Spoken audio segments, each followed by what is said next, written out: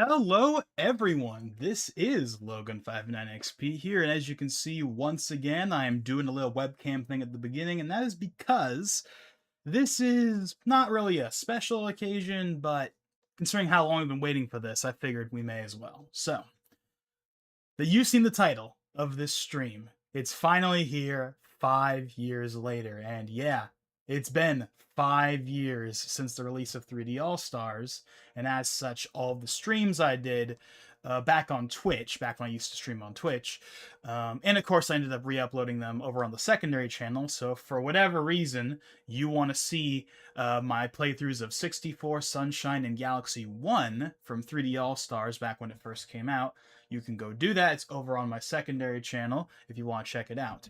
This stream, and really this series of streams, is essentially a direct continuation of those old streams from 5 years ago. Because 5 years ago, when we were basically just like, okay, they're going to do Galaxy 2, right? They have to do Galaxy 2. They have to. There's just no way they're not going to do Galaxy 2. And then months passed, then years passed. Nothing. But then, this year, for the 40th anniversary, instead of bringing 3D All Stars back and doing Galaxy 2 DLC, they decided to put out a new version of Galaxy 1 and 2 in conjunction with, of course, the new movie that's coming out. Now, these released in early October, which means that I am 2 months late to the party. Sorry about that. The reason I'm late to the party is a couple of reasons, one of which being that I one, didn't have the money at the time, and also two, I couldn't justify buying the digital version of just Galaxy 2, because obviously I already have Galaxy 1 through 3D All Stars, but the fact of the matter is, no matter how much I tried to rationalize it, I just couldn't justify spending $40 to get the digital version of Galaxy 2 and then just not having the new version of the Galaxy 1.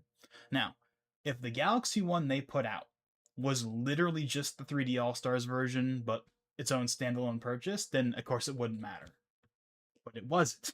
It was a new version with updated assets and, most importantly, 4K resolution, which means I had to get it. That's just how it works for me, right? Oh, the new version supports 4K and the old version is 1080p. It doesn't matter. I don't care that it has updated textures. I don't care that it has the storybook stuff. Just the fact that it's higher resolution means I'm getting it. Period. Dot. The end. No matter. And I tried to justify just getting the digital version of Galaxy 2 and calling it a day, but I just couldn't do it. So what did I do? I waited, and eventually I got the physical version that has both 1 and 2. So now I have every version of Galaxy that's ever been released. And so I figured, since this is the long-awaited Galaxy 2 streams that I've been promising for 5 years, we may as well, before we start, go through a little history of me and Galaxy. So here is my original copy of Galaxy 1 from back in the day. I got this for Easter in 2008. So that would have been like 5 months after the game launched. The game launched in November of 2007. I got it for Easter, funny enough, in 2008, and my parents hung it on like the tree we used to have in our backyard back there. And yeah, it literally was hanging from the tree.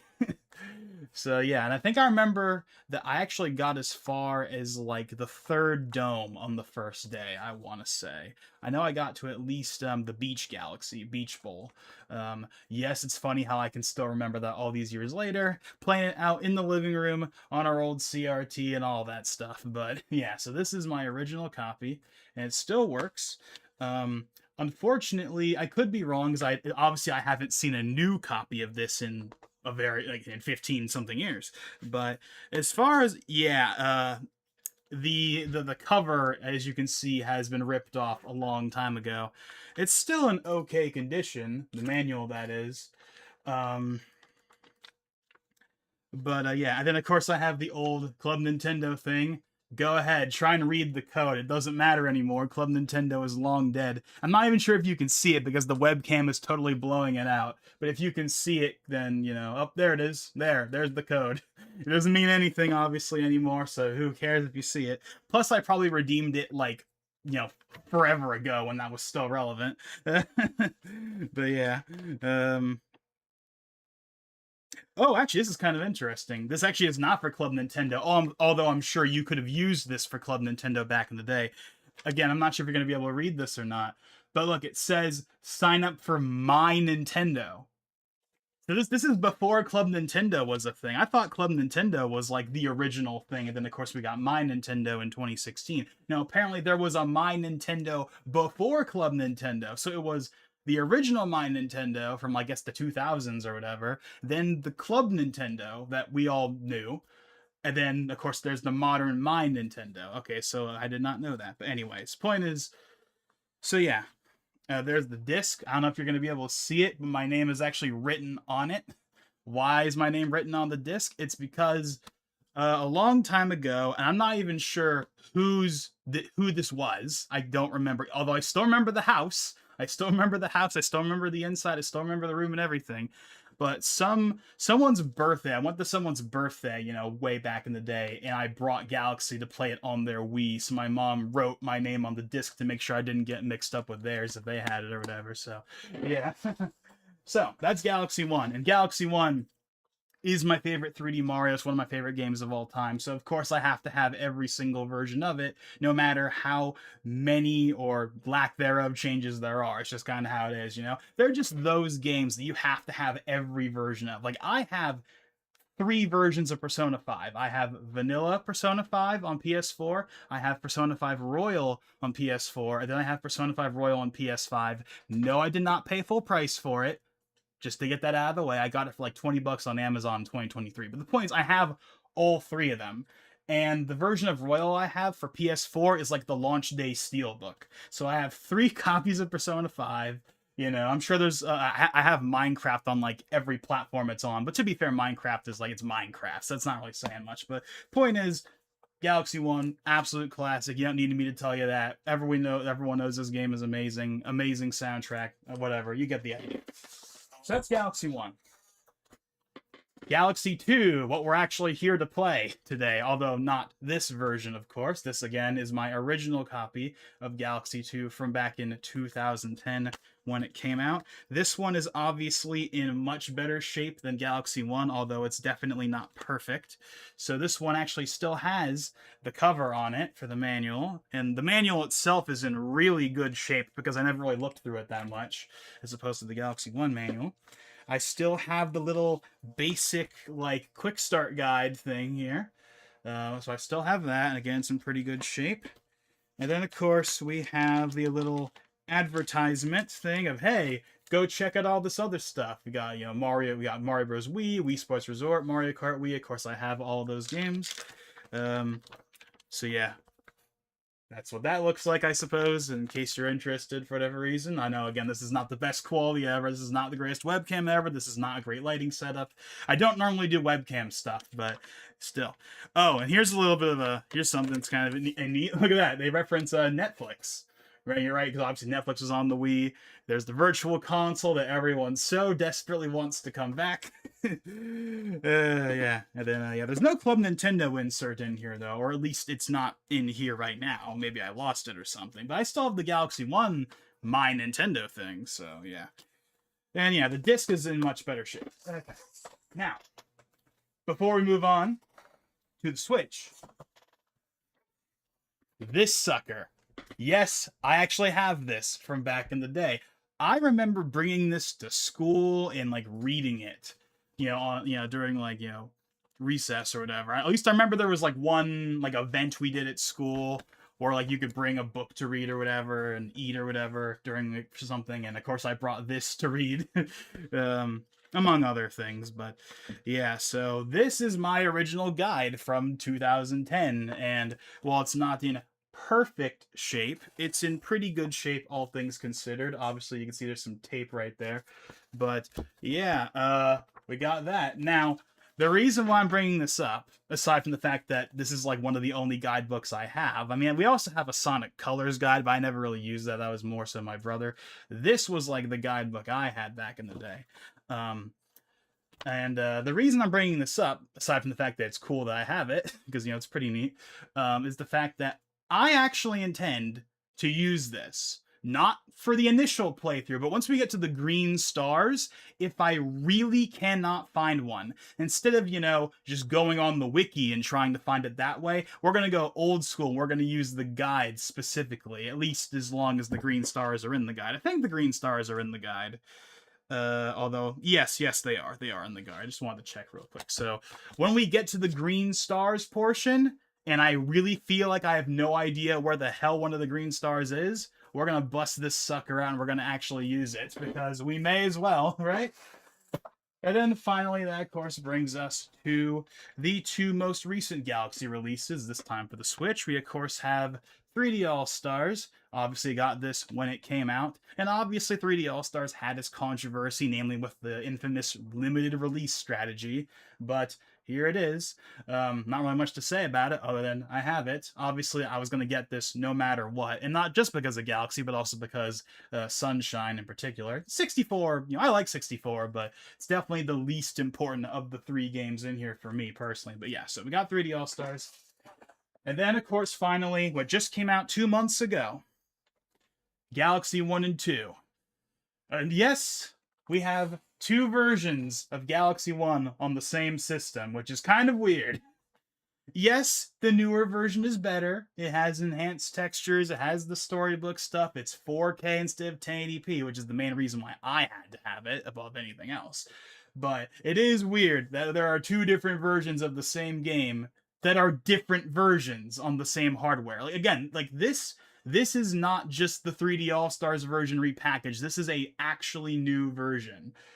It also has an updated font for some of the aspects of the game. That's also in Galaxy 2 as well. But anyway, so just kind of wanted to do a little kind of retrospective on all the Galaxy stuff I have. So I have all the Galaxy stuff that's been released officially, at least, so far. So, yeah. Okay, I think that's enough preamble. Hopefully that wasn't too much of a drag. And let's go ahead and actually jump into this. Alrighty then, so we are of course going to be playing this on the Switch 2 so we can get that sweet 4K quality. However, of course, you guys are not going to be seeing it in 4K because I'm streaming at 1080p for various reasons I've mentioned in the past. So it's only going to be 1080p for you guys, but it's a Wii game. I don't think it's going to be a big deal. So let's go ahead and jump into this. After 5 long years of waiting for it to come to the Switch.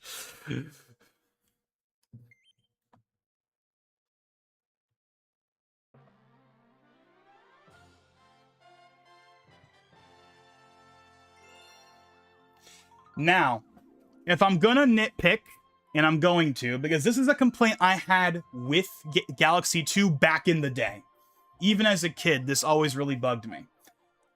Probably my biggest complaint with Galaxy 2, which is a great game, obviously. I don't like it as much as Galaxy 1 for various reasons, but it's obviously a solid game, right? Like, if Galaxy 1 is a 10 out of 10, and obviously no game is truly a 10 out of 10, obviously, but let's just say, for the sake of this thing I'm trying to get across, let's just say Galaxy 1 is 10 out of 10, because for what it's worth, I cannot think of a single complaint with it. It's a pretty perfect Mario game, at least for me. So let's just say it's 10 out of 10. If Galaxy 1 is 10 out of 10, this game is an 8 out of 10. Still great. Still obviously worth playing. Obviously, I've waited for years to replay it for a reason. But it's not quite the same as Galaxy 1 for various reasons. But that's besides the point. Anyways, so one of my biggest complaints with Galaxy 2 has nothing to do with the gameplay. Has nothing to do with the atmosphere, has nothing to do with the music, has nothing to do with any of that. It's the fact that it only had 3 save files when the original game had 6. Now on the Switch, this doesn't matter, because you can just boot up another profile and then boom, you get 3 more save slots. So for the Switch, for the new version, it doesn't really matter. But on the Wii, when there was no multiple profiles and all you had was 3 save slots, that was a problem when you and your brother had to share those 3 save slots. So you didn't want to have to erase your old data. But for Galaxy 1, that was never a problem because you had double the save slots. Why they went from 6 save slots in 1 to 3 in 2, I have no idea. That's always been like my biggest complaint. And obviously that is not fixed here, but again, because it's on the Switch and because the Switch you can have multiple profiles, it doesn't really matter anymore, but I'm just saying.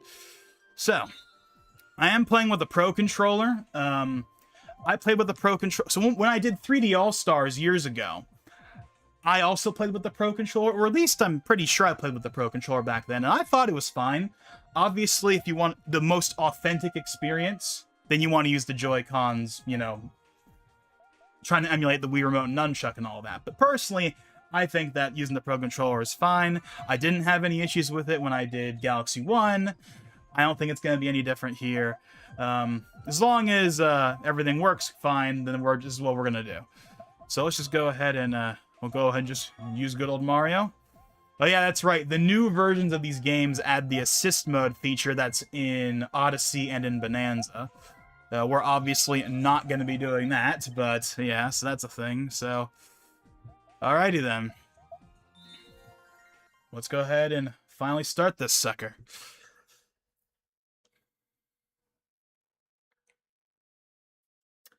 Memory, such a fun way to get the gift. Yeah, sorry for the delayed, sorry for me kind of delaying on responding to your messages, but thank you for being here, Tedley.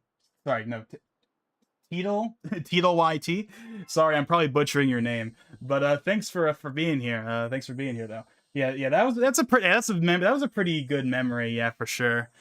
Like that's something I will never forget. Like the fact that like they hung it from a tree in the backyard. Like they could have just hit it somewhere, or whatever, and like it wouldn't. I probably wouldn't remember it, but the fact that they put it on the tree, it's like that's something you would never see. So like it sticks with you.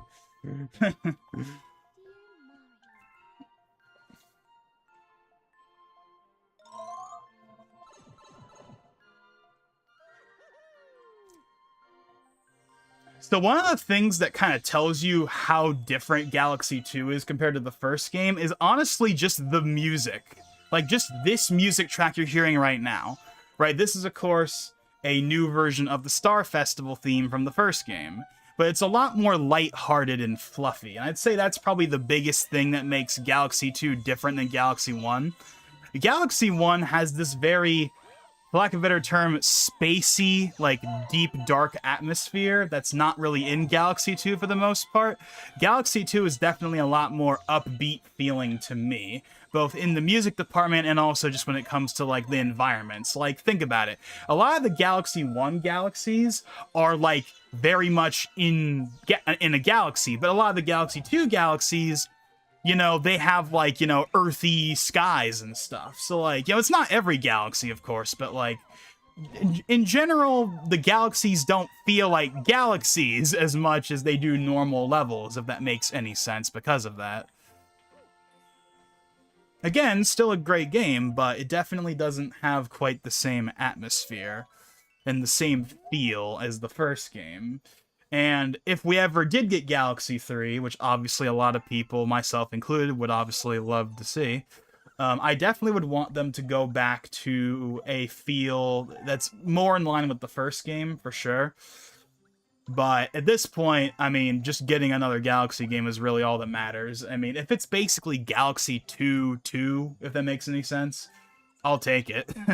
Although, for the record, no, I don't necessarily believe that the next game will be Galaxy 3 just because we got these new versions and because we're getting the movie next year. I don't think that necessarily means we're getting Galaxy 3, but I will say that it certainly increases the chance of us getting it. Like, if we're gonna ever get Galaxy 3, this is the time for us to get it. It's now or never.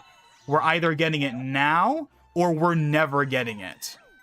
So, if the next 3D Mario is just a new 3D Mario, which is totally fine with me, I don't have any issue with that. But if the next 3D Mario is just another just a new 3D Mario with a new, you know, concept or whatever, then, like, that's the end of the Galaxy 3 dream as far as I'm concerned.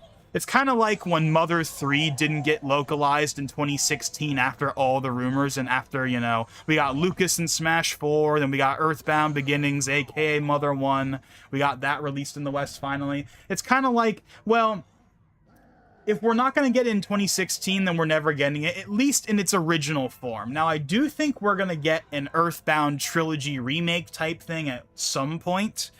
And then when that happens, we'll get Mother 3 as a part of, like, the remake, and they'll call it, like, Earthbound Endings or whatever.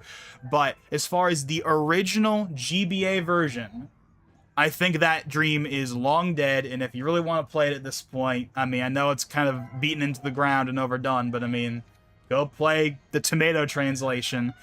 I actually did start playing Mother 3 a long time ago, and I liked what I played of it, but I got stuck on one of the bosses and early on in the game, and I just never went back and played it. But anyways, point is, Galaxy 3, obviously I'd love to see it like everyone else, but I'm not expecting it.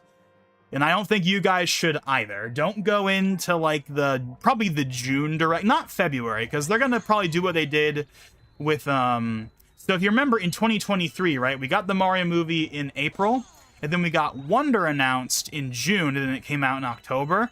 My guess is, assuming that there is a 3D Mario coming out in this year, sorry, next year I should say, then they'll probably follow that same time scale. That's that same time scale. Meaning that we're essentially going to be, we'll get the movie in April, and then we'll get, like, the reveal in June, and then it'll come out in, like, October, November. But, of course, there is one big thing that's kind of throwing off the entire idea of us even getting one in the first place, and that is definitely the fact that Bonanza exists. Right? Bonanza is the Odyssey team, which is the team that has done the last few 3D Marios, so, you know, we'll have to see, but you never know, so... Yeah. Oh, hey, Ethan, welcome to the stream. Now we don't really see you. Oh, you just jumped straight in the Sky Station? You don't go to Starship Mario? Look, I haven't replayed this game in a very long time. Like, I haven't replayed this game since, like, 2017, I think, is the last time I played through it. So it's been a long time. So I'm probably not going to remember minor things like that, but hey, what are you going to do? But if anything, that makes it more enjoyable, because it means that it's not going to just be me, you know, flying through literally everything. Well, at least overall. I mean, obviously it's not going to be hard or anything, but anyways. I do have to get used to I said earlier that I played Galaxy 1 with the Pro Controller last time around, so I'm just going to use the Pro Controller for this. But I have been playing through 64 and Sunshine again recently, so I'm probably going to have to get a little used to the fact that I have to deal with the cursor.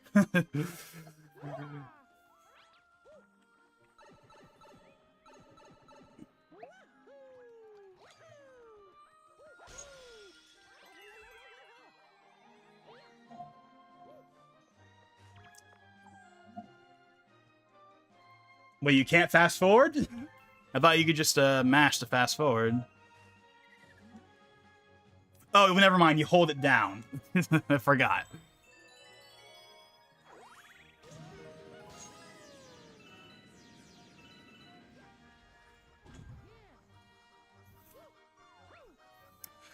This music that's playing right now, I'd say is probably like probably one of my favorite tracks in the game for sure.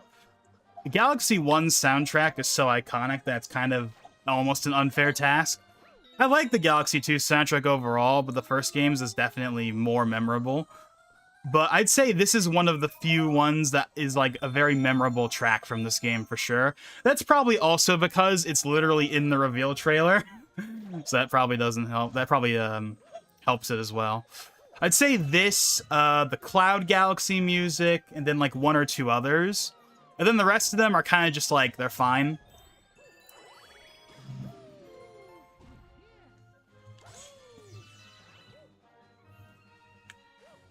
Oh god. I'm trying to figure out... Wait, can you not do that? Oh, right, okay. I was trying to do, like, the side thing from Sunshine right there.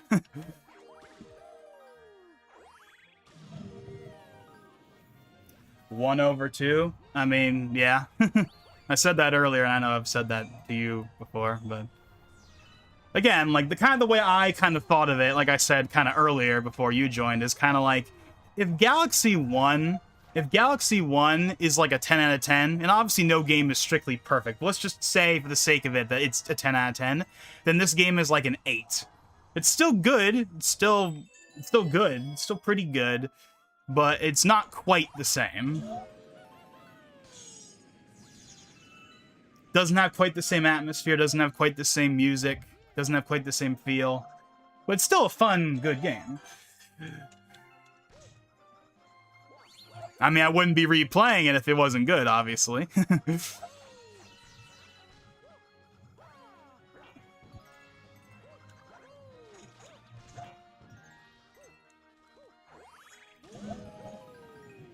Are you saving the secret stars after you're done with the first star? Because it's a teleporter to the invincible star. I probably don't even remember where the secret stars are in this game. Like, I can't, like, literally right in this minute, I cannot think of a single secret star in this game that I know the location to. But you know what? Maybe that's part of the fun. The fact that I don't remember will make it more interesting when I try and find it. But like I mentioned earlier, if I really wanted to, I still have my old guidebook from back in the day that I can just open up and use, because that's a lot more interesting to me than, you know, going to the wiki and looking it up. Like, come on, I got the guidebook, I may as well use it. Although I only really want to use that for the green stars when we get to that part of the game. That's probably the only time I think I'm actually going to want to look at it, but, you know, we'll see.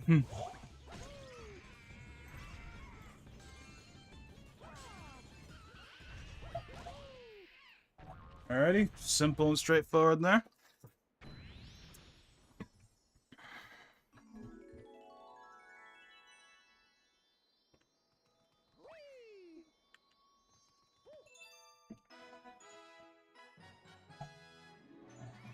So you want to know one musical aspect of this game that I think is better than the original?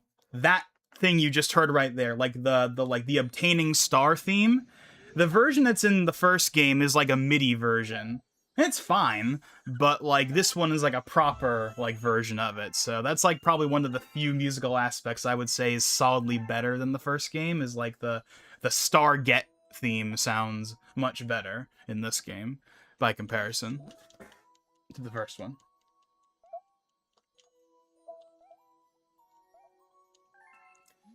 So, when I looked back on my Galaxy 1 streams from 5 years ago, I wanted to see how long it took me to actually do everything.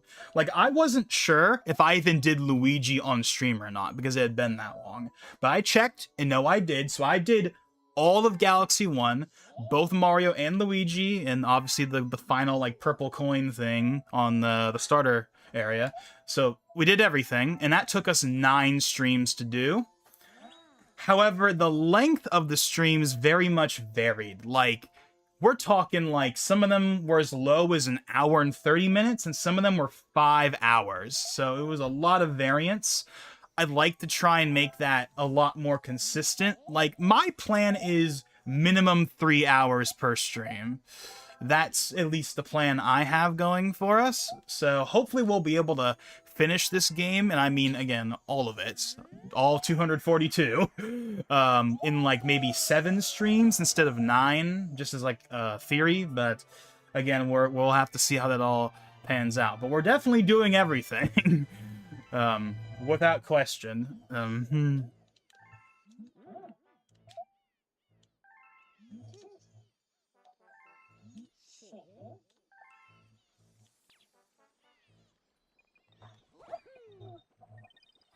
Oh yeah, that's right, it autosaves now. You don't have to... It doesn't bring up the manual save thing now.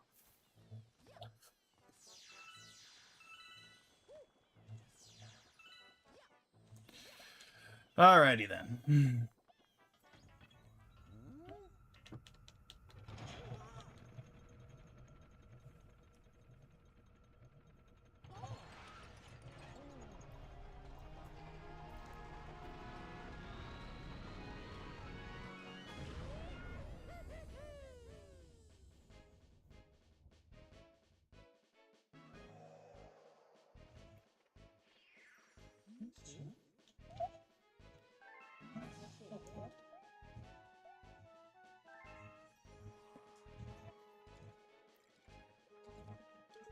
We're gonna go back here.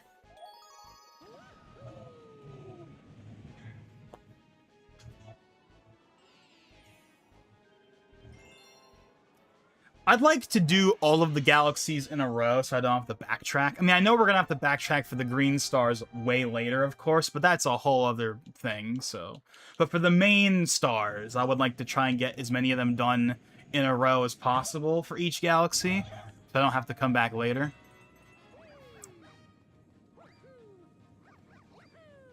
I do not remember the music changing on the second mission. I thought it was just like the regular Sky Station theme the whole time. Hold on, let me try. There's nothing up there this time around, of course. I just wanted to see if I could. I know you can do that. I just... Whatever.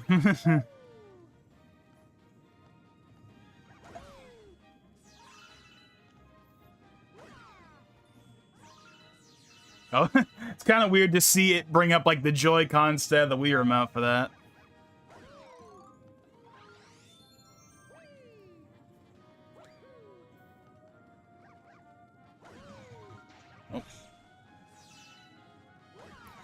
I know I'm going to have to worry about star bits later, just to be clear. I know that's obviously going to matter a lot more later on, but I'm not going to worry about that for right now.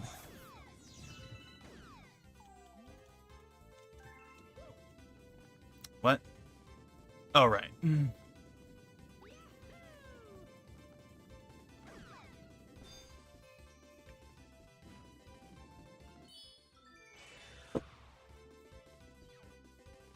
You know, Galaxy 2 was originally DLC for the first game, and then got reworked into a sequel similar to Miles Morales. I don't know if I've ever heard that story from Miles Morales before, although that wouldn't surprise me. But yes, I do know that Galaxy 2 started as, I believe the code name for it was like Super Mario Galaxy More, was like their working title for it. And it was essentially like, and it was basically like a royal/golden version of the first game. If we're going by, like, Persona standards, where, like, it's the original game, but with more stuff in it, essentially. That was what Galaxy 2 started as, and then, of course, it got turned into a full-on sequel. Which is probably one of the reasons why some people out there that doubt the validity of a Galaxy 3 would be like, well, they already... It's kind of... It's because... It basically... It's this, like, Galaxy 2 is, like, the same thing as Tears of the Kingdom, right? Because Tears of the Kingdom was the same deal, right? Tears of the Kingdom started as leftover ideas from the Breath of the Wild DLC, and then they got turned into a whole game, which is one of the reasons why we never got DLC for Tears of the Kingdom, because at least in the eyes of Aonuma and the team, they basically had done everything they wanted to do with this incarnation of Hyrule, and they didn't really feel like doing anything else. So it's kind of like, well, is Galaxy in the same boat where the team has they've already galaxied themselves out, at least back then. Now, of course, it's been 15 years since Galaxy 2 came out, so who knows? Maybe they've gotten some more stuff. Maybe there's some new people on the team that have some more ideas. I don't know. I mean, obviously, they could make a Galaxy 3. It's just, would they make a Galaxy 3 that they themselves would be happy with, you know? I mean, I'm sure a Galaxy 3 would turn out well, no matter what. Again, it would be at least as good as the second game.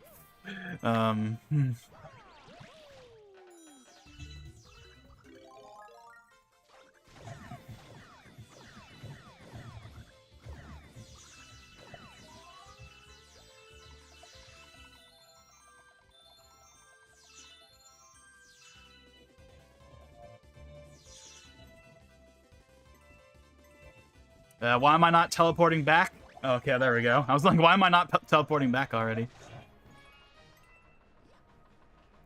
Okay, now one thing I have not looked at yet is I gotta remember to get the comet coins. That's obviously important, because that's like the one thing that would cause me to have to replay a bunch of levels is if I missed a comet coin. But again, I don't remember where most of them are. It's been that long, so if we have to end up replaying levels, then so be it. It's not a big deal or anything. Just wanted to make sure that... I feel like there's supposed to be a comet coin in that area. I feel like there is, but oh well.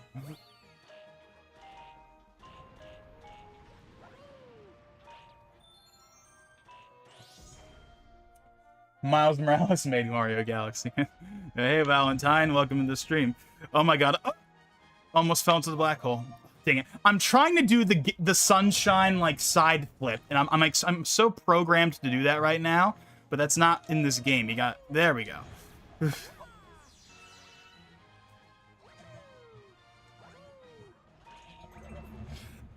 You know, okay, so you know how earlier I was gonna say, I don't think there's a single complaint I have about Galaxy 1. Galaxy 1 is basically a perfect Mario game for me. Well, I can think of one thing. It's not a big deal, but the movement, the way you move, I think Sunshine, of like, between 64, Sunshine, and like Galaxy I think is definitely the weakest from a movement perspective, like in terms of like all of like the different moves and stuff you can do. You know, it's a lot more like firm in what you can do, at least by comparison. That's probably the one complaint I could make about Galaxy 1, and of course by extension Galaxy 2, that I can think of is like just the movement system is not as nice feeling, right? In 64, Sunshine, and Odyssey, you can just fly around and do all kinds of stuff. But in these games, you know, you're a lot more restricted in terms of what the movement you can do, at least by comparison, you know. Again, it's not like a problem or anything. It's just something to point out.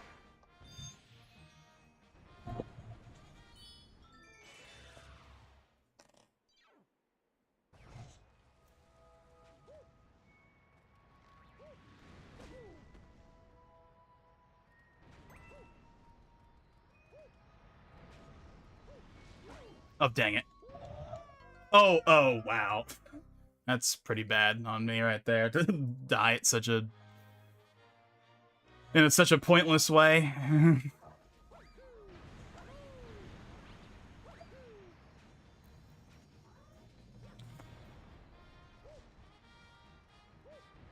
Who's gonna voice Yoshi, and who's the rumored voice of Yoshi in the Galaxy movie? I have no idea.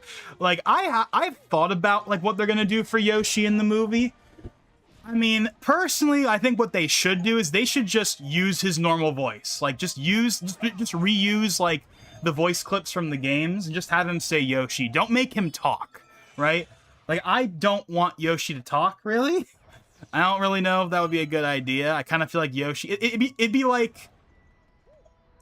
oh, I'd say it'd be like if Pikachu talked, but of course we have a version of Pikachu that talks. But like, you know, I feel like Yoshi is one of those characters that's like, he's like a Pokemon before Pokemon existed, where like, he says his name, and that's basically it, and that just feels right for the character. But then again, I don't know.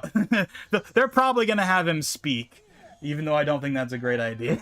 I don't think it's gonna be a big deal or anything, I just feel like that's kind of pointless.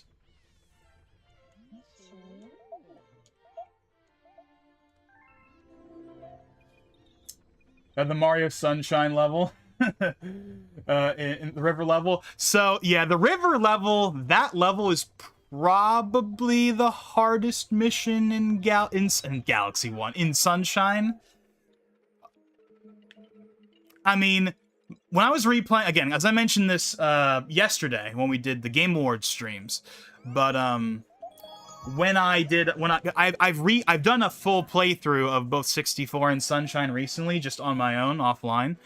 And the only missions that really gave me any trouble were, probably very predictably, the watermelon mission. And although not as bad as it used to be. And then, yeah, the river level. And what's kind of annoying about the river level is it's like just getting there. I remember at least used to be kind of annoying, because if you slipped up once in that entire process of hopping across the boats, you'd have to start all the way over again. So even just getting to that river level is kind of like annoying. And then like the actual level itself, if you have to make sure you time your flood presses perfectly so you line up in just the right spot. Now, obviously, it's way easier now than it was back in the day, but it was one of those missions that was not an easy just you got it on the first try. Oh, wait, hold on, never mind. There's one other mission, the Pachinko mission. That one, you know, especially because for some reason... And I hope I'm not the only one that's noticed this. I've known this for a very, very, very long time, ever since back in the day. But, like, on the Pachinko level, when you like trying to get like the red coins that are on like the left side, for some reason there's like this invisible barrier that like half prevents you from like really going over there unless you like time it just right. Like, you know what I'm talking about?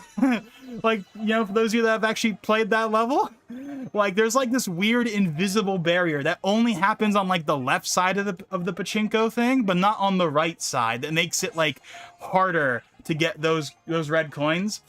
And then of course, you know, you screw up once and you gotta redo the whole thing all over again if you fall all the way down. But yeah, so there we go. There's our first common medal. And there's only one of them per galaxy, so that makes it easier as opposed to like the new Super Mario Bros. Games that have like the 3 medals.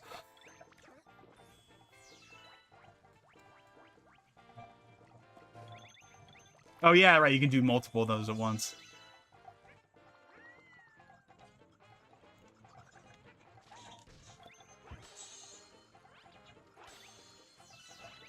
I'm not gonna lie, the cursor thing is kind of throwing me off a little bit. But I know I'll get used to it as we go on. It's just that I haven't played any of the Galaxy games 1 or 2 since, like, 2020, when 3D All-Stars came out. That was the last time I played Galaxy 1. So I haven't played any of the Galaxies in, like, 5 years. Never mind Galaxy 2.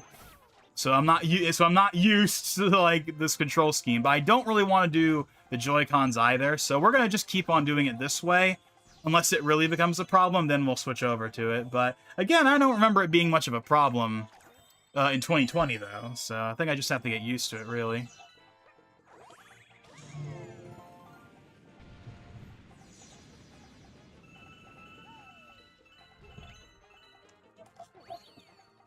You're forgetting this is Illumination you're talking about. That's true.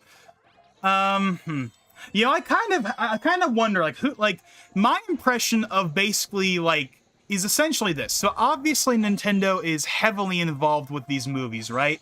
They don't want a repeat of what happened in the 90s, where they basically just let the company do whatever they wanted with no interference whatsoever, right?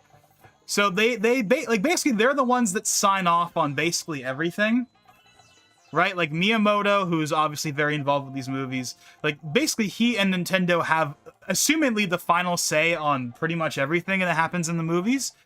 But I also assume that there are just some things that Illumination basically requires. Like, for example, those scenes in the first movie where they have the obligatory licensed music playing, most of the time I thought it was fine.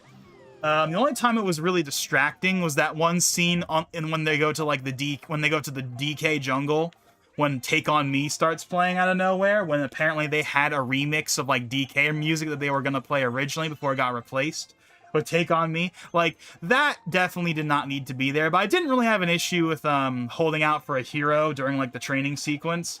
I didn't really mind that. I mean, yeah, it's very cliche or whatever, but I didn't really mind it. It's really just the Take On Me sequence that bothered me. But the point is, outside of stuff like that, the obligatory, like, you know, this thing you would expect a movie made by Illumination to have, outside of stuff like that, the movie largely never really felt like it was an Illumination production to me, overall. You know, I felt like, overall, like, it really did feel like, you know, this was a co-production with Nintendo and Illumination. This was not just Illumination making the movie, you know. The only other sequence in the movie that really stands out as being very, like, this is clearly, like, an Illumination, like, almost de facto requirement type thing, is that scene near the beginning when Mario and Luigi, like, have to, like, get a dog out of a bathroom. Like, that felt very Illumination. Or that felt very, like, this was not something that Nintendo decided to put in the movie. You know, like, I don't think they would have put that in the movie. That feels like an Illumination decision. But other than that, it never really felt like it was a problem. Like, again, I think the movie came out fairly decent. I don't think it's, like, amazing or anything, but, like, for a Mario movie made in 2023 by Illumination, I think it came out fairly well, all things considered. My biggest complaint with the movie is really just the music. The fact that there's not enough Mario music for the Mario movie. At least for my tastes, there wasn't enough. Whenever they have it, it's great. Like, for example, when they have the Mario Kart 8, menu theme during, like, the section where they're getting all the carts. And, of course, the credits theme is amazing. But like overall, they don't use the themes as much as I would like. I think my biggest complaint is that they don't really use the themes as themes. They use them as like leitmotifs. Like they use like a couple of seconds here and there. They just sprinkle the themes in every once in a while. So you will just barely recognize them, but they're not as like present. Like they don't really use full-on themes properly, like nearly enough, which is something I really want. I really hope they do with the Galaxy movie, especially considering how legendary the soundtrack for that game is. But I'm very much expecting them to do the same thing, where we'll get like a couple of iconic tracks, we'll get Good Egg, we'll get Gusty Garden, and they're gonna sound good when they use them, but they're not gonna use them in a way that I'm gonna really be thrilled with. And the credits theme will be great, whatever it ends up being. But like, I don't know, like that's just my personal biggest issue. It's just that they don't use the soundtrack in the way I would like them to, at least in the first movie. But again, we'll see what happens. Maybe it'll be better this time.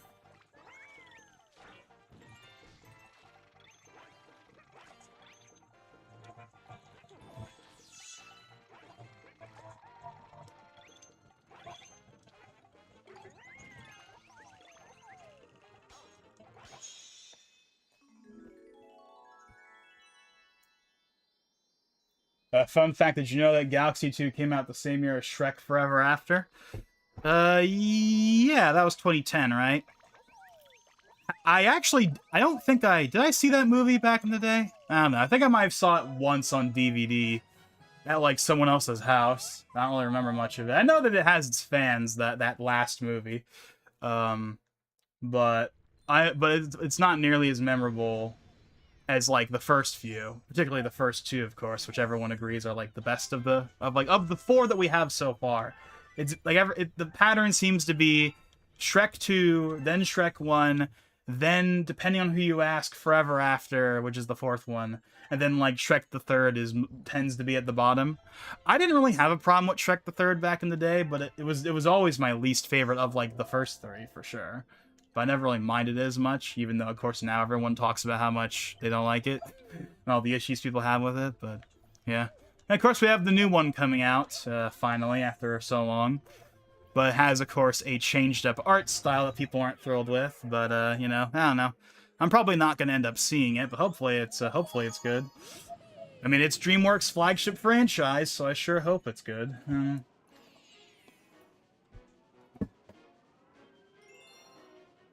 I think I clipped through the wall and got the star for that mission. I assume you're talking about the pachinko one. Well, that definitely is not the case, because the Shine Sprite doesn't show up until you get all the red coins. So maybe, I don't know, unless you're talking about some other mission or whatever.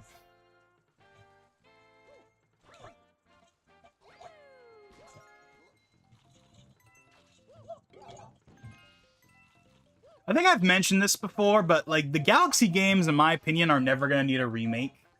Like both of these games, 1 and 2, still look great. They still hold up really well in HD. Like 64 obviously has a very iconic look. But, like, sure, you want to remake that. And obviously, it got a remake way back in the day. But we're talking about, like, a proper, like, console remake, right? So, like, doing a full-scale, like, console remake for that, sure. Sunshine, I think, is mostly fine. Like, I think the environments are mostly okay. Although, obviously, they do show their age in some respects. But I think that Sunshine's world is colorful enough and works well enough that the fact that it's a GameCube game doesn't really register most of the time. Now, obviously, that's easy for me to say as someone that grew up with it, so of course, to me, it doesn't feel weird. I think Sunshine definitely does not look as good as Galaxy, but I think it mostly holds up fine. Although some of the character models could definitely... Like, Mario's character model is definitely... could be better in Sunshine. But, like, overall, I think the game is mostly okay. But Galaxy 1 and 2, these games are never going to need remakes. These games still look great to this day in their current incarnations. In my opinion, at least. God, I'm not doing this right, because I'm not used to the controls.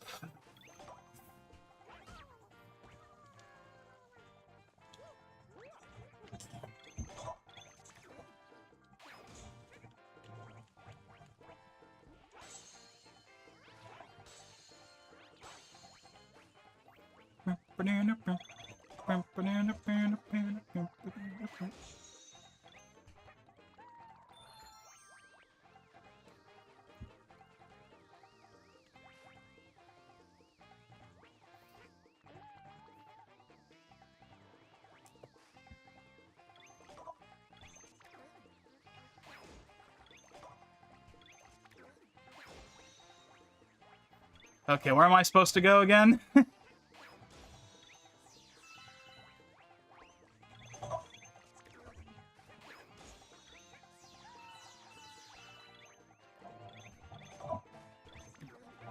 Right.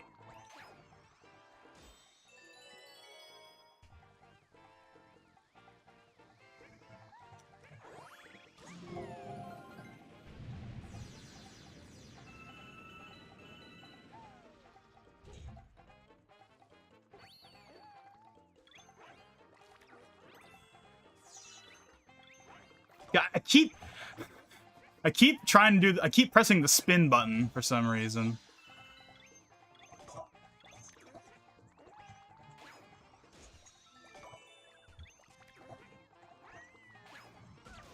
You want to something I'm very curious about when we finally get to it?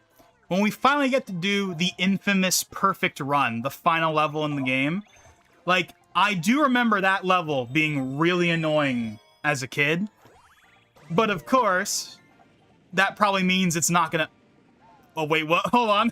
Hold on. Hold on. I screwed up there. I didn't do that. Uh-oh. I think that's just an optional planet, granted. That's not like an important planet.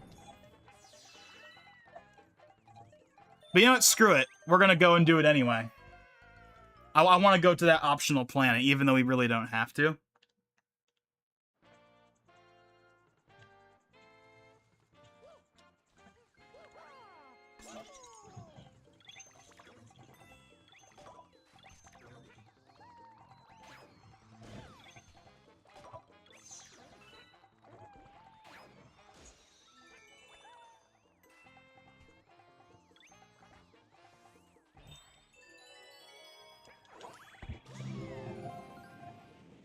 There we go.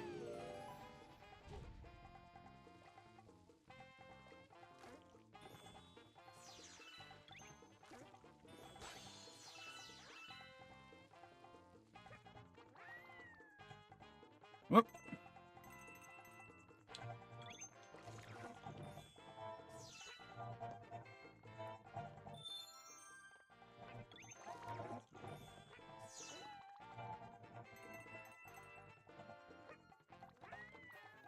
There we go.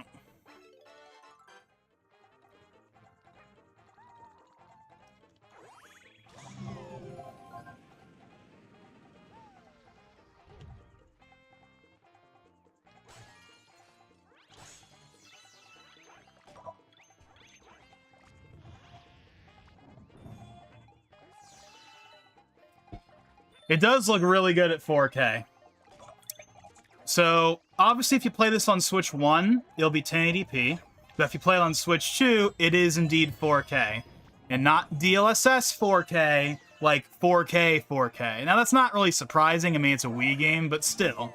And again, it looks really, really clean. It looks really, really good at 4K. Hmm.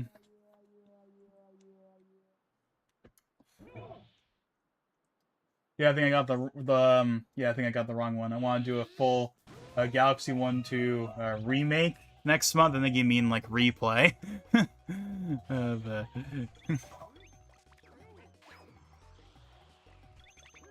Oh, dang it.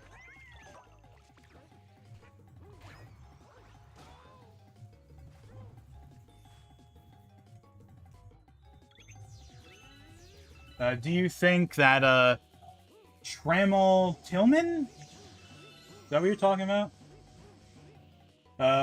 Will be a jackal for one of the sins.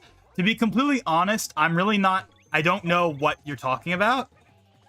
Like, I mean, like, genuinely, like, I don't really know like any of the things you just said. I don't really know what you mean by that. I haven't heard of any of those things before myself. I will, of course, re-emphasize that when it comes to Marvel stuff,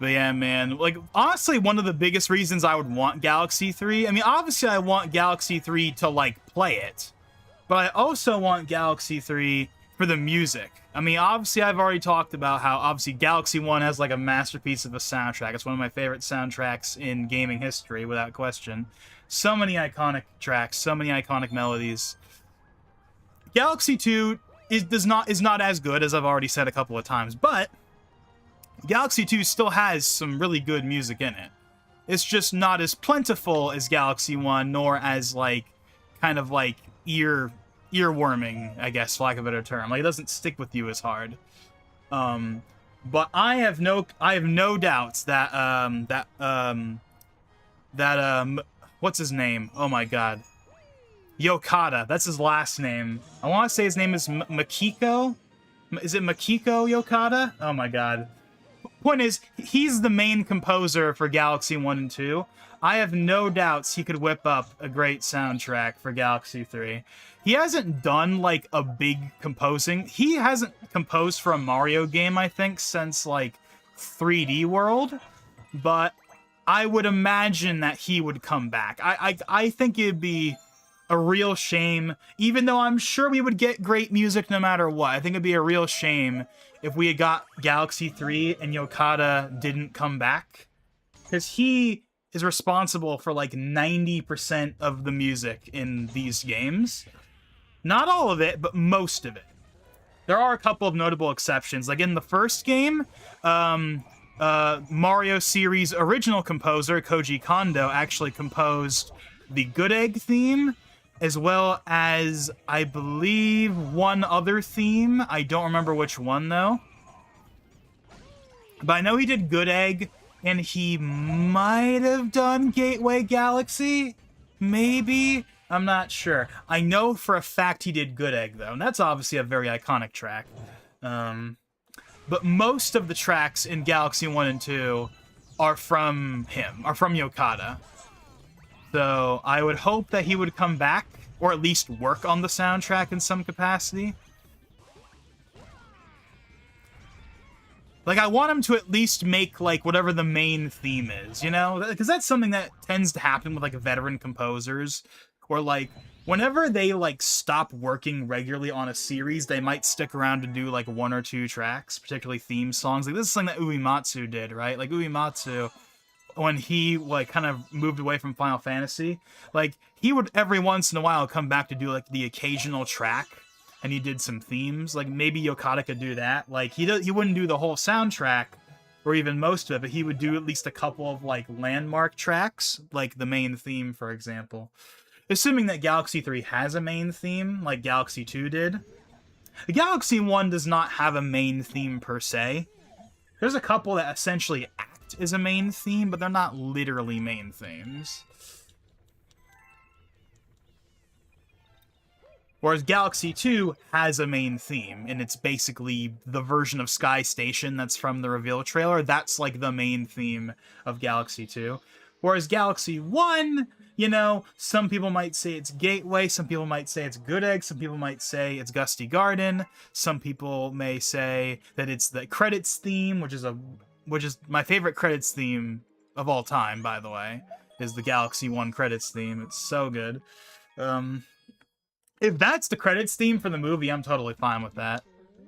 Like, if the credits theme for the movie is just the credits theme from the first game, I'd be totally okay with that.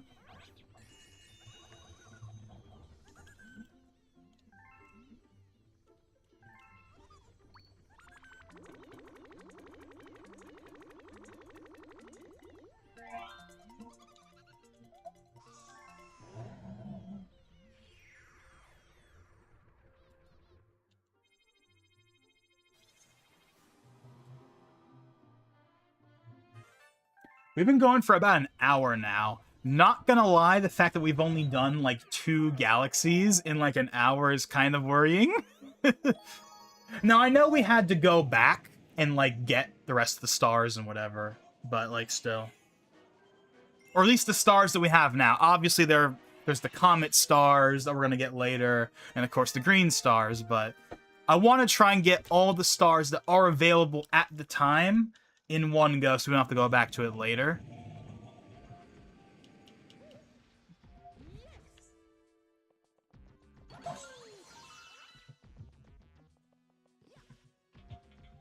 See, I was mentioning earlier how, like, a lot of the galaxies in this game don't feel very galaxy-like, because a lot of them tend to have, like, normal-looking skies. Well, here's one that's actually in a galaxy. Because, look, you can see the stars in the background. Like, we're actually in a galaxy. We're actually in space in this one. Or at least it feels like we are. Whereas, like, Sky Station and Yoshi Star, those could easily be, like, Mario 64 levels with how the sky looks, you know? They're not very galaxy-like in their appearance.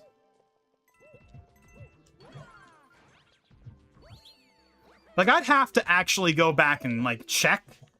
But, like, I feel like there are more galaxies in this game that have, like, standard sky-looking, like, standard sky-looking backgrounds, as opposed to, like, actually in space with stars-type backgrounds like most of the Galaxy 1 galaxies have.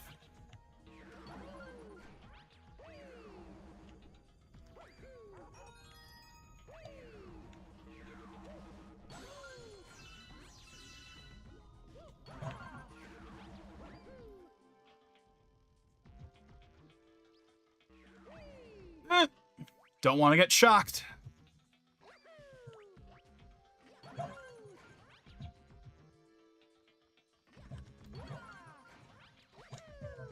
Alrighty then.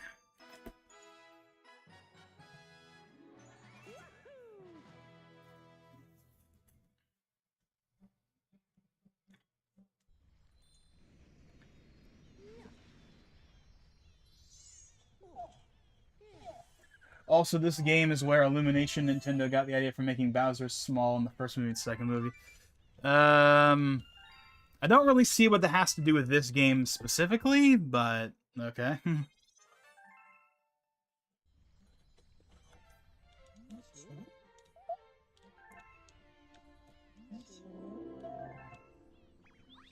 I totally forgot that they made Bowser small at the end of the last movie. I totally forgot that. So when that whole sequence happened in, like, the first Galaxy trailer, I was, like, kind of like, wait, why is he small? I had totally forgotten. I have not seen the movie since it came out. I have never gone back to rewatch it. I'm sure I will at some point, but it's just not really been something I've wanted to do. So I totally forgot that.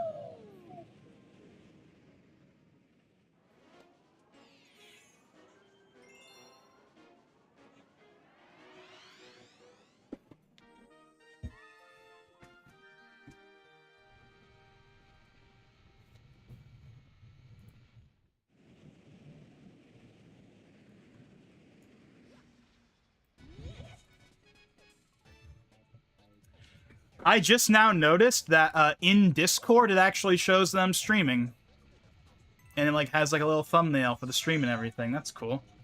Like, I know that's supposed to be a thing in Discord, but I feel like most of the times it never actually shows up for me. Or maybe I'm just not paying attention. It doesn't really matter or anything, I'm just pointing it out. I mean, I doubt anyone that's watching this right now is someone that is on Discord, but you never know. Yeah, I forgot about the drill power-up. I mean, it's not really a power-up, but it's an ability that's wholly unique to this game. Okay, let's see. There we go.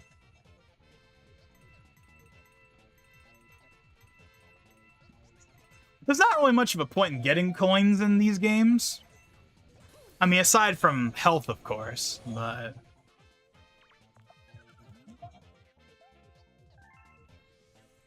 But they're a lot more valuable in 64 and Sunshine because of the 100 coin star. But in these games, there is no 100 coin star, so there's really not much of a point in collecting coins aside from health.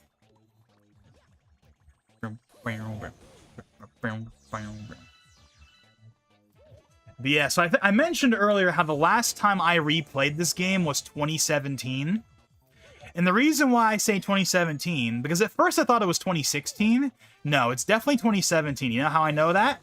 Because I'm playing through this area right now, and I distinctly remember the last time I played through this galaxy was when, like, was when like ARMS and like Splatoon 2 were like a thing. Like it was around that time when those games were either out or coming out. So like it was definitely 2017 was the last time I replayed this game for sure. So yeah, like 8 years. 8 years. 8.5 years, really, probably.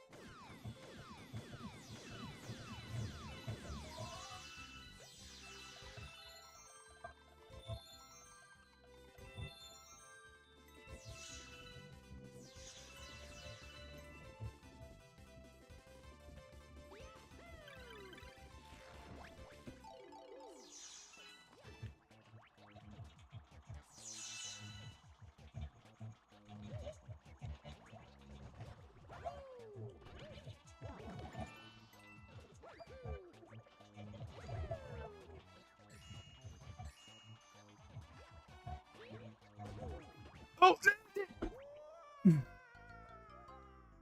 I'm pretty sure I have to kill all of them in order for the launch star to appear.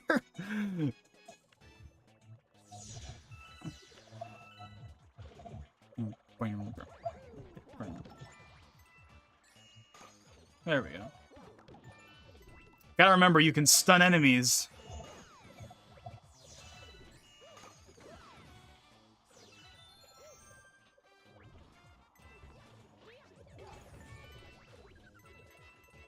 Oh, never mind.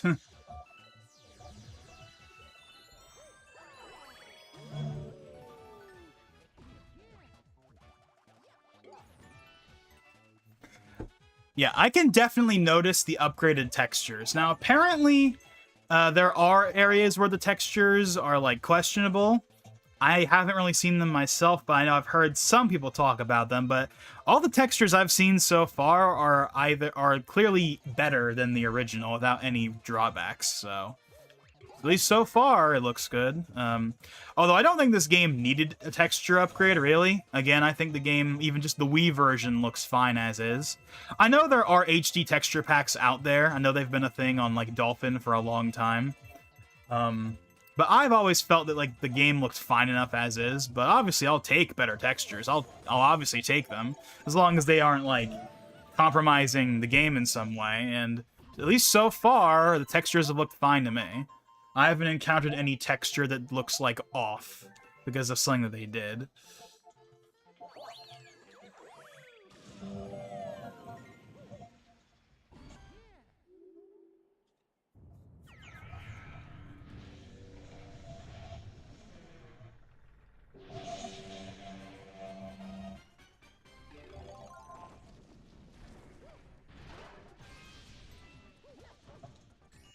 Oh my god, I'm in...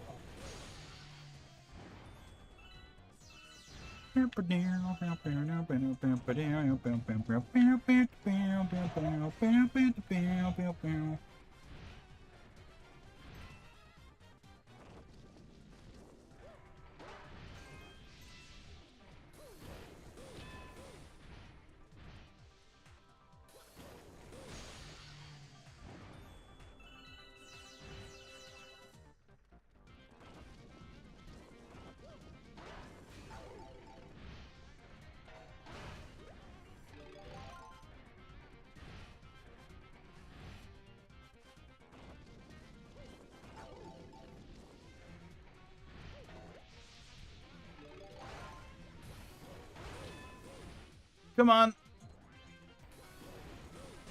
There we go.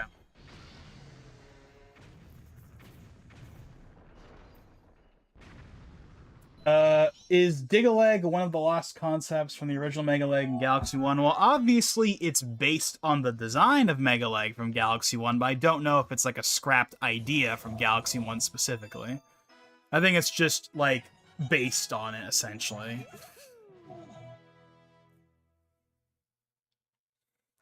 I do know that there's a planet in this game that is a scrapped planet from the first game. So in the space station galaxy, what's it called? What's it called? The one in World 5 that has a really good music track. Has a very it has a very yeah, like it has a very kind of like spacey, kind of moody music track or whatever. Probably one of my favorites in the game, honestly. That's not like a big, like, in-your-face one. But anyway, Space Storm Galaxy, yeah. So one of the planets in that galaxy is a scrapped planet from the first game. That was supposed to be, like, I think a part of, like, Buyo Base. Or at least it looks like it's supposed to be a part of, like a Buyo Base type thing. Or Buoy Base. Buyo Base. Whatever, you know what I'm trying to say.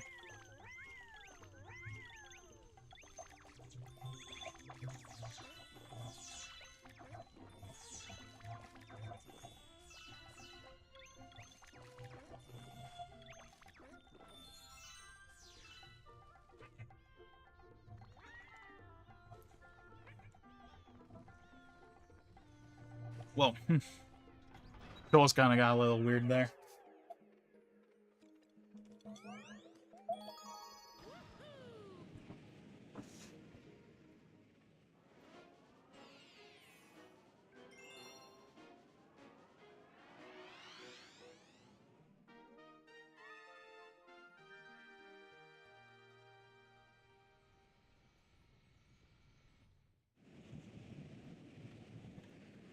So I'm thinking of how I want to split up these streams. Now, I just thought of an idea. We could split them up by, like, world, but the one problem with that... Now, that would be fine if there was no green stars, but there is green stars, so that would be, like, 12 or 13 streams if we deliberately capped each stream as a world. So we're probably not going to do that, but that was something I just thought of a second ago until I realized the big flaw in that idea.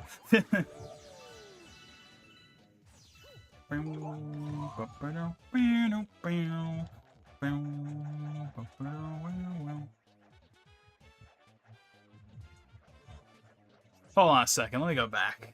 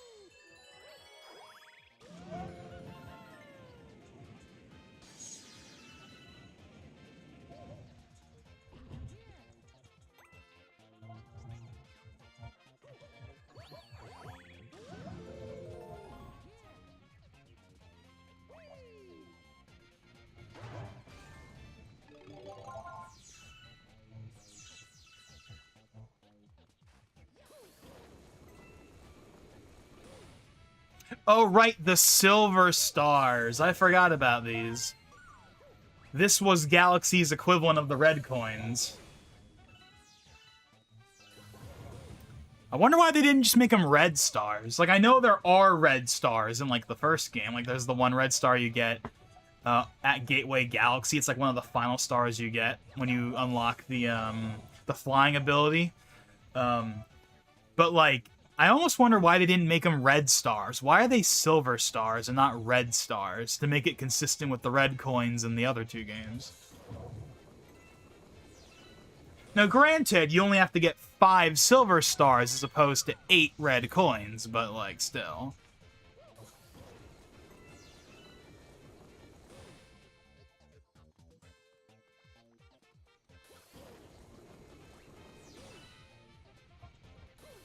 Yeah, I can definitely notice the improved textures on the ground right here. On, like, the dirt. Definitely looks a lot better.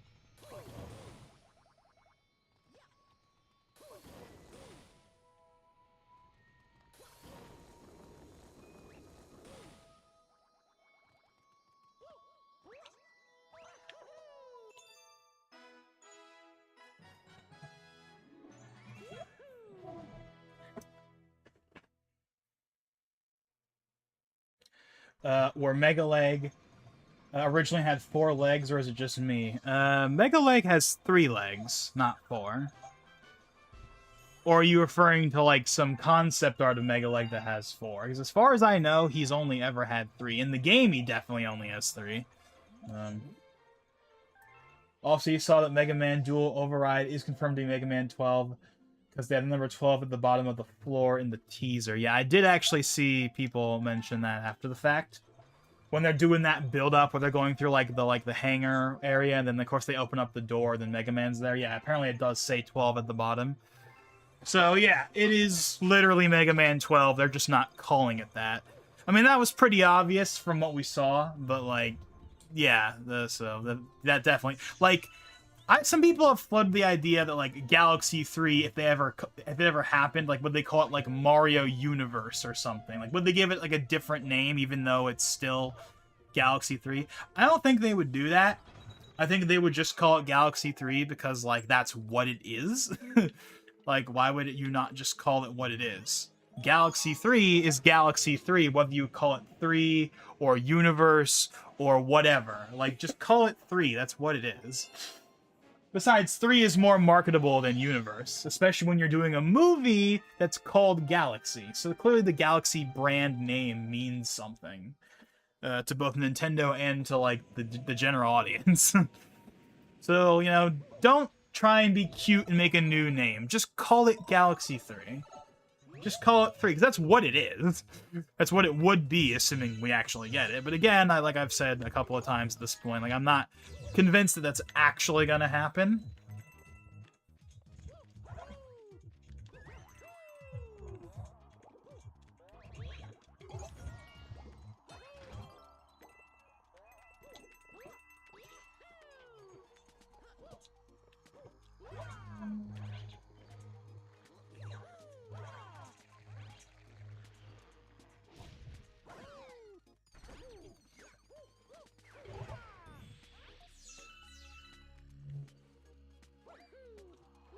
Wait, no. I know what I was trying to do there. Oh, nope. Definitely don't want to fly into that. It's just that I'm pretty sure I'm missing something.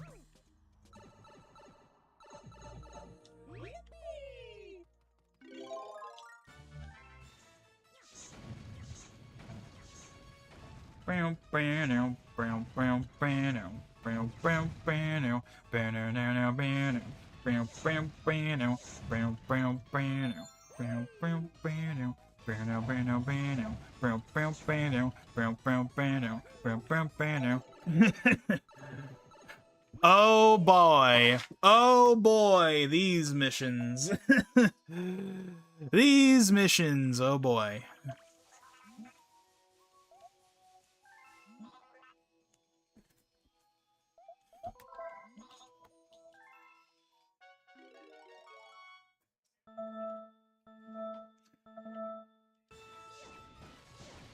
There's no way I'm gonna get this on the first try, but then again, I think there's one that's harder that happens later on. So this one might actually be that not bad. And it's the one that happens later that will get me. Yeah, no. This first one is easy. Yeah, no. I think that there's one later on that's harder. Similar to because this is from the first game, right? In Battle Rock, there's a mission like this, and then I believe in Dreadnought, there's also one that's like this. But the one that's in Dreadnought is like much harder. I believe this is the same deal where there's another one of those firebox missions that will happen way later on, and that's the one that's hard. But that first one is easy, so we're good for now.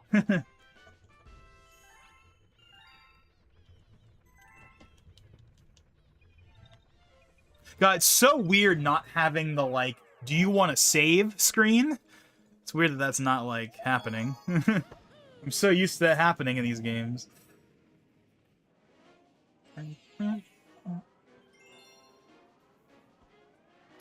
I just saw an HBO trailer, and they had a quick second teaser for the upcoming Green Lantern show. Now, I heard that what they showed apparently is like the same trailer they already put out a while ago or something.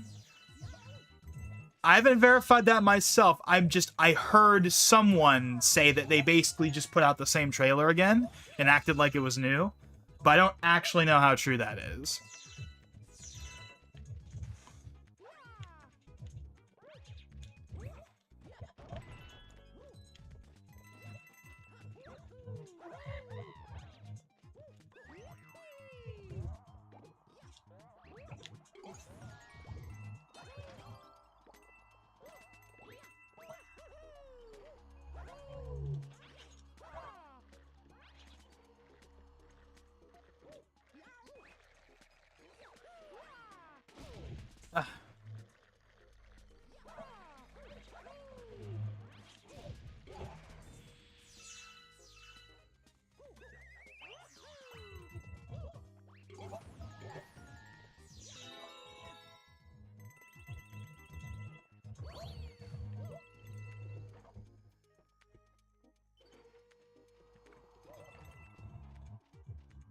Especially from HBO themselves and not from a fan. Yeah, like, I know it's an official trailer. I'm not saying it's not official. I'm just saying that, like, even though it's official, apparently it didn't really have anything new. But again, I don't actually know if that's true or not. That's purely, I'm just going off of someone I follow said that. I don't actually know how true that is. Not that that's relevant to me. Obviously, that's not really something I pay attention to anyway. Like the DC stuff, but, like, still. But I did hear that supposedly there wasn't really anything new. At least assuming that's the trailer that he was talking about. And I'm not confusing that with a different show.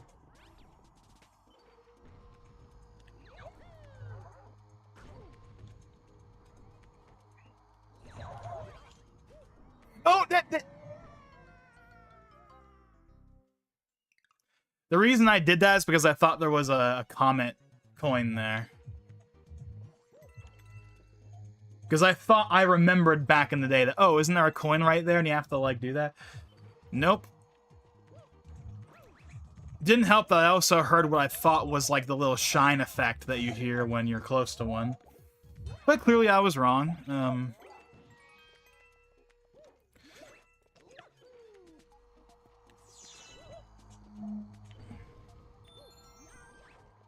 I have 37 lives already. Like, there's a reason why in Odyssey, they just got rid of, like, lives. Because it's like, everyone has, like, hundreds of them by the time you finish the game. So you may as well just not even bother. You know?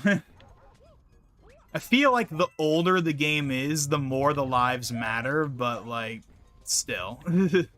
Oh, I definitely heard a shine thing that time.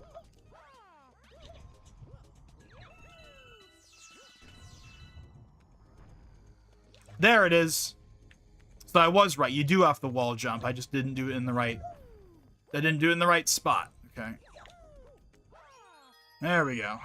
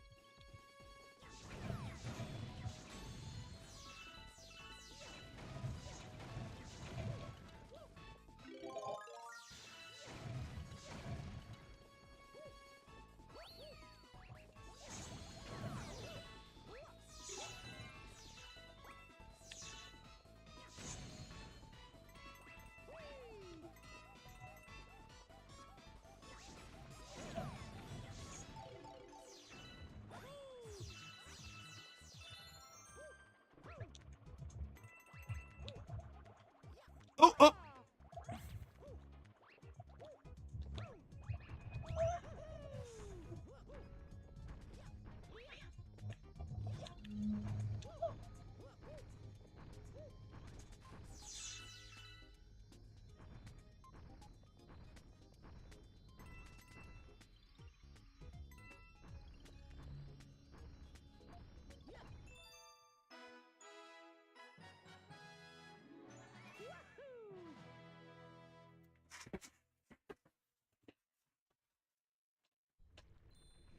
I'm gonna say my goal for this stream is I want to get to at least the end of the second world. That's what I'm gonna say my goal is. So like 2 worlds per stream, and by extension the green stars when we get to that, like 2 worlds, like 2 green stars worth of worlds, or what you get what I'm trying to say, right? Like I think that's probably what I'm gonna be doing right now.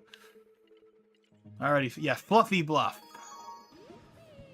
The first Cloud Galaxy in this game, that again is home to one of the most iconic music tracks from this game.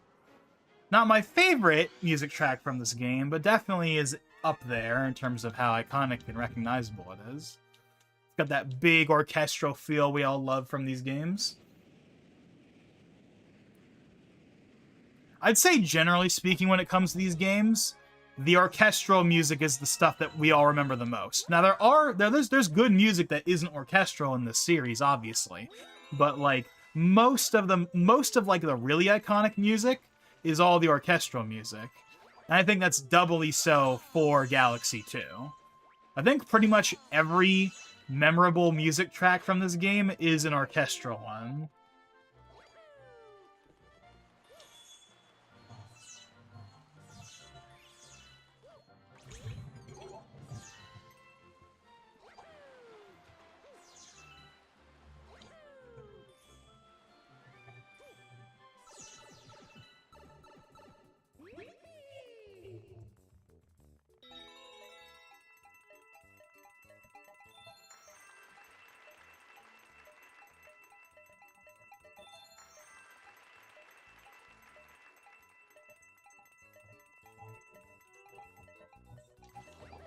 Oh my god.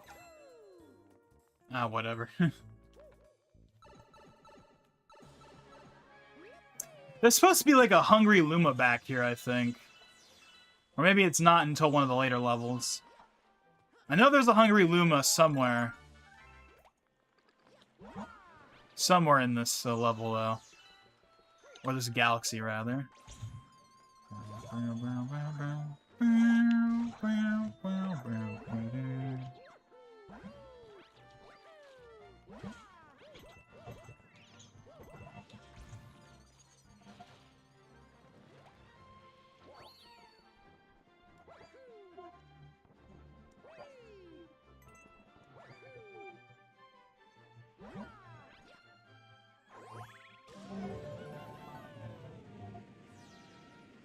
Yeah, that right there, that cloud you just saw, that square-looking cloud, I'm pretty sure that has a Hungry Luma on it.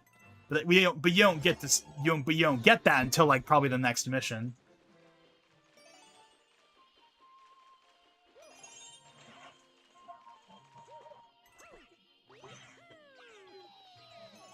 Oh yeah, the sound effects they make. Where'd you go? When you do like the comet, when you like race against them in Galaxy 1.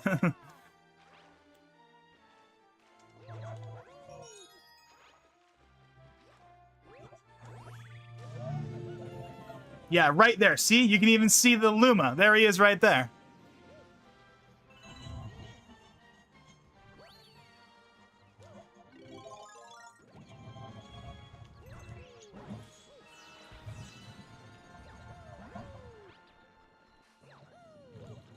So yeah, no, the Galaxy, like, the Sunshine, like, side... Actually, no, that's in 64 as well. Whatever. It's in all the games. It's just I don't know how to do it in this game correctly, I guess, because I'm so used to the physics of Sunshine 64.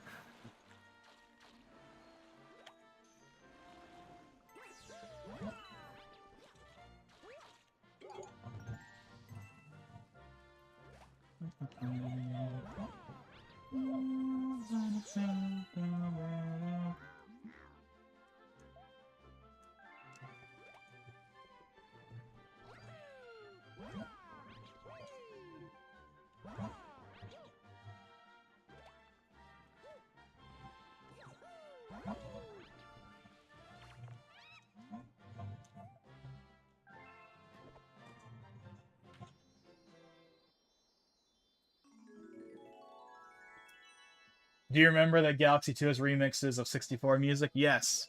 Multiple, but the most notable one, of course, is in Throwback Galaxy, which is literally Whomp's Fortress. It's literally Whomp's Fortress as a galaxy. And it has a pretty good, like, big band remix of like, the Bomb Bomb Battlefield theme. But there's also the slider theme in like the trunk in like the tree, like the trunk tree galaxy, whatever that gets called. In World 3. And I think there's like one or two others as well. And of course there's the Bowser's, like there's like the Bowser level remix. But that was also in the first Galaxy game, so that's not unique to this one, admittedly. But there's definitely a lot more like 64 music in this game, for sure. I mean, again, they literally have a 64 level as a galaxy. You want to know what would be awesome? If in Galaxy 3 we got, like, Delfino Plaza as a galaxy or something. Like, I really want, like, a Sunshine level as, like, a galaxy in 3. Or just like, I want a Sunshine thing in a newer game, you know? You know, 64 has had its callbacks, even Galaxy has had its callbacks, but, like, Sunshine doesn't really get that many in modern games.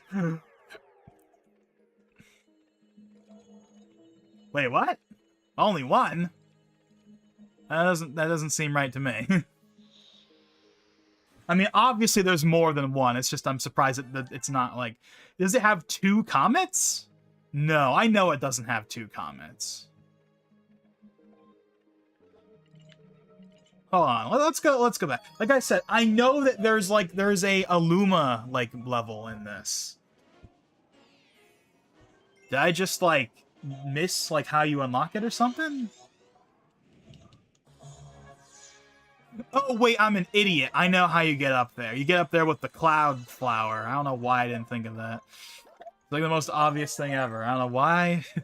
Again, I haven't played this game in like 8 years, okay? Forgive me. There we go.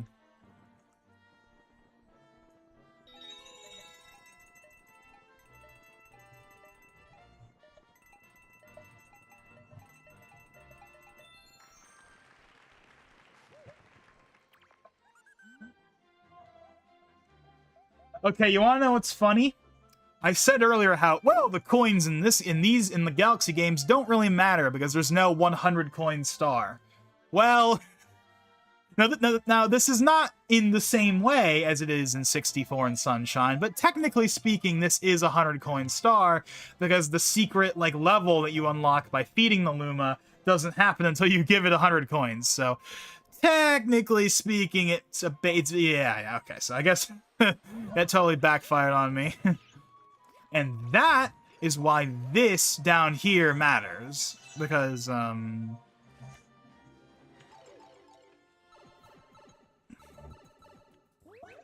that's why you want this, because you need it for the coins.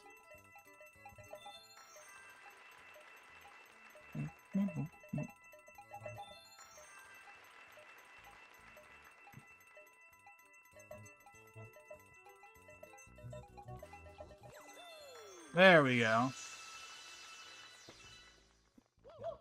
108. That's more than enough.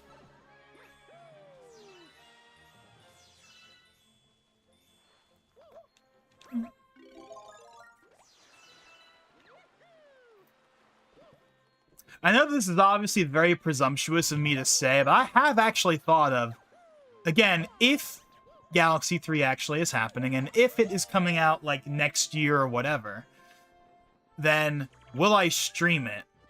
Because honestly, I don't know. Because I feel like that's one of those once-in-a-lifetime things where, like, I think I'd want to experience the game on my own. I don't think I'd want to stream to kind of muddy it, you know? Like, I have no problem playing games on stream that I've already played through before. But, like, I don't think I would want my first time playing the game to be through a stream, like, a thing, you know?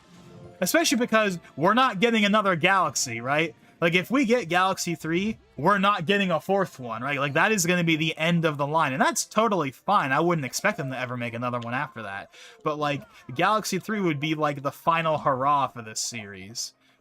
And I feel like I'd want to savor that and not let a stream experience kind of muddy the waters on it.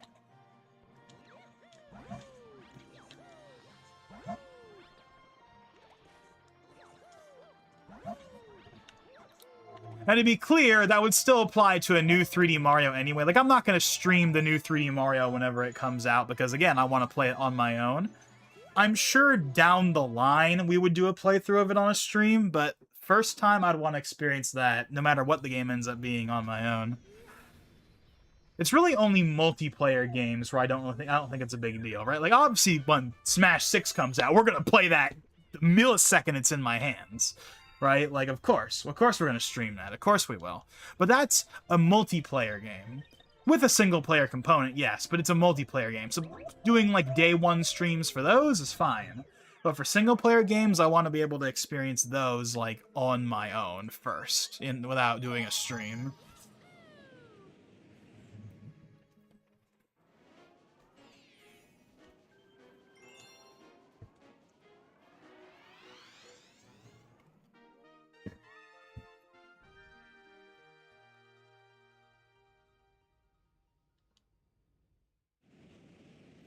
Here's another one that's actually in space, or feels like it's in space. Like, look, you can even see the planet down there. Like, this is a proper space level. Now, of course, that wouldn't fit for every galaxy. Like the galaxy we just played, the Cloud Galaxy, that obviously wouldn't make sense to be in space, per se. Or at least be in, like, I know that they're all in space still. Like, you can, if you look closely... But like, it's space during the daytime, which of course isn't a thing in real life. But my point is, like, space is supposed to be, like, dark, or at the very least, it's supposed to, like, be clearly, like, you know, in space, as opposed to, like, some of those other levels that are, like, during the day, basically, even though that wouldn't be a thing in space in reality.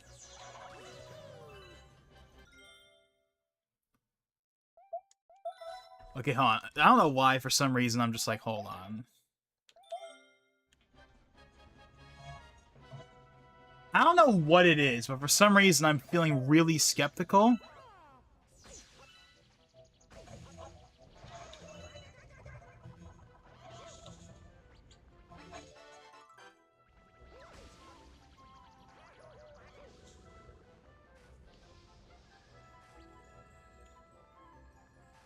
I feel like I already missed it.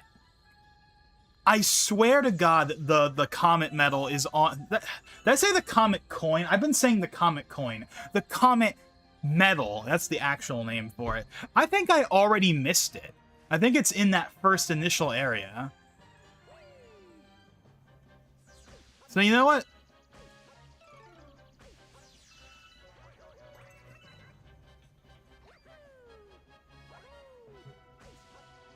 I swear it is.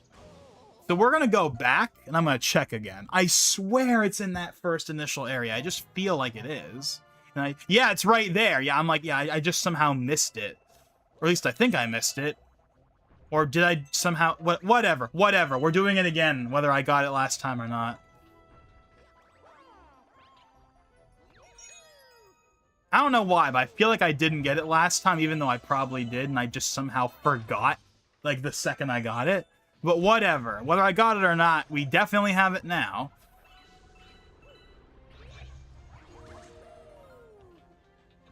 There.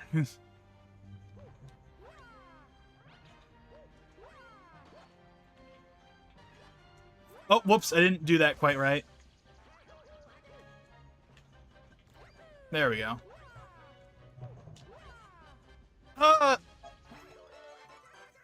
Didn't quite pull that off, but whatever, it worked out in the end. You got the comet medal? Okay, so yeah, I just somehow completely forgot that I got it, like, right after I got it. I don't know why, I did.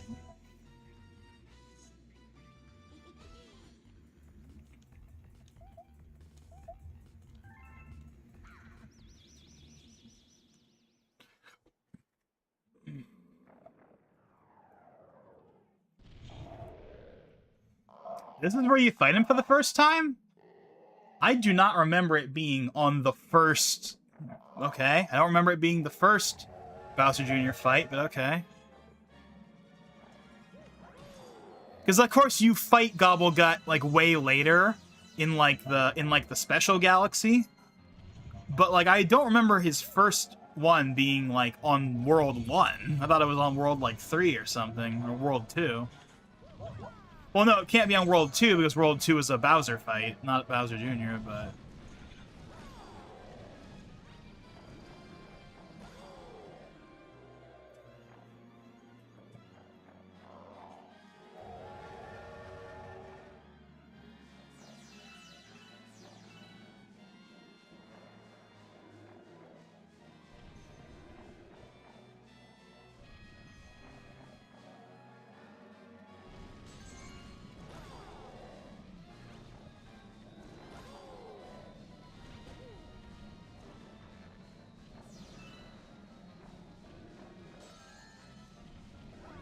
Oh.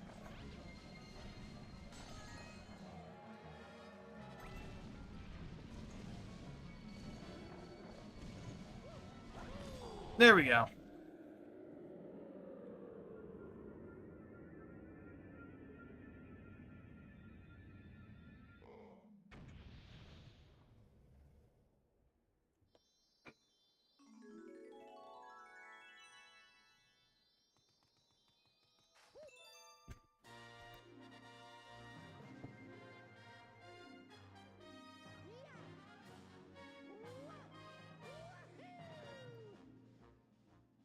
It is an hour and 52 minutes, and we only just completed the first world. But hey, I mean, the last series we did for Galaxy was 9 streams, so maybe I shouldn't be that surprised. Again, we're gonna do at least... I want to do at least 3 hours, so that means we have at least another hour in front of us. Bare minimum. But I'd like to get as... Like, I want to not have the streams last as long as they did last time around. Like, in terms of, like, the overall length of the whole series. Like, I want, like, each individual stream to be longer than they were overall last time, at least. Although I know that the last playthrough did have some pretty long streams. Like, I know there was at least one 5-hour stream. But there were also some that were 2 hours or 1 hour and 30 minutes. So I kind of like to have the average be 3. But like I said earlier, I think what I'm going to do is we're going to at least do World 2. We're going to do all of World 2. And then once we're done with that, then we'll see where we go from... Then we'll probably call it, because, I mean... Because at that point, it'll take us, like, you know, another 2 hours, for all I know.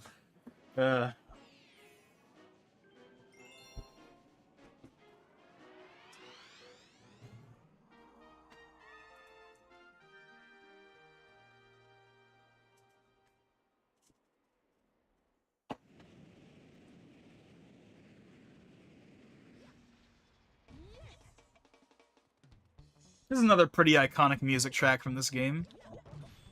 It's not a big, like, orchestral piece like most of the Galaxy tracks tend to be, but it's a pretty good one, still.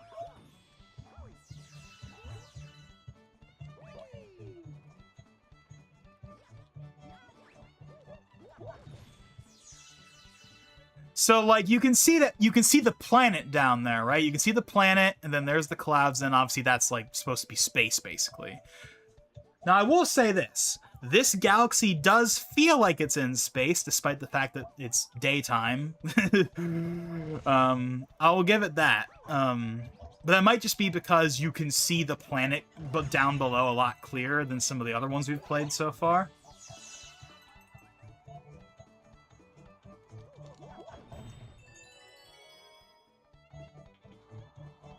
And again, Galaxy 1 has these kinds of galaxies too that are like during the daytime or whatever.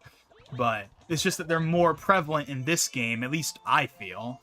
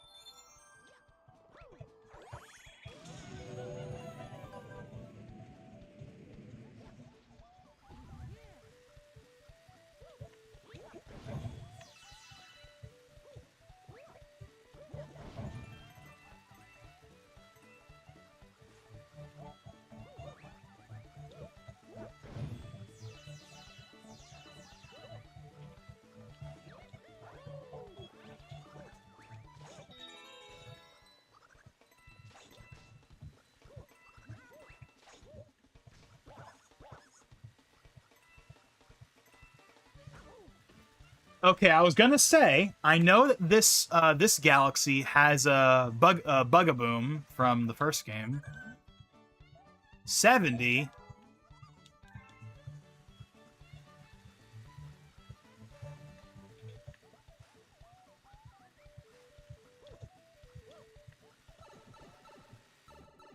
Oh, this is how you get the 70.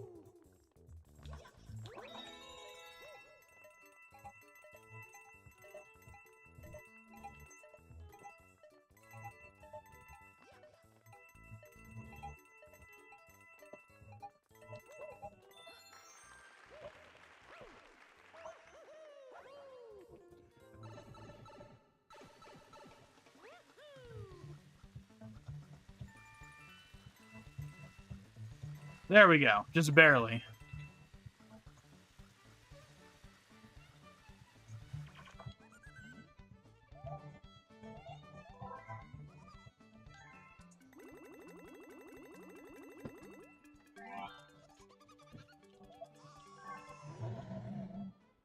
Let's see. I heard that the Masters of Evil debuting in the next saga of the MCU will be the leader and Baron Zemo being members. Okay. I don't know what the Masters of Evil are. What it sounds like He-Man. It's like Masters of the Universe or whatever, but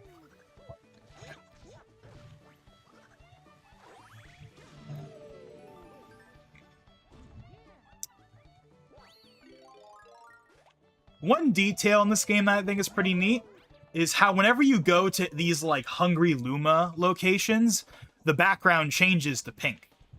Because like I think that's kind of a neat addition.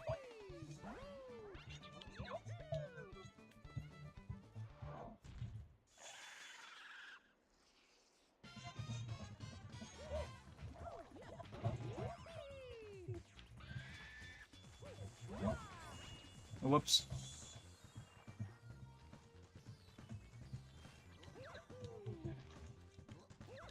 Oh my god, I'm so out of it, man. Still not used to these. I'm still not quite used to these controls.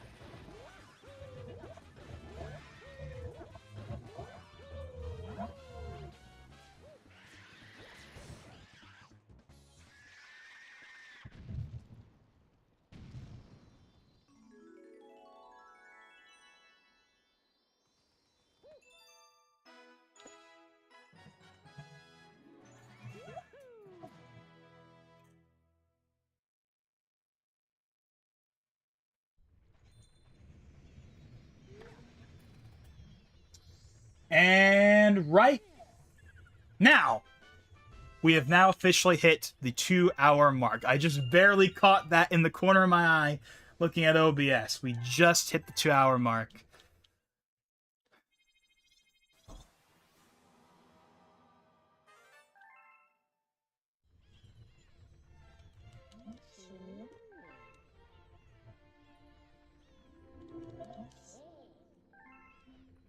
Oh yeah, the male toad. I forgot about that.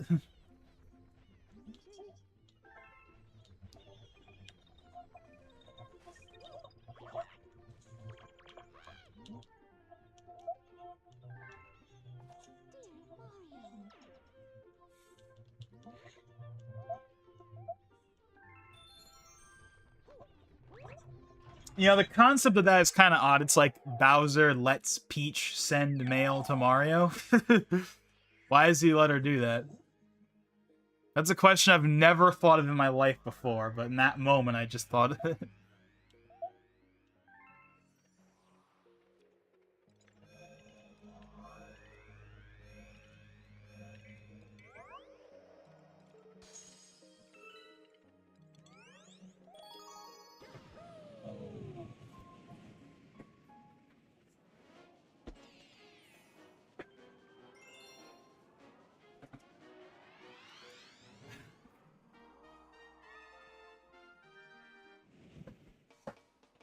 Okay, let's get back to where we were and do the regular mission this time.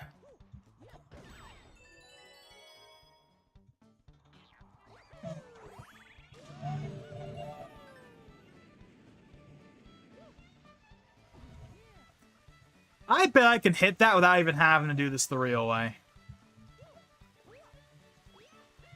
Yeah, there we go. We don't need those dang pillars.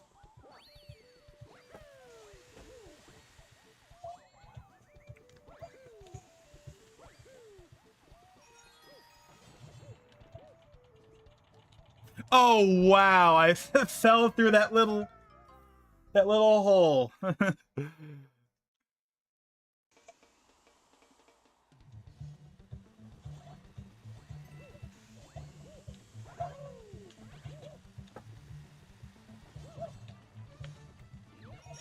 Oh.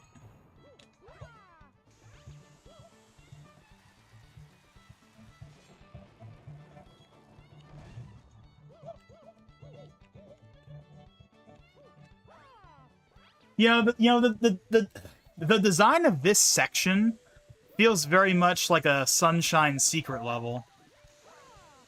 Now, funny enough, those of you that don't remember, later on in this game, there actually is a Sunshine secret level lifted from Sunshine in, I want to say, like, the Special Galaxy. So we're not going to get to that until, like, many streams from now, but there actually is. It's kind of funny. I was saying earlier how, like, modern, like, the newer Mario games don't really, like, make enough references in, like direct, like, callbacks or whatever to Sunshine as much as I would like. Well, This game literally has a Sunshine, like, secret level as, like, a galaxy or whatever, basically.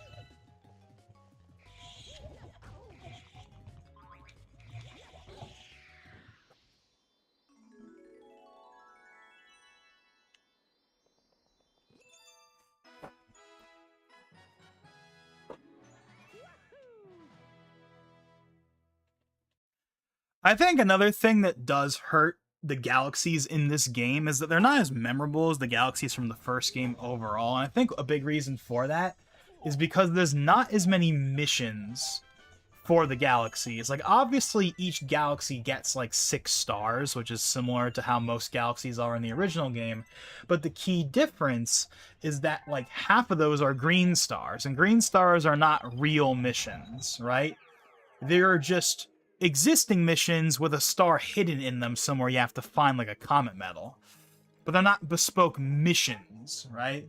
So whereas the first game had, like, 3 missions for all the main galaxies, then 2 comets, then, like, a bonus star, in this game, it's, like, 1 to 2 real missions, and then comets, and then the green stars. So the galaxies just aren't as memorable because of the fact that you only get, like, 1 or 2 real missions in them. Even if overall they still have, like, 6 stars or whatever. For at least the main galaxies. Obviously the smaller ones will have less, but, you know, just, again, another kind of...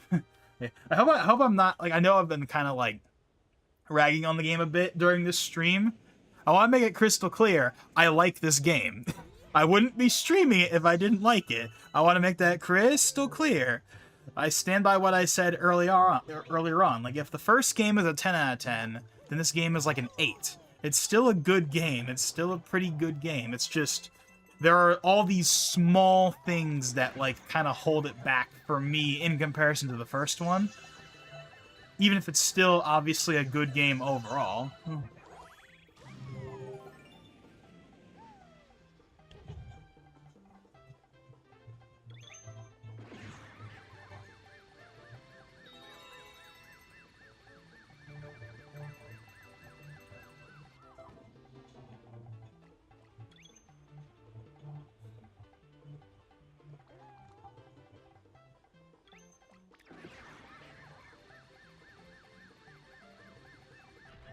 Dang it. I forget exactly what's up there, but I know something important is up there.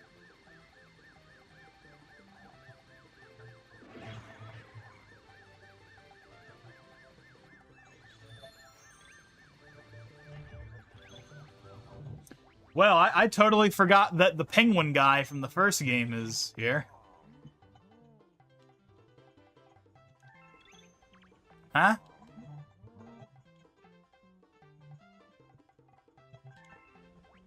Wait, there's not anything else up here? I swear there was.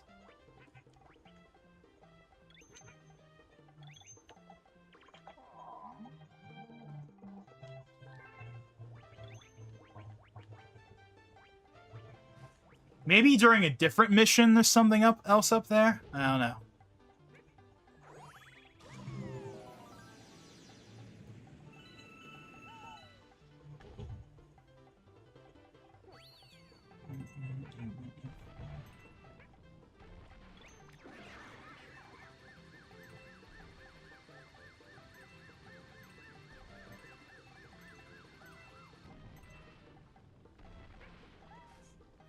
Oh, wait a second. I know why he's there. He's there because there's probably a coin Luma that I have to... That's, like, somewhere around here. I guarantee you that's what it is. That's why he's saying every coin matters, because there's a Hungry Luma in this galaxy, I assume. Although I can't remember one being in this galaxy.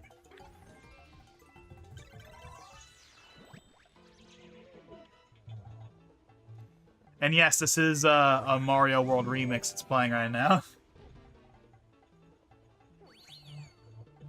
And of course, it's in a galaxy where we're playing as Yoshi, too, so...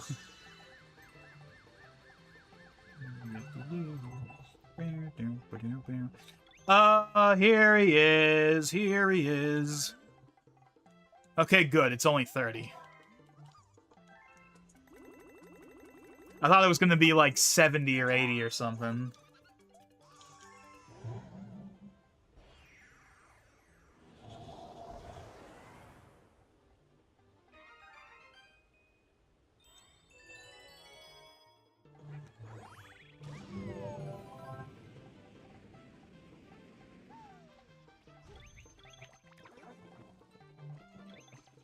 I don't think these enemies are in any other galaxy in this game. I think they're only in this galaxy.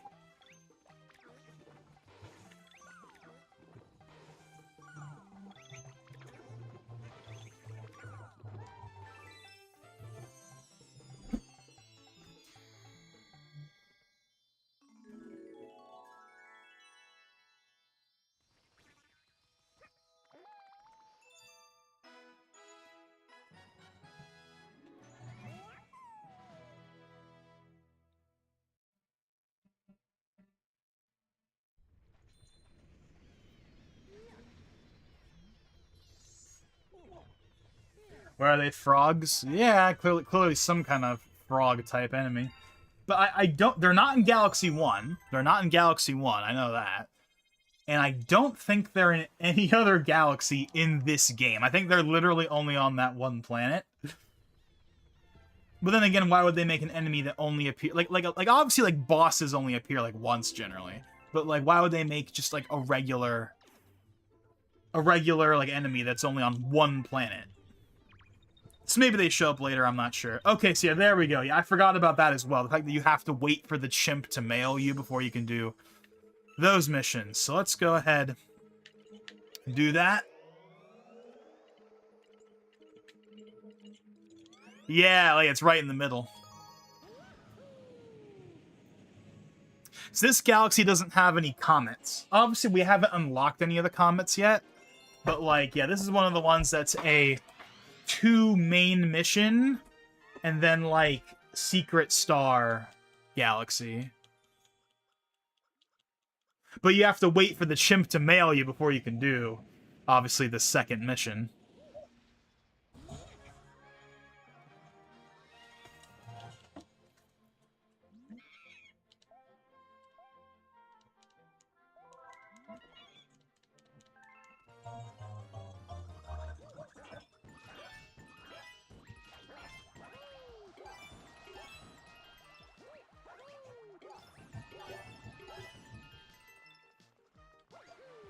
Oh, dang it, the coins count? I didn't realize the coins counted.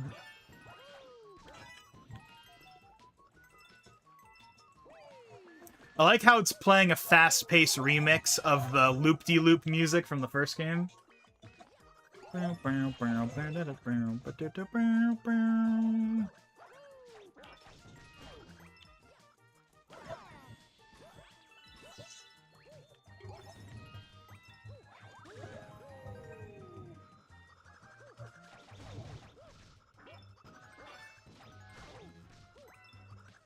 God, I'm not doing this right. There we go. Come on.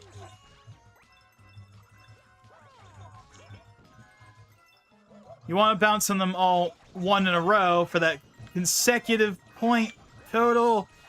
All right. Oh, dang, I didn't get all of them.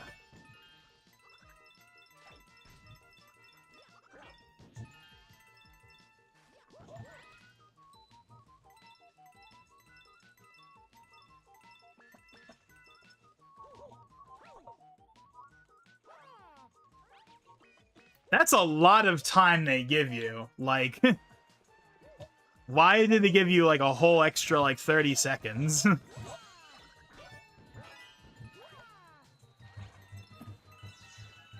I mean, granted, this is the first one of these missions, but, like, still. I know that the ones in later on are definitely shorter than that.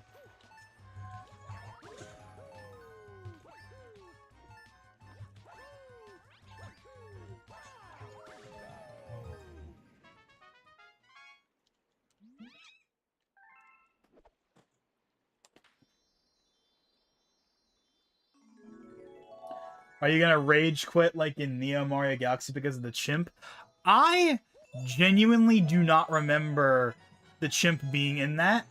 Now, I haven't played Neo Mario Galaxy since I streamed it 5 years ago. I remember a couple of the missions from that game, but I don't remember the chimp being in it.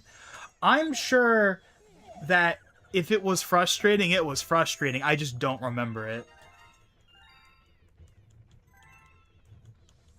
Maybe I should replay that. Like, not on stream, of course, because I've already played it on stream, but just, like, on my own. Or see if there's some other Galaxy mods out there. Actually, one mod I think it would be really cool to stream is I heard about... There's a Sunshine mod that's basically as close as we're going to get to Sunshine 2, called Eclipse, that apparently came out, I want to say, earlier this year. I've seen, like, the trailer for it. It looks pretty neat.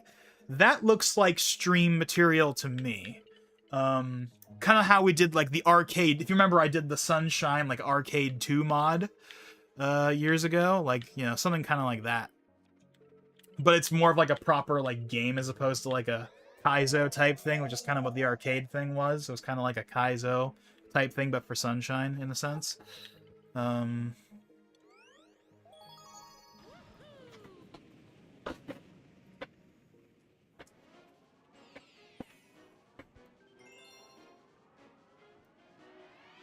You rage quit in the ice skating level where the chimp is and made you very frustrated because you couldn't get all those green things to match the score. Oh, yeah, the ice skating one. The ice skating one, even in, like, the main game, I remember could be kind of annoying sometimes. But I'm sure, I don't remember specifically it happening in that mod, but I have no doubt that I got really annoyed at that. Because I remember even back in the day in the regular game that being annoying sometimes. And I'm sure it's even harder in the mod, obviously, because the mods are almost always harder than the main games.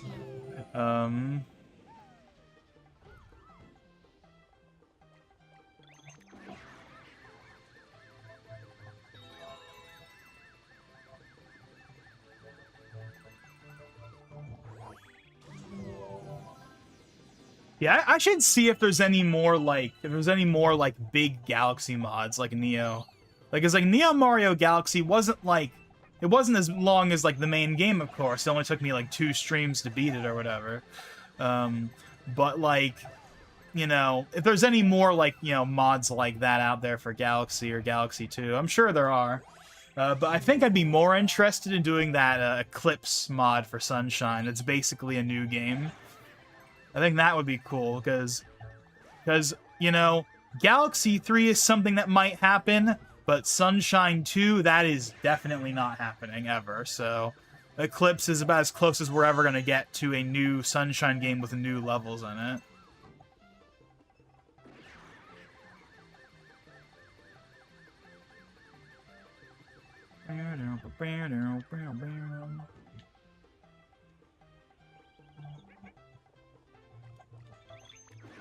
Oh, dang it!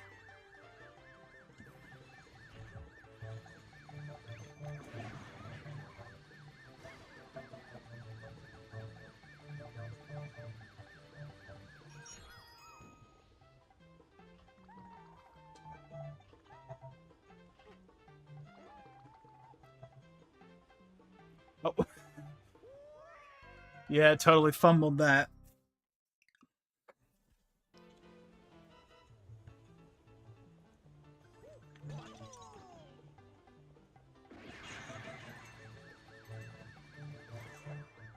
Uh-oh. Hold on. Wait. Yeah! Oh, yeah. That's the first time I think I've ever done something like that in this game.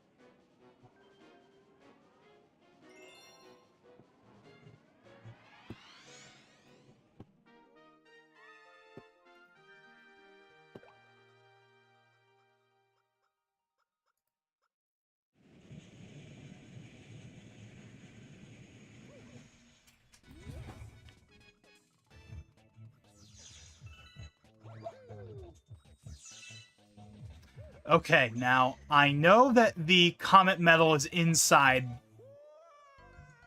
Okay, I was trying... I guess I couldn't... not that there would have been anything over there anyway, but...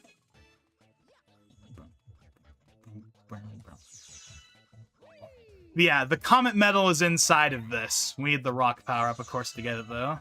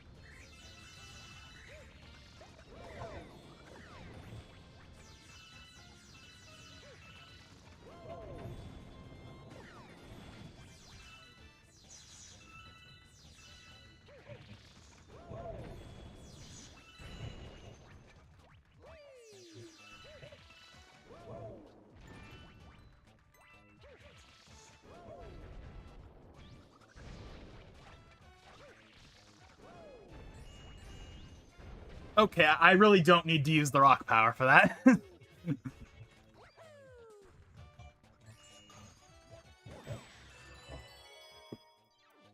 So I'm actually looking up Neo Mario Galaxy, because I haven't looked at it since I played it 5 years ago. Apparently it got an update at some point. I see there's apparently a trailer from like 2023 that's labeled the final update. So, apparently there's been some additions since the last time I played it in 2020. I don't know what those additions are, but like... You know, maybe I could justify replaying it again on stream if there's actually new stuff. Besides, I haven't played it in 5 years anyway, and I probably don't remember most of the stuff that's in it. So, you know, I could probably justify it.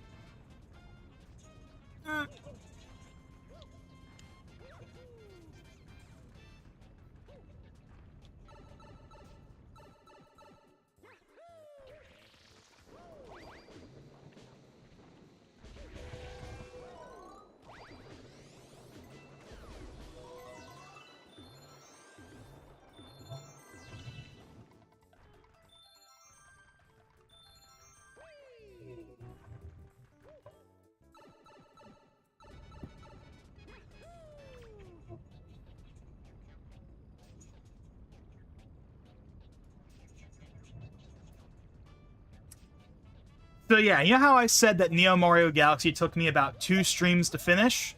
Well, I figured out why. According to the website, apparently there's 8 new galaxies. So yeah, that explains how I was able to do it in... that explains why it was only 2 streams, although frankly, that should be 1 stream. I assume the reason it wasn't 1 stream was because I kept dying over and over again at something. I mean, you mentioned that apparently I kept dying at like the chimp level in that, apparently. Okay, I don't know why I did what I just did there. But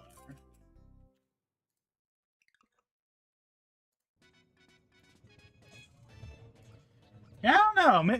Maybe at some point we'll replay it. I'd rather do Eclipse first, even though Eclipse is more of a proper, like proper full game as far as I can tell. But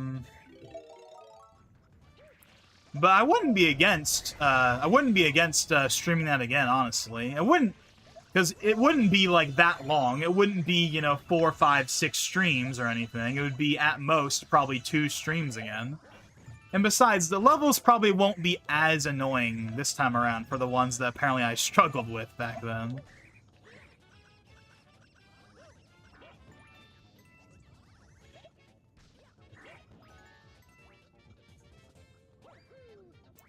Now, as far as I know, the only way you can play Neo Mario Galaxy is either on Dolphin or on, like, a Wii or Wii U with Homebrew, of course. Now, of course, I could do either of those things. I believe for Neo Mario Galaxy, last time around, I played it on the Wii U, and I just, like, you know, I played it on the Wii U, I didn't play it on Dolphin. I wonder if there's a way to play that on, like, obviously not, like, the new version of Galaxy, because, like, it came out, obviously, only a few months ago, but, like, maybe the 3D All-Stars version? Is that a thing, or not? But then again, this mod, I believe, is a mod for Galaxy 2, so I'm guessing that answer would be a no. Maybe at some point? I'm not gonna wait for that to maybe or maybe not happen, to be clear. I'm just saying that, you know, obviously it would be more convenient if I could play it on the Switch version. Obviously I'd have to play it on the Switch 1, not the Switch 2, because of course the Switch 2 doesn't have Homebrew yet, but I don't know. Realistically, we'd probably just play it on either the Wii U or Dolphin, whatever I feel like doing.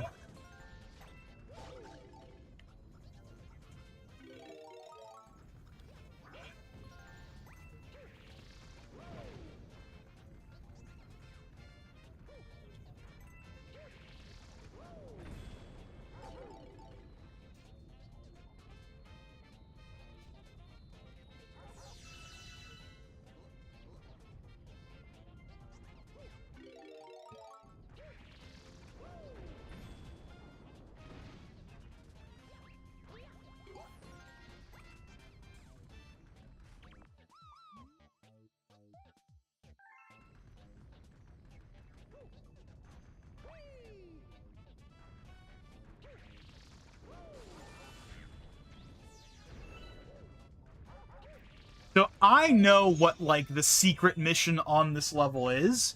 You have to talk to, like, the robots that appear on this level, but it's like the chimp thing where you have to wait for them to actually, like, send you a letter, and then you can go and talk to them. I'm pretty sure, if I remember correctly, that's how that works. So we can't do that mission right now.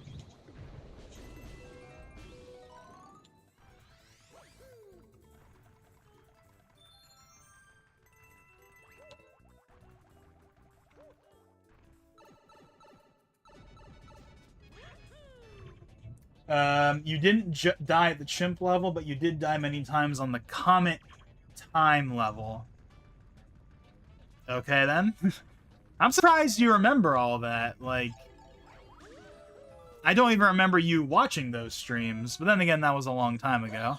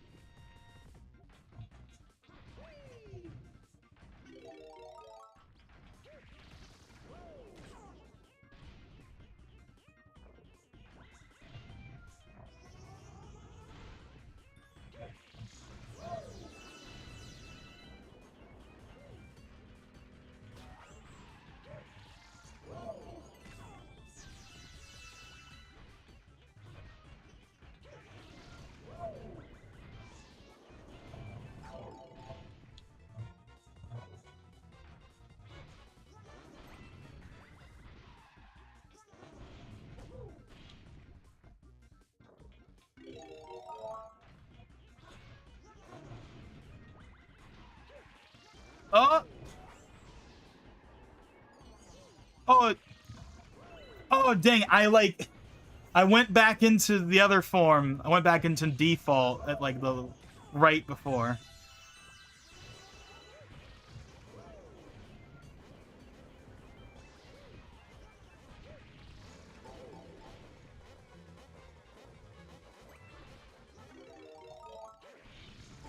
Oh, dang it. Wait, what? Did you see the game, like, kind of freeze there for a second? That was a little weird.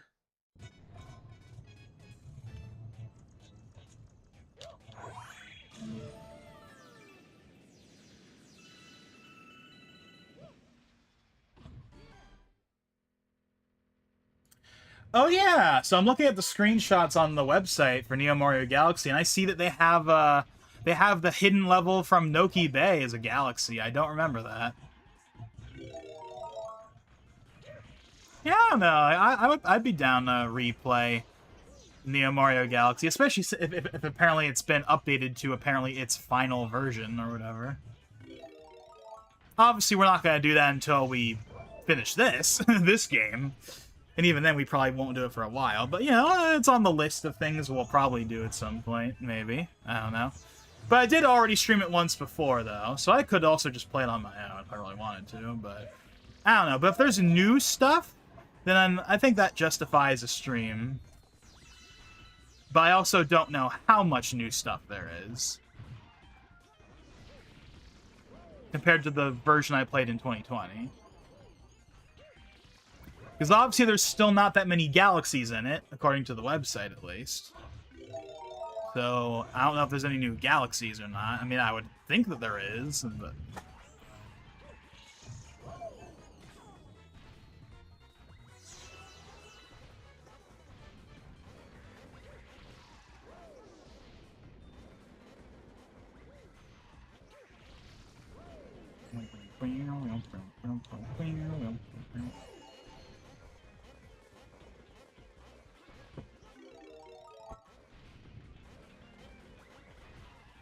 Okay, hold on. I know what I'm gonna do. I'm gonna wait. There we go.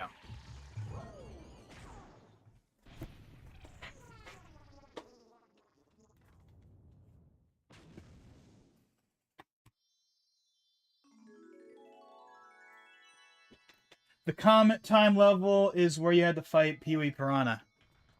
That sounds vaguely familiar.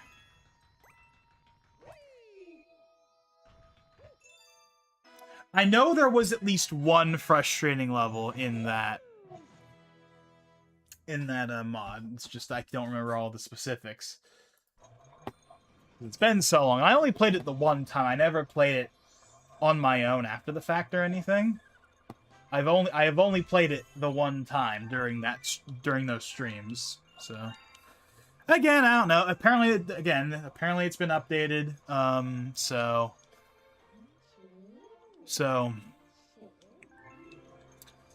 I don't know, maybe we'll play it at some point. Maybe we'll stream what is apparently the last version of it. Just for the heck of it. Even if there's not really any new, like, galaxies or anything, or new missions, I mean, why not? You know, it's been long enough, I suppose. But we'll see. We'll see how I feel about it. Whenever we get to a point where that's, like, something I would actually want to do.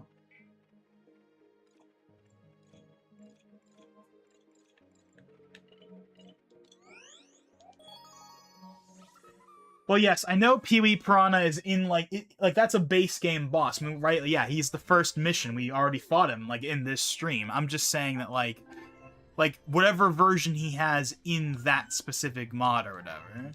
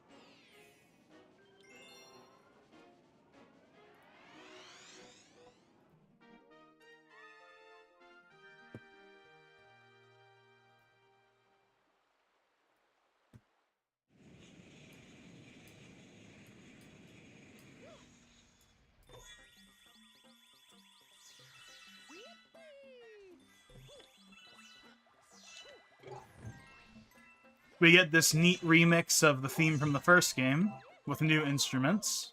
Sounds pretty nice.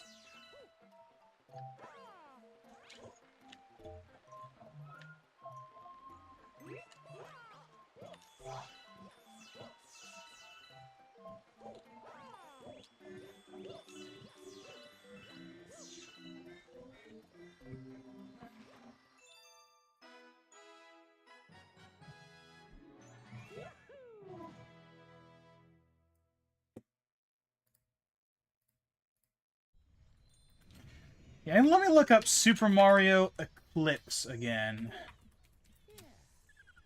I think that's a neat name for the mod. It's kind of like the reverse in a sense of like, because obviously Sunshine is, well, obviously very bright and sunny, and Eclipse means, you know, it's dark, you know, and all that. Like, I think that's a good name for it.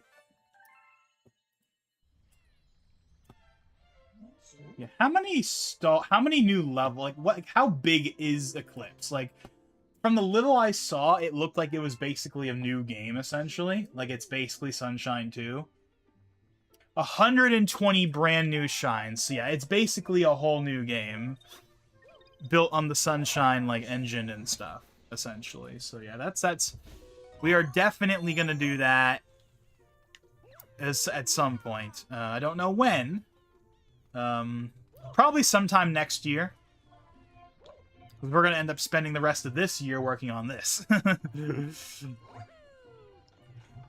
But probably sometime next year we'll do Eclipse.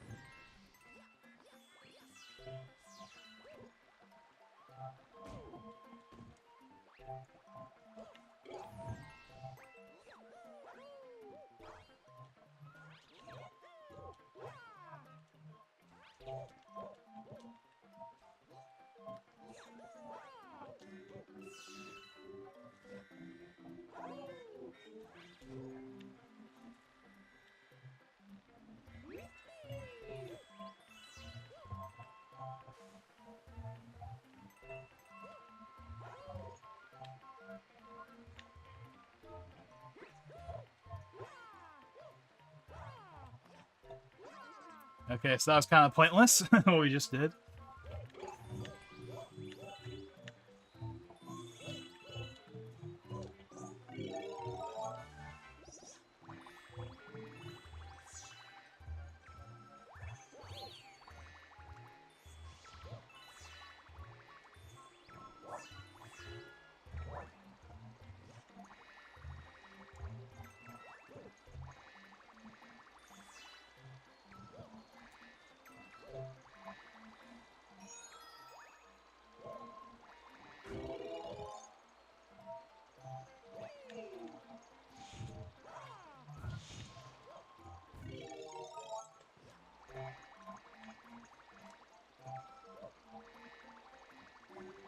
Oh, whoa. Did you see how much I just shot up right there?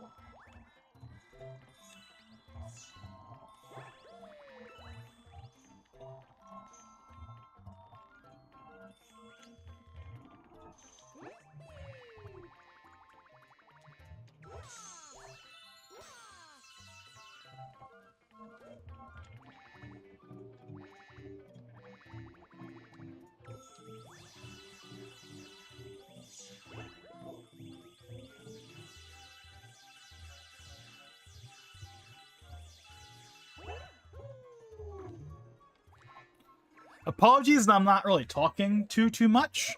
I just don't really have much to say right now.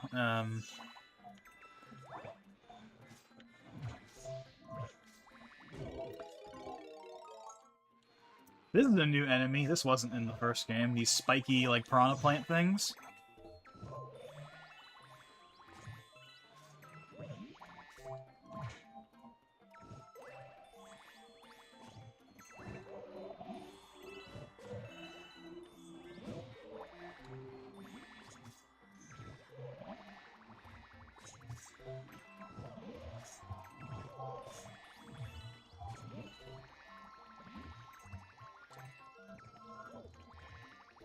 Oh, I just read. You can see the hidden star that we got, like, last time. You can see it in the background right there.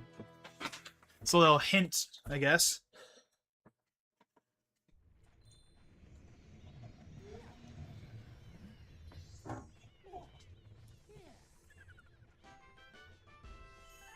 God, we only have 20 stars. I feel like if this was Sunshine, we'd already would be at, like, 40. But, I don't know.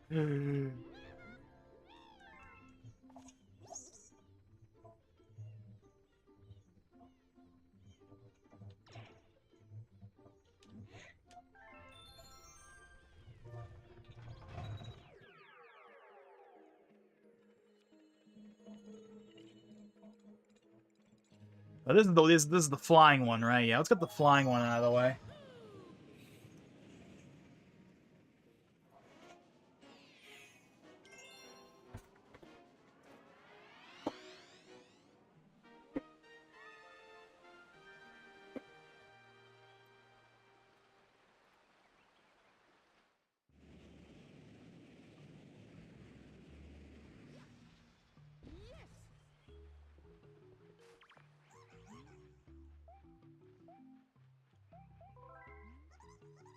Oh no, the tutorial.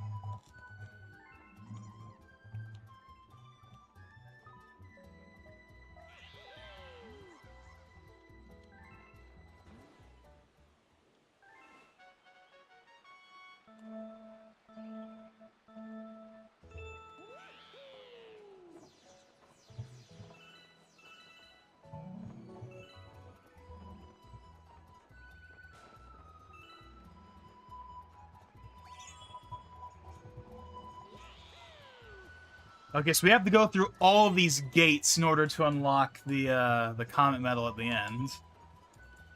Now, again, this is the first one of these, so, like, this one's not going to be that big a deal. But I know that the one that happens, like, way later on is, like, harder. Of course. And I know I'm just, like, stating the obvious. Wow! The later level version of this is harder than the first one. I know that sounds, like, really obvious, but I'll say it anyway.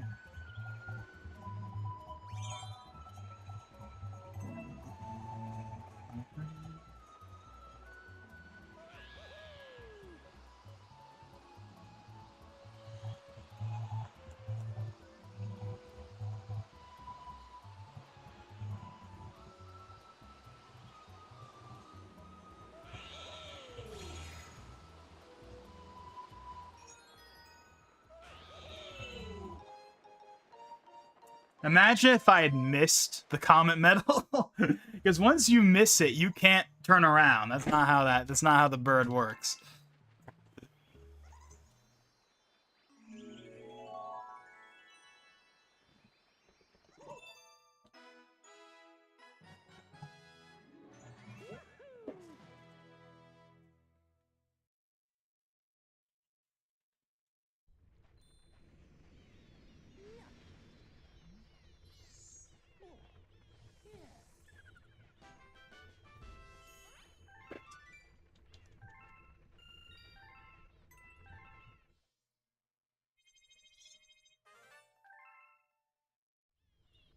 I mean, I could already advance. I know what they mean by that. They mean this specific path, but whatever.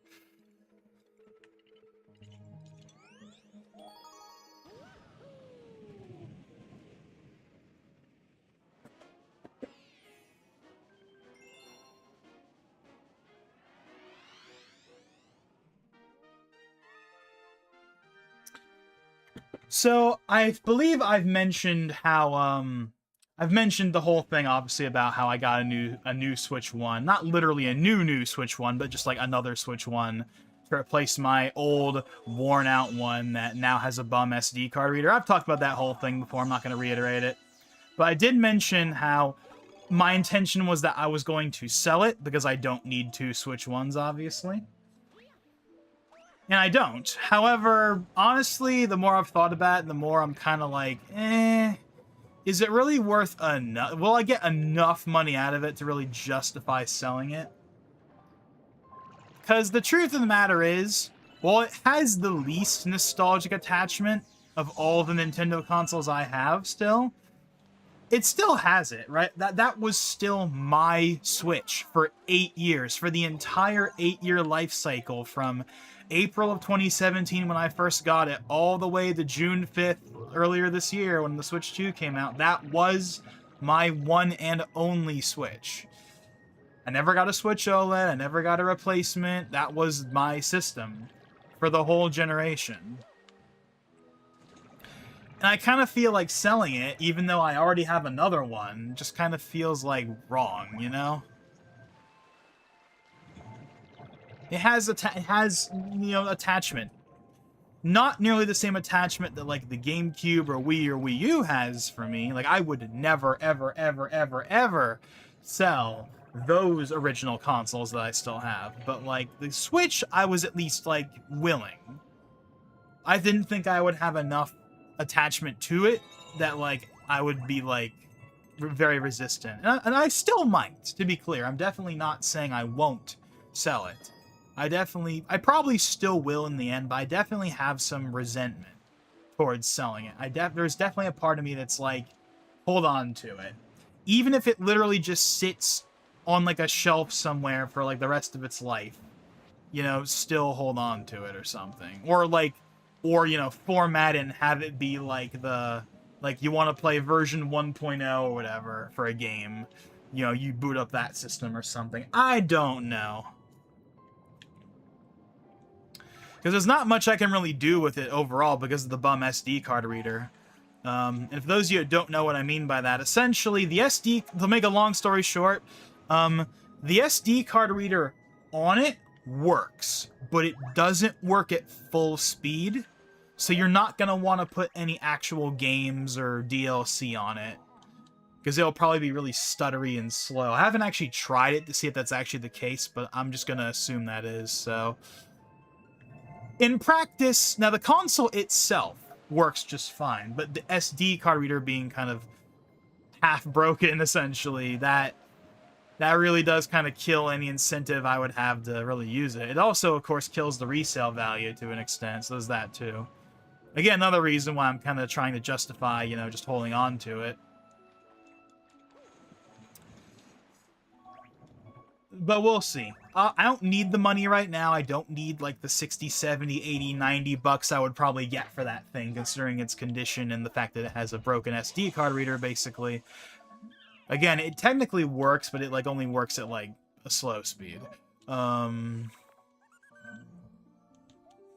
dang it. I didn't realize this guy was here. Uh-oh, I might have screwed myself.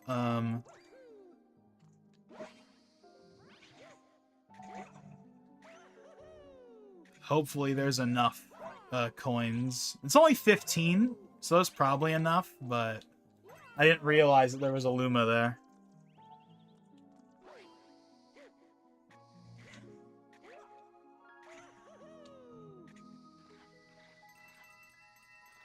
This is another good music track. Again, I know I kind of was like, yeah, you know, there's a couple music tracks I like, but for most of them are just kind of like whatever.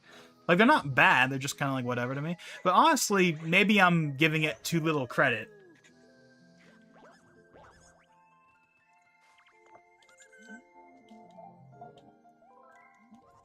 They're not as memorable as the first games, but they're still good.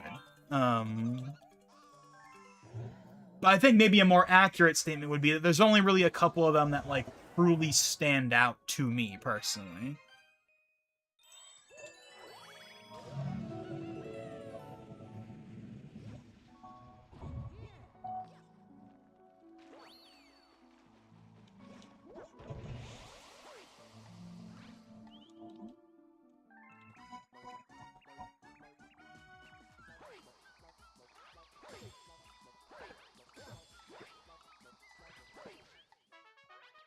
That was fast.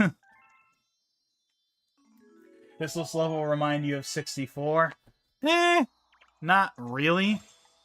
I mean, if you want to stretch it, I guess you could say it's kind of like Dire Docks or Jolly Roger Bay, but it's not really. It's not really. It's just an underwater level. Right? That doesn't, like, I wouldn't say it really feels like it's from 64.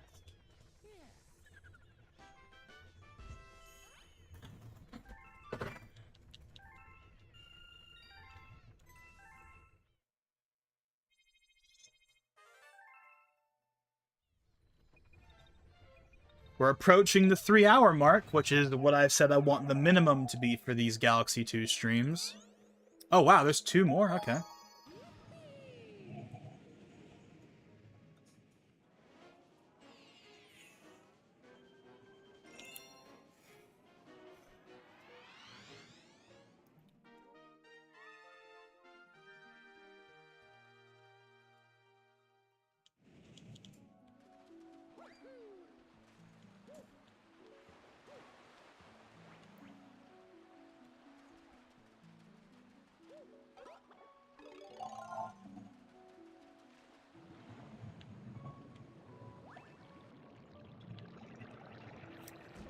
I don't know if you guys will notice this on the stream. I think you should be able to notice it. I think it's pretty obvious. Whenever you dip into the water, the resolution lowers.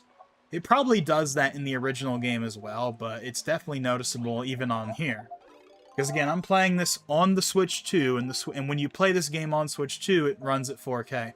So you go from crystal clear 4K to like 720p, I want to say, if I were to just make up a number. It's not 1080p. 1080p would be sharper than this. I'd say maybe 900p? I don't know. Point is, it's noticeably lower when you're underwater. Which is kind of interesting. It's not a big deal, just pointing it out.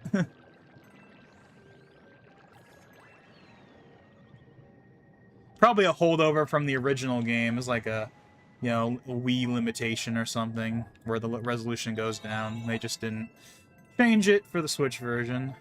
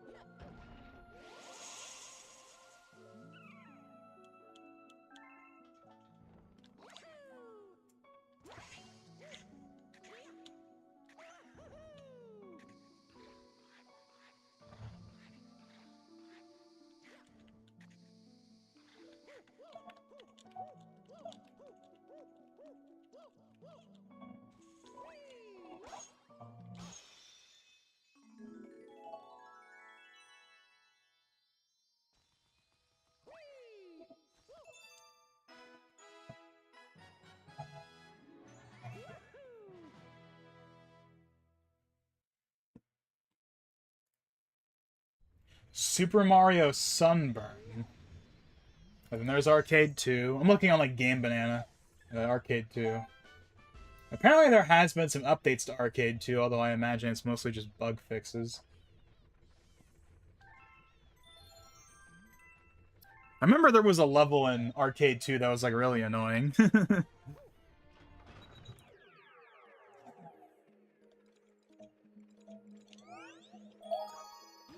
That's not a mod I probably am going to end up replaying on stream. Neo Mario Galaxy I might, just because there might be new stuff in it from the last time I played it, but as far as I can tell, Arcade 2 is like, it's done. Like, there's not any like new content or anything, it's just like bug fixes.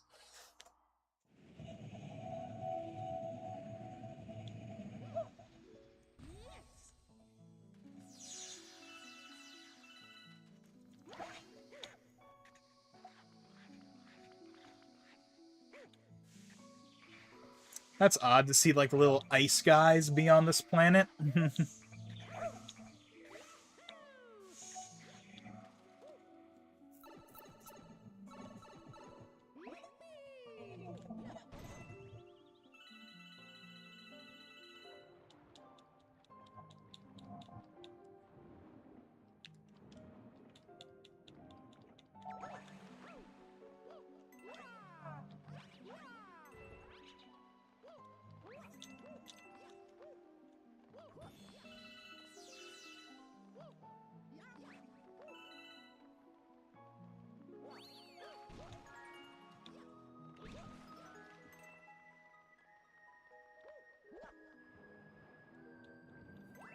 Another thing I've noticed that's very common in Galaxy 2 are these 2D segments.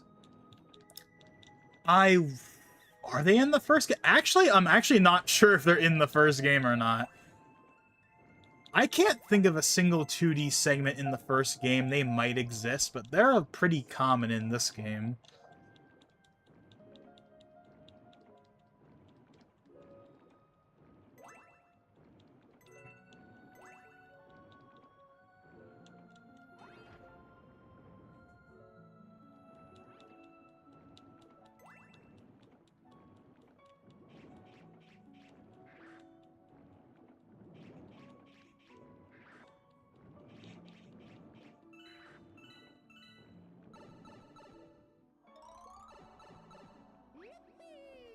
So this is something that's kind of interesting. Look at the background.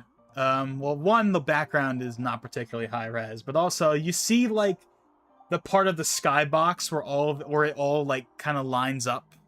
You see it? Like I don't know if you can see it or not. I can see it. It's something that you normally can't see it's like a part of the skybox, but because we're like on a 2D plane and we're doing it like in a certain direction, you can see it. It's kind of interesting.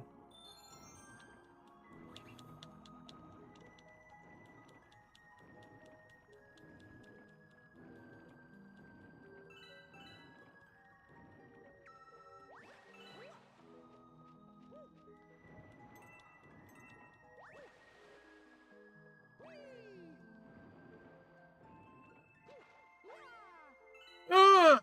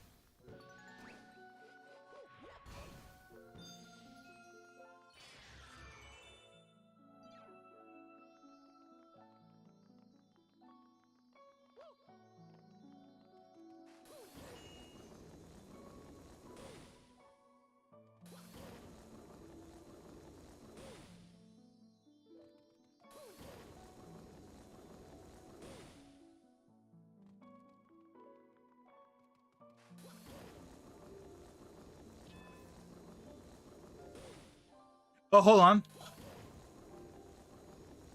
Oh, dang it. Why did I do that again?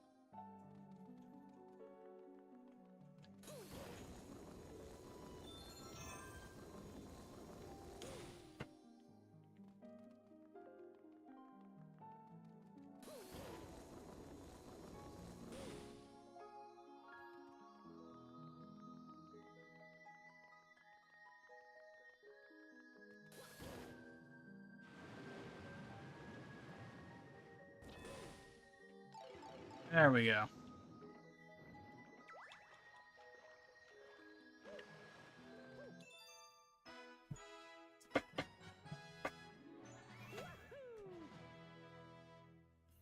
I believe you can backflip your way up to that, I think, but I don't really feel like doing it.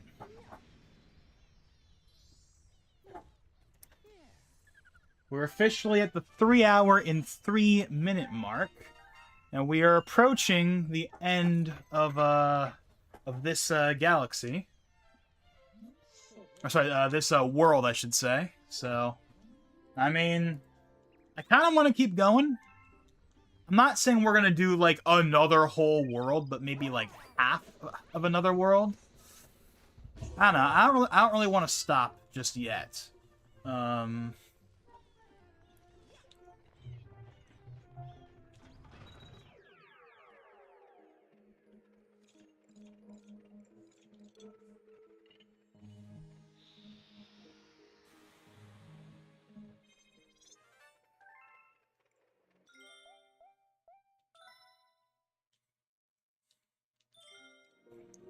Oh, what? Hold on, I didn't do that right. Yeah, so we have all the stars we can get right now in those areas, at least. We don't have any comets or any of that stuff, obviously, but...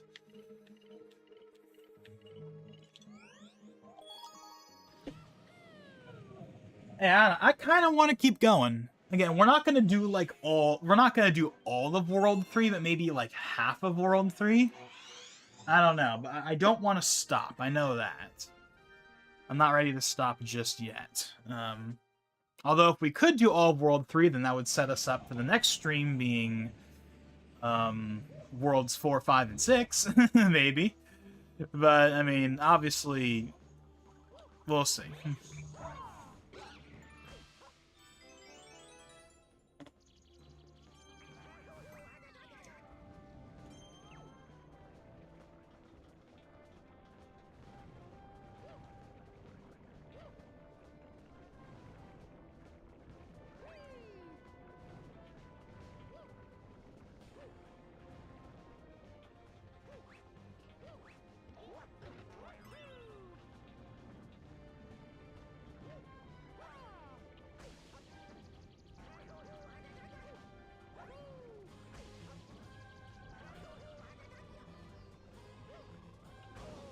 Wow. I don't know why I was so bad at that.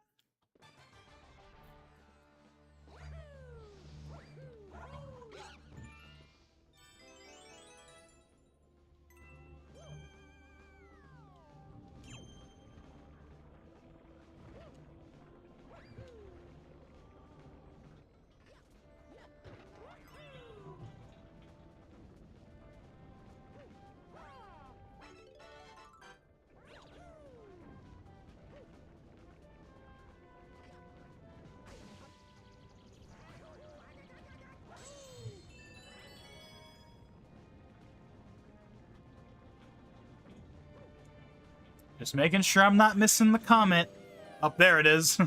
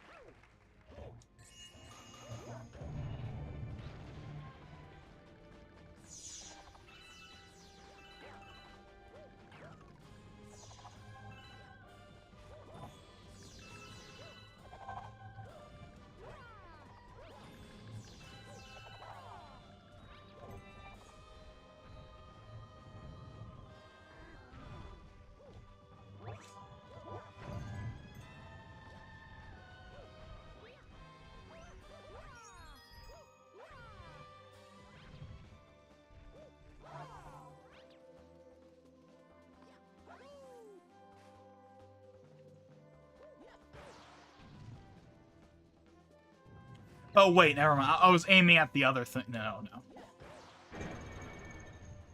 I'm thinking about the one that happens later.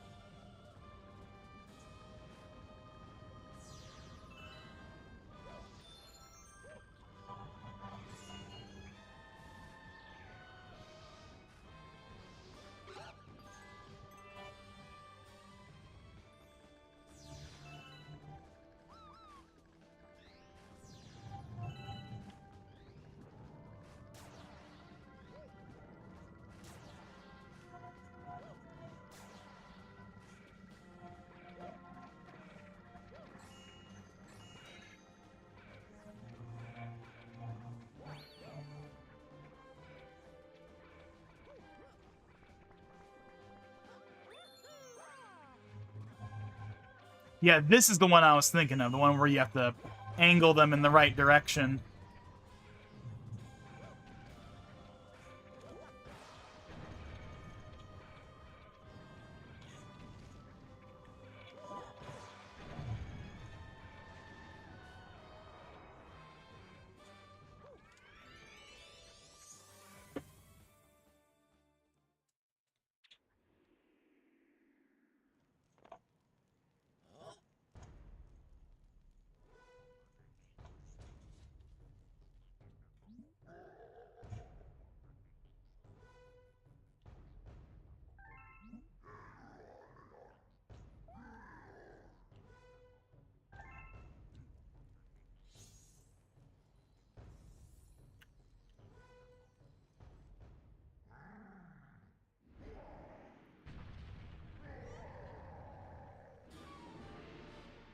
Oh yeah, the big bombastic music kicks right in.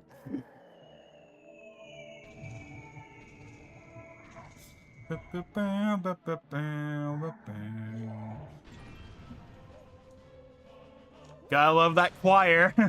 It's not Mario. It's not a Mario Galaxy boss fight without that choir.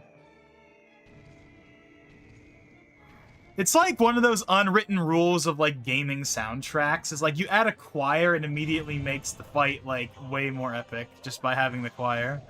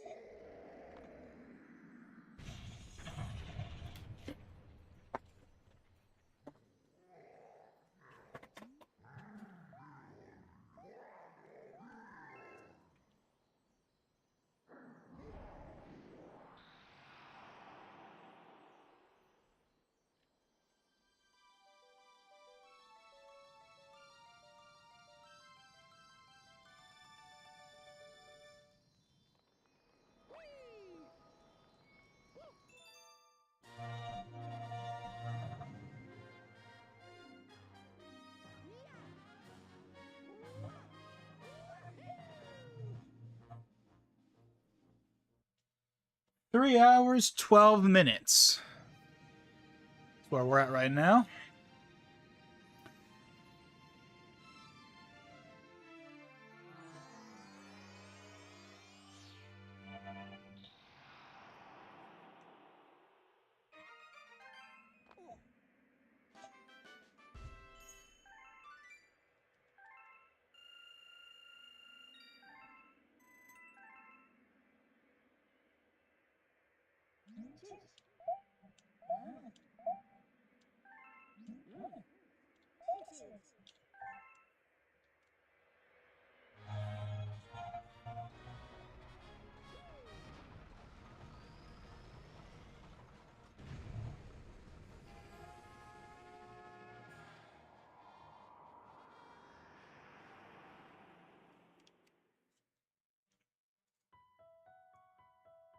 Oh yeah, that piano. It's a pretty good... You know, I like the piano. It's a very nice change of pace. It sounds really nice.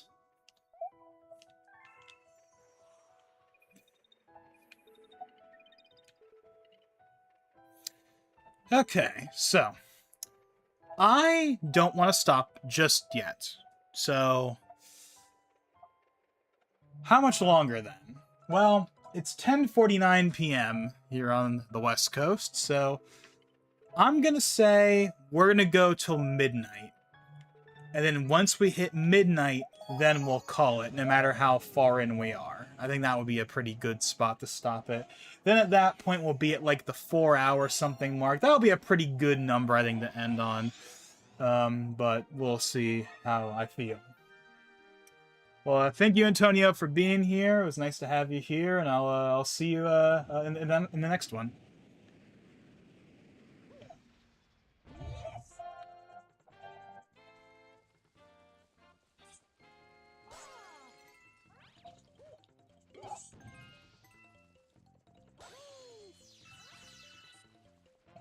Look at all that shining light. Almost looks like it's not supposed to be like that to me.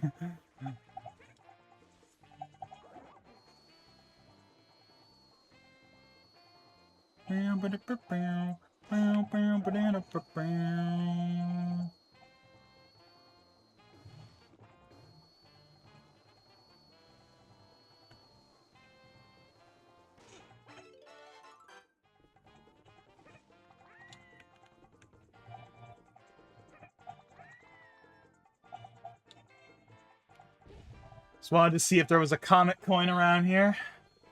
Comet coin. Comet metal. Whatever. You all know what it is.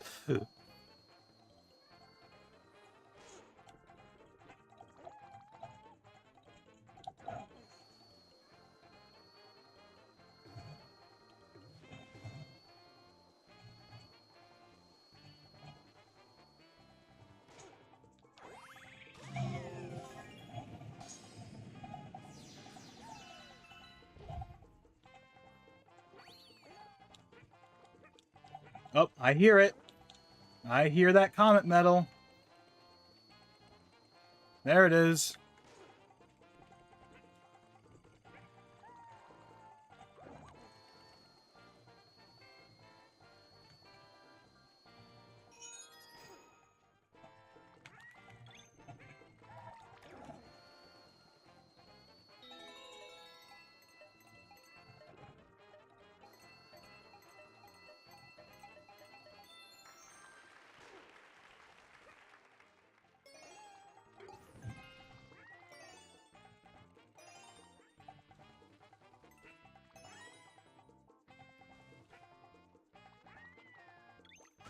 Oh, dang it. I didn't grab it fast enough. Uh-oh. Wait up. Oh, dang it.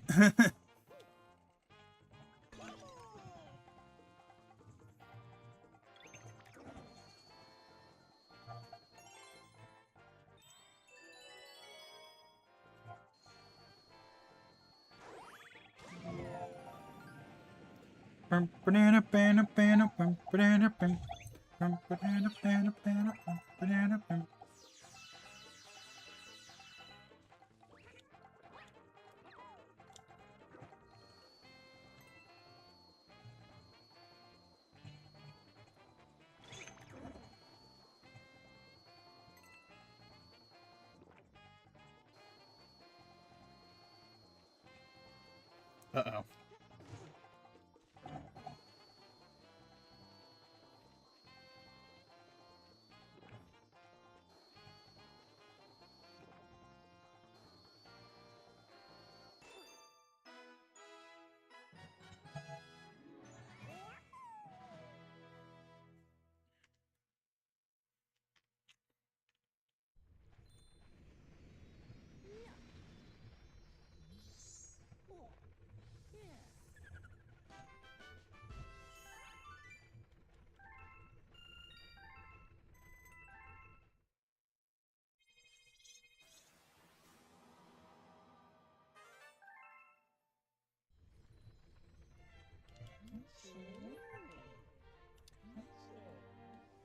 So since we got another hour to kill here, let's see if there's something else we can talk about. I think we've done a relatively good job of being able to maintain conversation overall.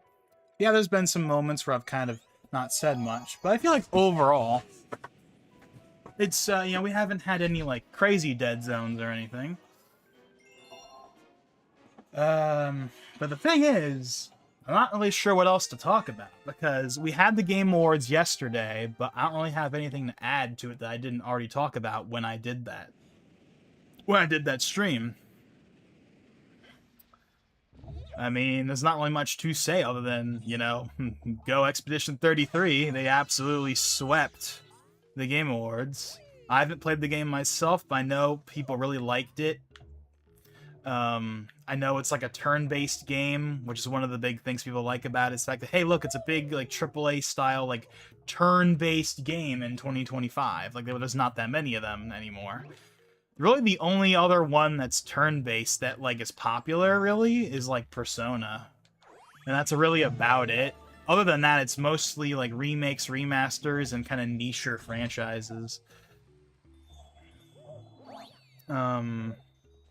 Like, obviously, Final Fantasy famously is not turn-based anymore. I mean, Dragon Quest is still turn-based, but we haven't had a new turn-based... But we haven't had a Dragon Quest game in a while. We're still waiting on Dragon Quest 12. They haven't said anything about it in quite some time, other than, we're still working on it. And even that game might not be turn-based, or at least might overhaul how the combat works in some way, based on stuff that Yuji Horii has said in the past, but I don't know. That's a whole other can of worms.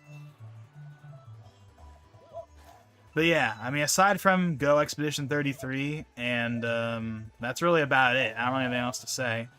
Obviously, none of the stuff I wanted to get revealed got revealed, but I didn't expect that to happen in the first place, so, like, I'm not really annoyed at that. We got some cool announcements, though. Leon's in Resident Evil 9. We got that new Mega Man game. We have Pragmata coming to Switch 2. There's a couple other things as well that I'm just forgetting off the top of my head that I know were neat. So there was definitely cool stuff. Like, the Game Awards always has at least a couple of things that are neat.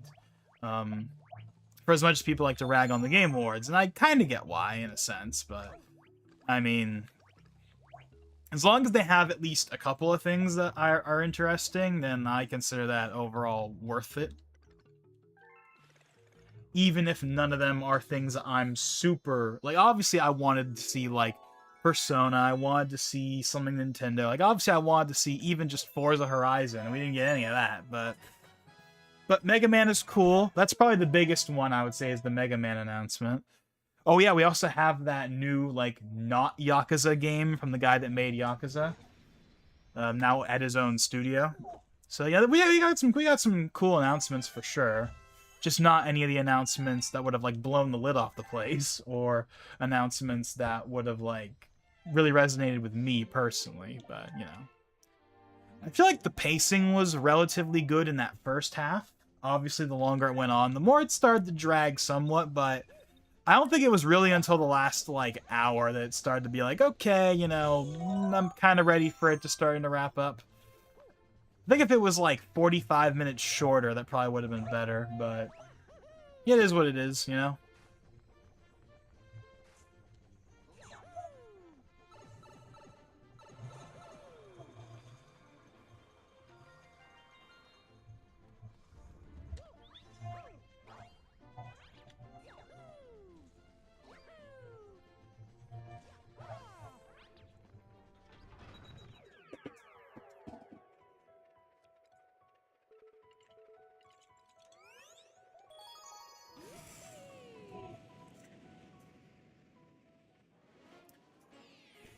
I mean, I would talk more about the whole Warner Bros., Netflix, Paramount debacle, but I really don't think there's anything new other than what I talked about last night.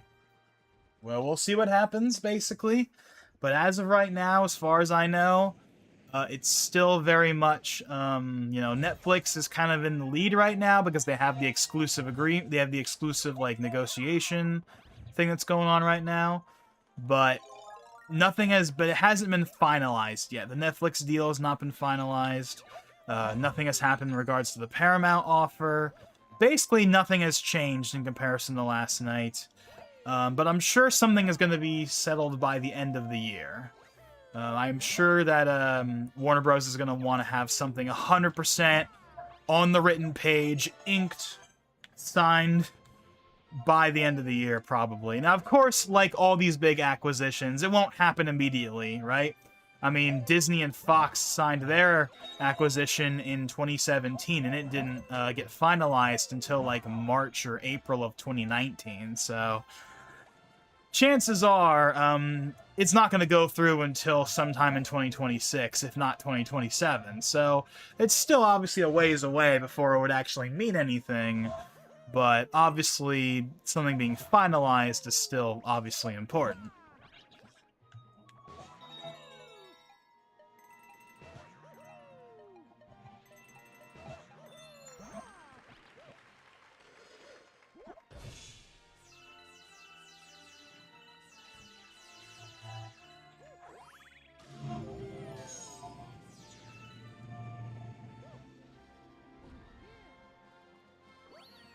Uh-oh. I'll probably be able to get more. It's just a couple more coins, really. Oh, hold on. Uh-oh, I screwed that up.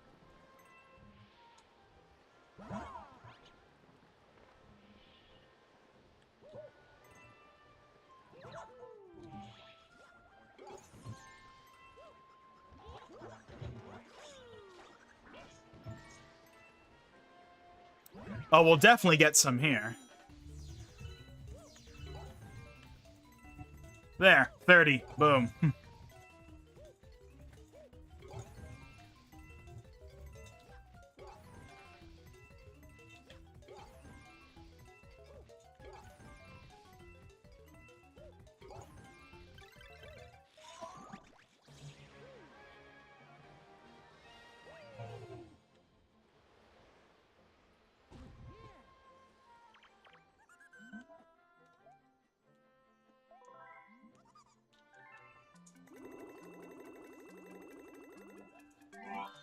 I've noticed that, like, all of these, like, in-galaxy Lumas are always coins. They're never star bits. The ones that are on the world map are star bits. And the ones that are in, like, the original game are also star bits in the Comet Observatory. But the ones that are inside of these levels are all coins. I mean, that's fine. If anything, it's a good thing, is it gives the coins a purpose beyond just restoring your health.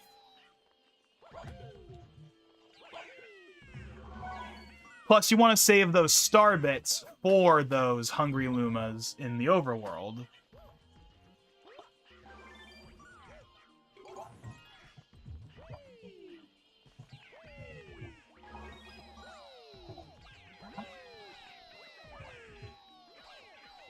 Oh boy, all the Cosmic Marios doing their little jump.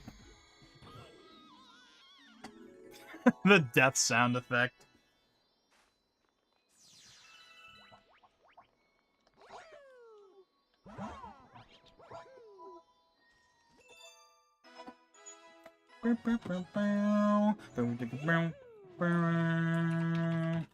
Let me see if there is actually any updates on the whole Warner Bros. Thing. As far as I know, nothing has happened yet.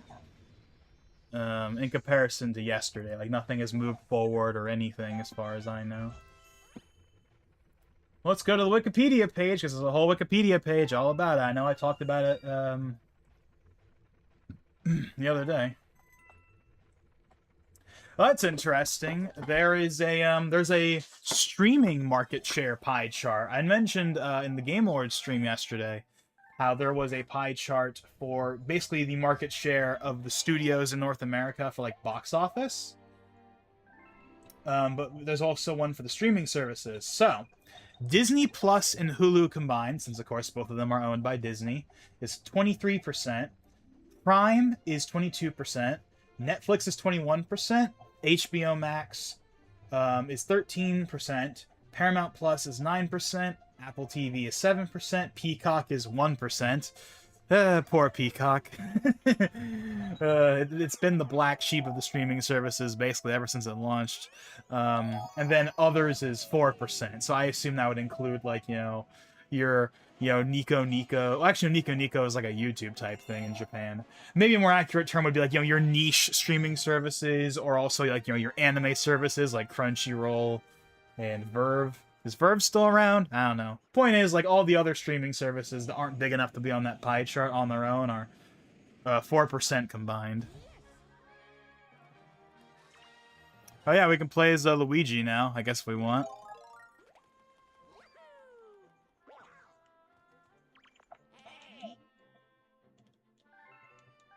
You can play as Luigi.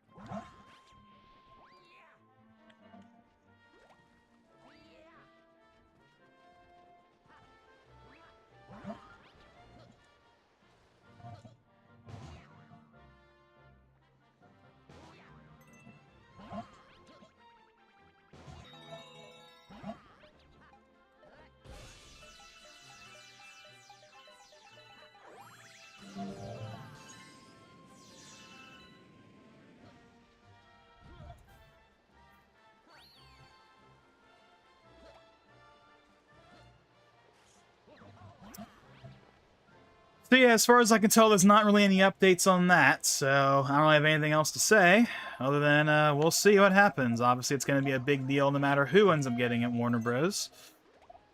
Although it does feel weird that that's even a thing at all, right? Like, Warner Bros., like, at least right now, is doing fine, so I'm not really sure why they're selling. Like, I understand selling the cable networks, that whole, like, them splitting up. NBC Universal and Comcast are doing the same thing, where they're like all of their old TV networks that are like slowly dying because they're cable networks in 2025. Those they're like splitting off into their own companies. Warner Bros. Is doing the same thing, but like the main Warner Brothers entity itself, though, I don't know why you would want to sell that right now. They're doing okay, as far as I can tell. They've had some hits this year, I know. I haven't seen any of them, but I know that they've had some hits this year.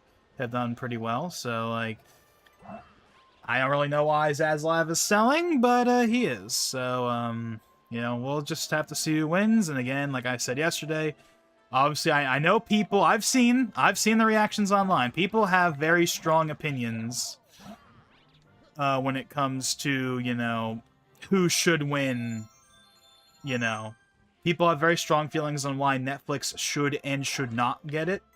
And people have very strong opinions on why Paramount should or should not get it for varying reasons. But we'll just have to... Uh-oh. Oh, dang it. But yeah, we'll just have to wait and see, though.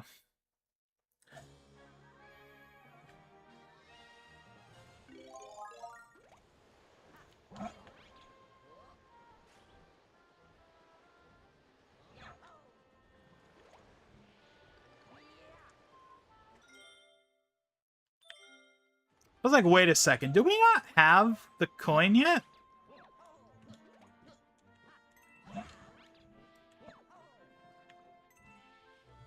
The medal, rather.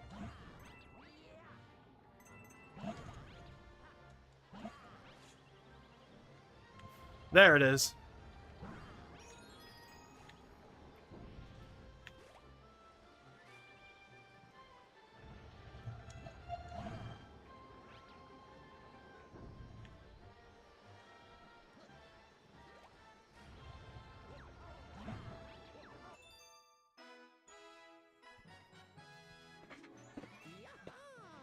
I think we're just going to stick to Mario for the most part. Unlike in Galaxy 1, where, you replay the whole game as Luigi, and that's how you, like, unlock the final galaxy. It's not how it works in this game. In this game, playing as Luigi is totally optional for 100%ing it. You don't have to play as Luigi if you don't want to. Hey, our first comment.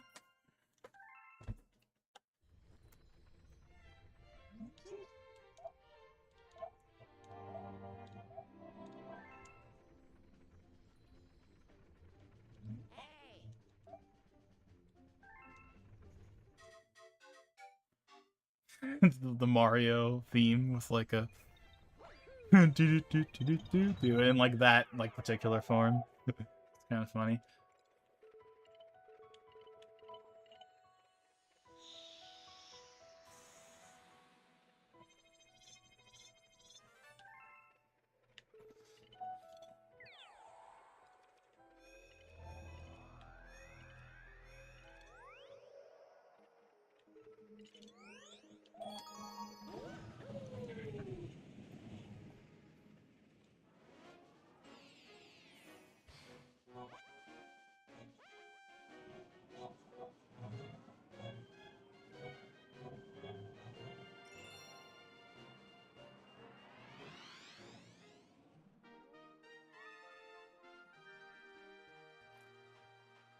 So apparently, okay, so I do see one thing now. Take this for what it's worth. Again, I'm just going off of the Wikipedia page. Supposedly, Paramount might be trying to up their offer again. I mean, I'm sure they're gonna do that anyway, but like, apparently they're offering to push up even more than the already pretty absurd number they've already offered. If you don't know what number they've already offered, as of the time of recording, their current Netflix's current offer is around 87 billion. But Paramount is offering like 108 billion. But the big difference you really gotta keep out for is the fact that Paramount's bid is for all of Warner Bros. Discovery as it exists today. Whereas the Netflix acquisition would just be for the main movie studio and TV stuff. Whereas, like, the networks, like, you know, CNN, TBS, TNT, all that stuff, that would not be included in the Netflix acquisition. But Paramount would be buying all of it. So that's the key difference. But, yeah, so, yeah. Paramount's offering, yeah, like 100-something million. That's pretty nuts. Even Disney buying Fox wasn't that high. But of course, none of that means anything if Warner Bros., Zaslav, and the board of directors, you know, don't agree. So we'll see.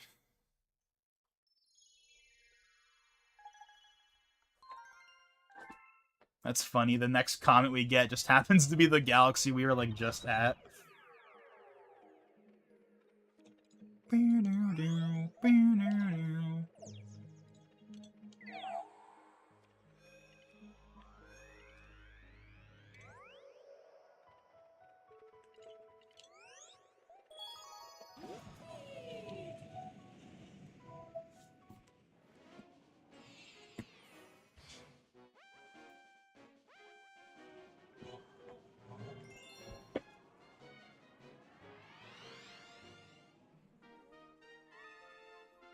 Oh, it's these platforms again from Space Junk, right? Space Junk is the galaxy that had these platforms for that one mission.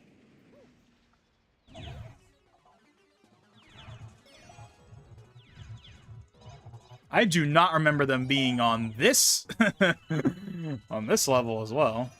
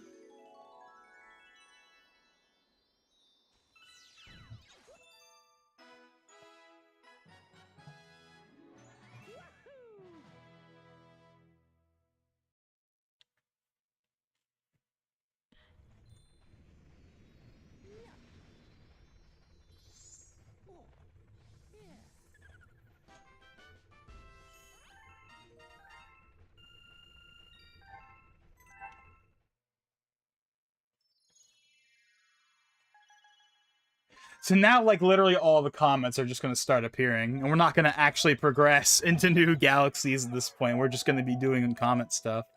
I mean, that's fine, but still.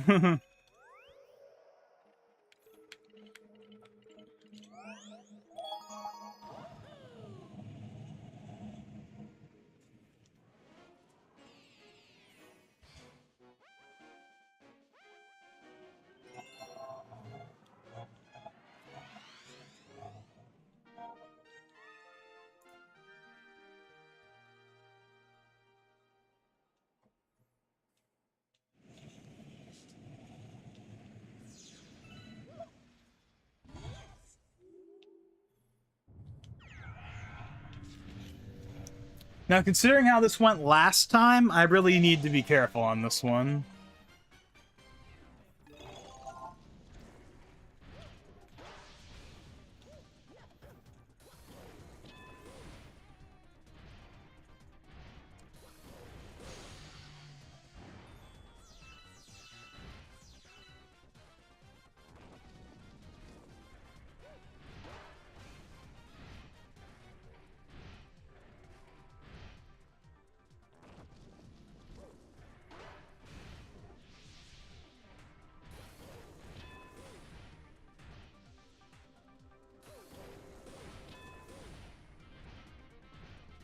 Oh, dang it.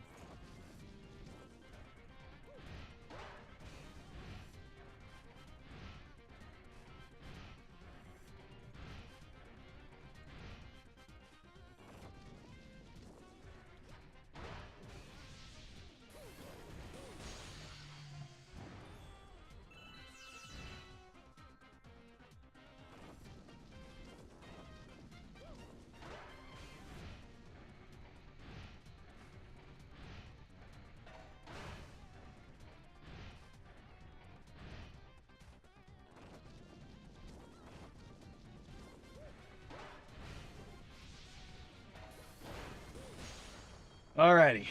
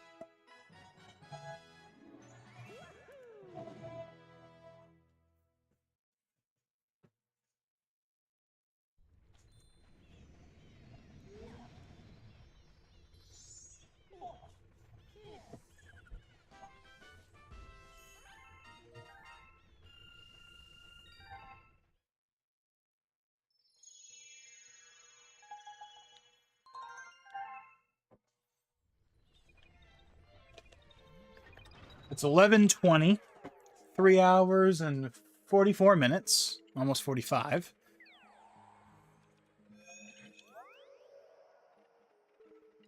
Yeah, there's a very real chance that we're going to spend the rest of the stream just doing comet missions. I said we were going to go until midnight. I think we're still going to stick to that, but again, we'll see.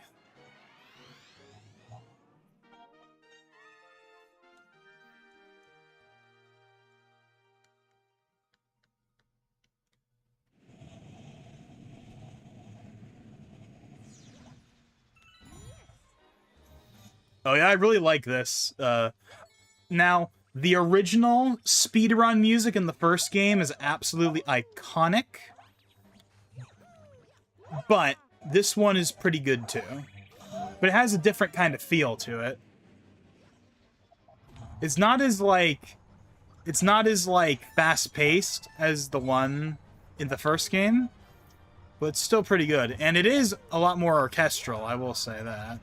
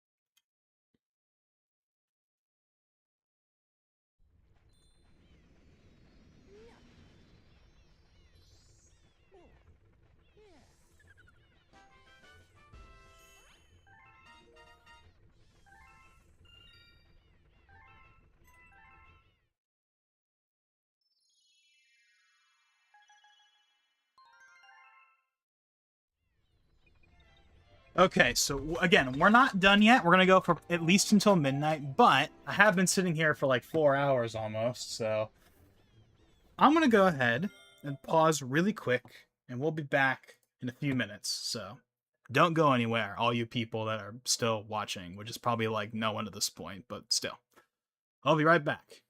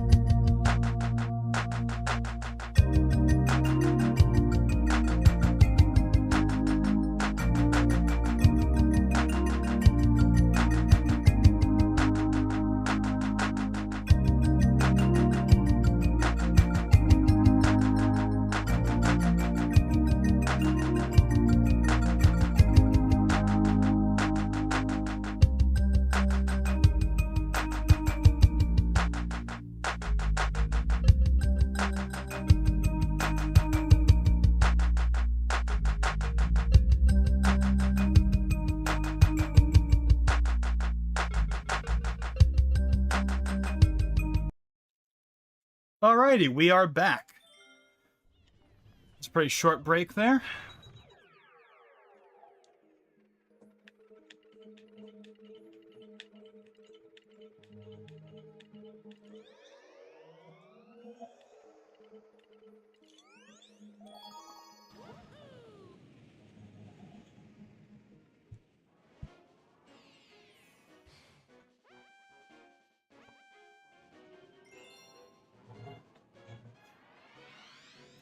Actually, one thing I have not talked about yet.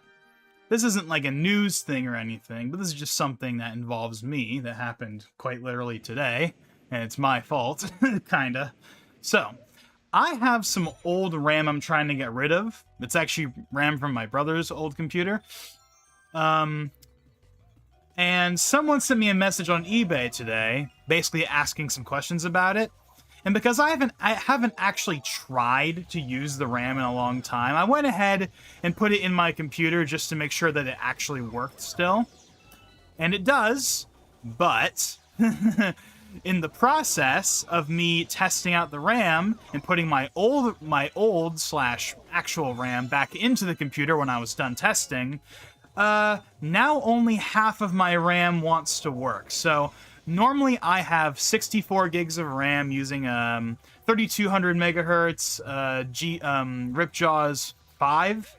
You know, nothing fancy or anything, but, you know, solid, reliable, and has worked pretty well for me up until this point.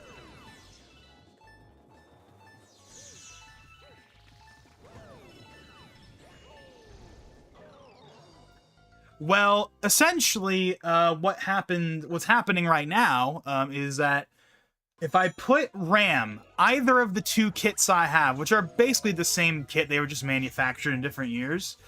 If I put just 2 sticks in, aka 32 gigs, since they're all 16 gig sticks, then it will work. But if I try and put the other 2 sticks in, then it won't work no matter what I do. And I've tried every combination possible, basically, and it seems to make no difference. So, in fact, this very stream is being done with only 32 gigs of RAM because of it. Because I just couldn't figure out why it wouldn't work on 64. I don't know why it's having that issue all of a sudden, and it wouldn't be a problem if I didn't take out the RAM in the first place just to test out the old RAM, but oh well. I'll figure it out eventually. The RAM's not defective, I know that, because again, if you just put all those sticks in on their own, they work fine. So it's not like the RAM is, you know, defective or anything. It just, for whatever reason, doesn't want to work. Now, dang it! Doesn't want you, like, all 4 of them together doesn't want to work right now. So I'm only using 32 gigs of RAM at the moment instead of the full 64. That's not a big deal, obviously, at the moment, but I'm gonna obviously get that all figured out. I mainly have 64 just because, more than any actual need. It's nice to just have, you know, like FU RAM, you know, like not having to care about how much RAM I have. I don't have to worry about RAM usage for really anything I do ever again, now that I have 64. 32 is fine, for sure. If I only had 32 still, it'd be fine. But I'm definitely glad that a few years ago, when I upgraded my processor, that I went to 64 gigs of RAM. And whenever I move to AM5 or even AM6 at this rate, I'll definitely be doing at least 64. I'm definitely not going back down to 32.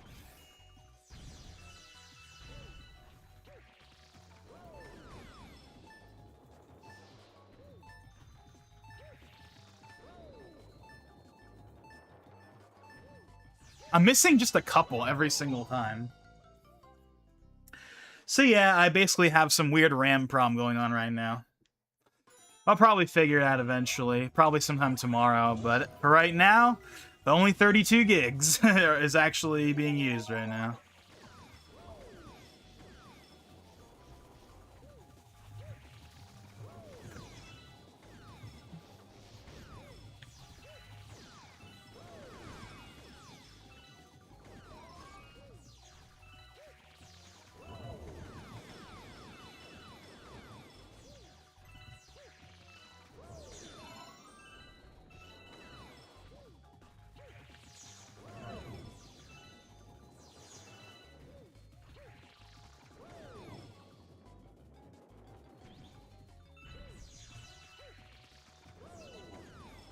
Come on.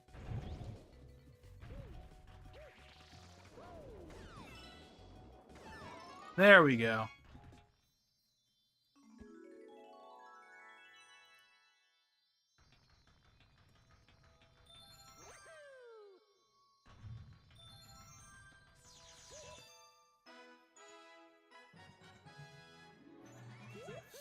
Funny enough, when I did, so the RAM I'm trying to sell, the old RAM I'm trying to sell, which again is not my RAM, it's my brother's old RAM, that because of various reasons that I won't get into, I was basically now just my RAM to kind of get rid of. It's not like it's worth like that much anyway, it's only like 20 bucks probably, at best.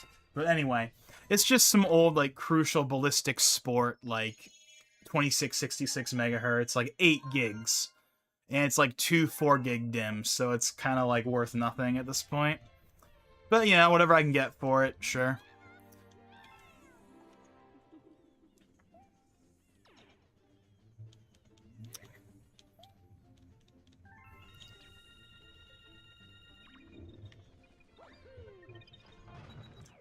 But yeah, when I put in the 8 gigs of RAM, the 2 4-gig sticks, it worked fine. But what's funny is that the RAM usage in Windows, like without just booting up Windows and just being on the desktop without doing basically anything or opening up anything, was using up most of the RAM just sitting there. Now, I'm not surprised because 8 gigs these days is pretty small, but, you know, with 16 gigs being kind of like the bare minimum and 32 gigs being like the recommended for most people, and then 64 gig is for people that want FU RAM or have like really high-end systems.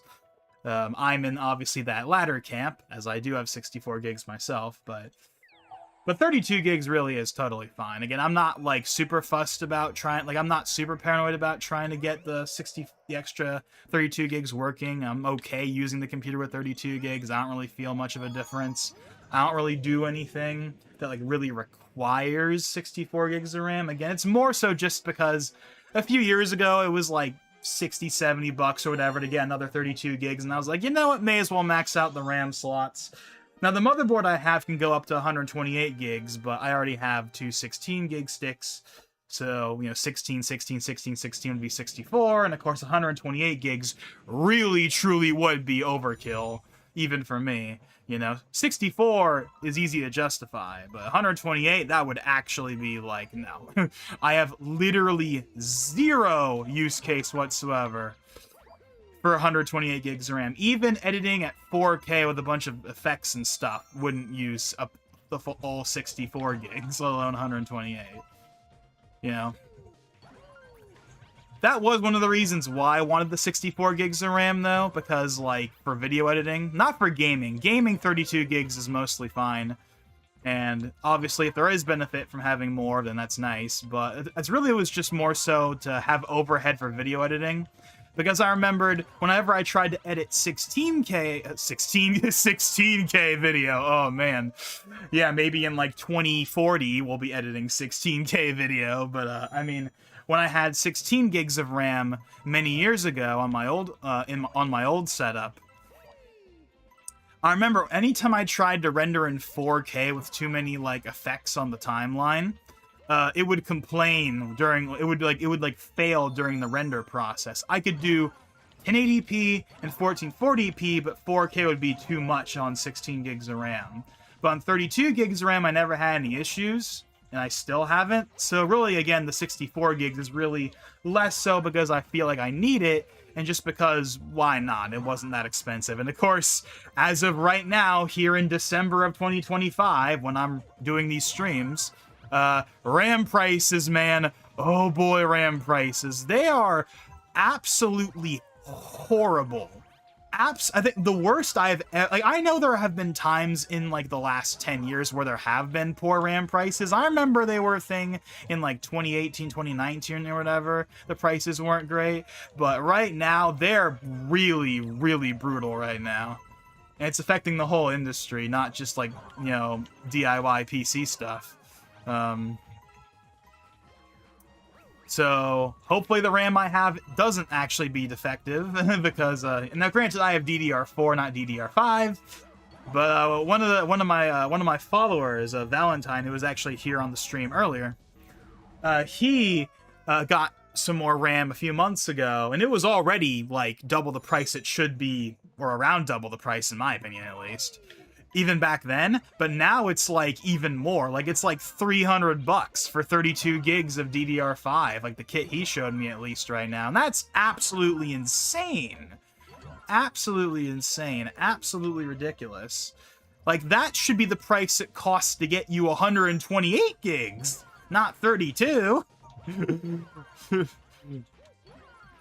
yeah, I definitely hope my RAM didn't decide to suddenly be defective all of a sudden, because that would be annoying, even though it would probably not cost that bad, because again, it's DDR4. DDR4 is obviously the old standard at this point, but still.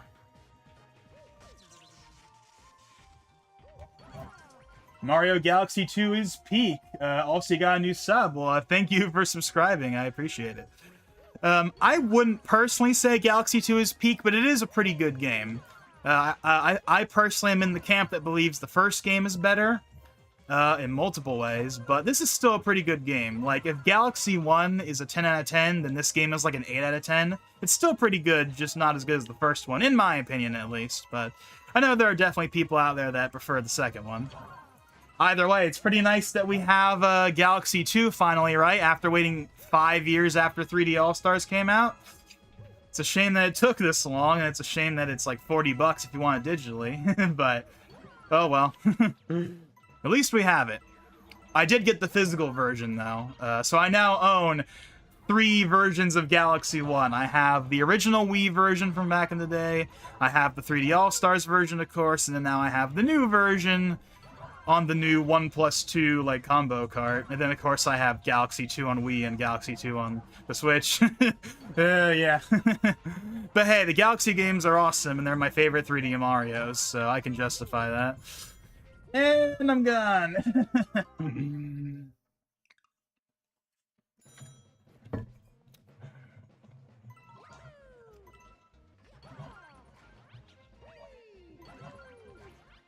I got Galaxy 2 before 1. Yeah, I got Galaxy 1. I mentioned this way earlier on in the stream, but my story with the Galaxy series is... So I got Galaxy 1 for Easter in 2008. And I remember that my parents, you know, they hung it from, like, the tree in our backyard. We no longer have that tree. It got cut down years ago. But they, like, hung it, like, on the tree. And that's when we got it, was, yeah, Easter 2008.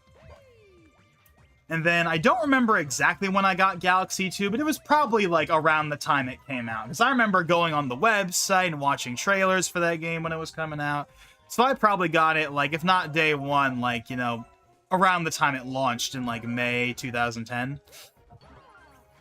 So yeah. Galaxy 1 is my favorite 3D Mario.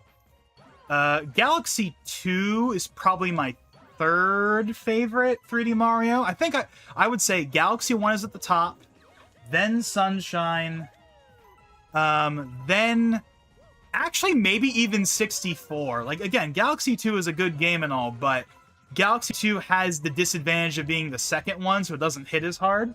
Plus, again, I have my own personal nitpicks with it that make it not as good as the first one for me. But, maybe it's my fourth favorite then. I don't know. It's either third or fourth, I would say. I like it more than Odyssey. Odyssey, I would say, is probably my fourth favorite then. So I guess Galaxy 1, then Sunshine, then either Odyssey or Galaxy 2, then 64, and then, like, 3D World, then 3D Land. Now, I like 3D World, but 3D World to me is not a real 3D Mario. It's New Super Mario Bros. 3D. It's a 2D Mario in a 3D space. It's a good game with a great soundtrack, no question there. But it's not a true 3D Mario, in my opinion. A true 3D Mario has a certain structure, has a certain formula. You know, 64 and Sunshine has its formula. The Galaxy games have their formula. And, of course, Odyssey returned to, like, the 64 Sunshine style. But all of them qualify as true 3D games, in my mind. Whereas 3D Land and 3D World, while they're good games, especially 3D... You know, 3D Land is kind of okay, but 3D World's a good game with a pretty good soundtrack.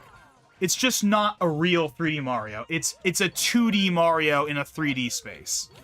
Which is why when it got announced, because I remember when it was announced in 2013, I remember being a little annoyed, because it's like, because I wanted, you know, an actual 3D Mario, you know? And I had to wait all the way until 2017 to get an actual 3D Mario again.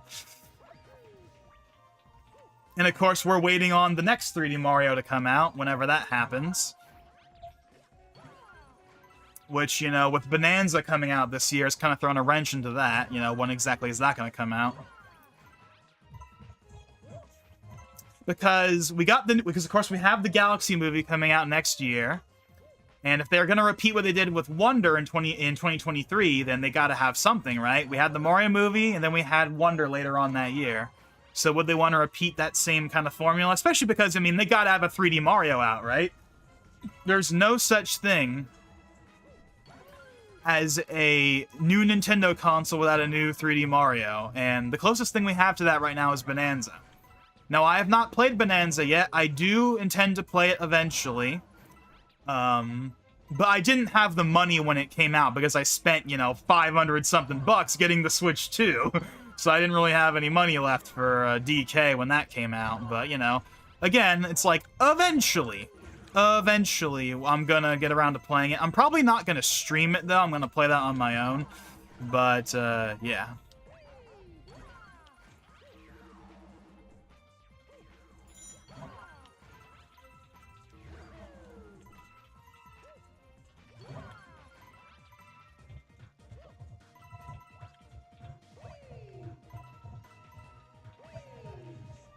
There we go, finally. Yeah, 3D World isn't really, yeah. It's a good game. It's a good game, it is.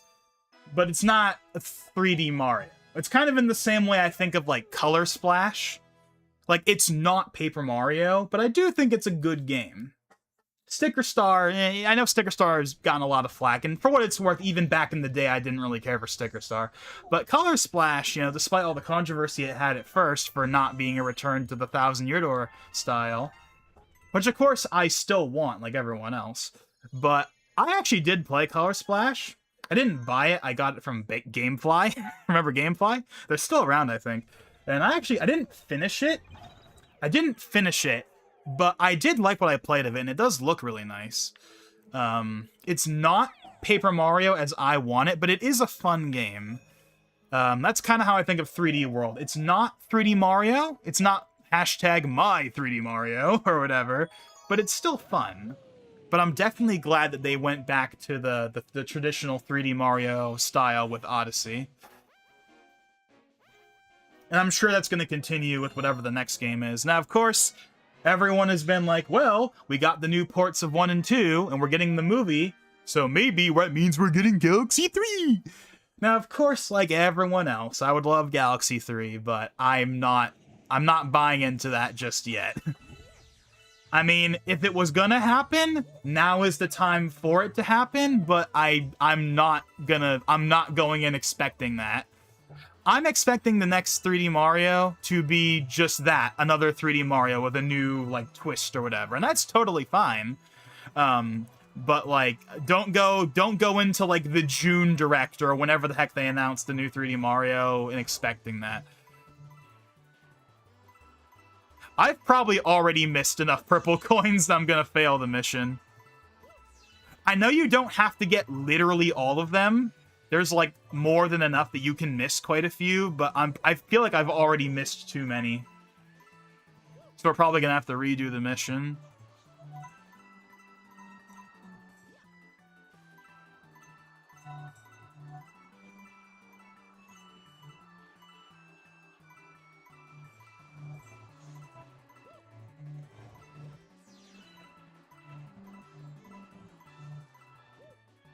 Wait, hold on, we might have enough. Oh, damn it. Not quite. The failure music. Almost. We were within like 10 coins. Honestly, I like the new Super Mario Bros. DS Wii too. Oh, you would like to have those on Switch. I mean, I like the new Super Mario Bros. Games. I know, again, I know they have their flack, and I know that, like, the series, like, here's my opinion of New Super Mario Bros. I think the first game is the best one. I like the first game quite a bit. It's probably one of my favorite games on the DS. I like the one on the Wii. The Wii one's a pretty classic game for me. Not 3D Mario classic, but it's a good game. I like New Super Mario Bros. Wii. New Super Mario Bros. 2 is okay. It's okay. It's fine. It's nothing really remarkable. And then New Super Mario Bros. U is good, but nothing super exceptional. Overall, a relatively solid bunch of games, but there's a reason why they stopped doing them. It was kind of diminishing returns as it went along. And of course, we got, a kind of a reboot with 2D Mario with Wonder, which I have also not played yet, although I do have it. I've had Wonder since, I've had Wonder for years, but I haven't played it yet, because I've deliberately been waiting, because I've been under the assumption, dang it, I still didn't quite get enough, because I've been waiting for them to do some kind of patch or update, because eventually it got to the point where it was obvious that Wonder was going to get a Switch 2 update or something like that at some point, so I deliberately was waiting. Like, even in, 2024, right, before the Switch 2 was announced and we didn't know how the upgrade stuff was going to be handled, I was like, there's a decent chance we might get an upgrade, so I'm going to wait. And obviously, as we now know, there's going to be a Wonder Switch 2 upgrade with new stuff coming out next year. So I'm going to wait until that comes out, and then I'm going to play it then. So, yeah. I have Wonder. It's literally sitting on my desk along with all my other Switch games. I just have deliberately been waiting to play the inevitable Switch 2 upgrade patch, whatever they were going to end up doing with it. I mean, the second that New Super Mario Bros. U Deluxe got a free patch, but Wonder didn't, it was like, oh yeah, it's totally getting a Switch 2 edition announced. 100%. There's no way it's not getting one. And obviously it is, but we gotta wait until spring for it to come out.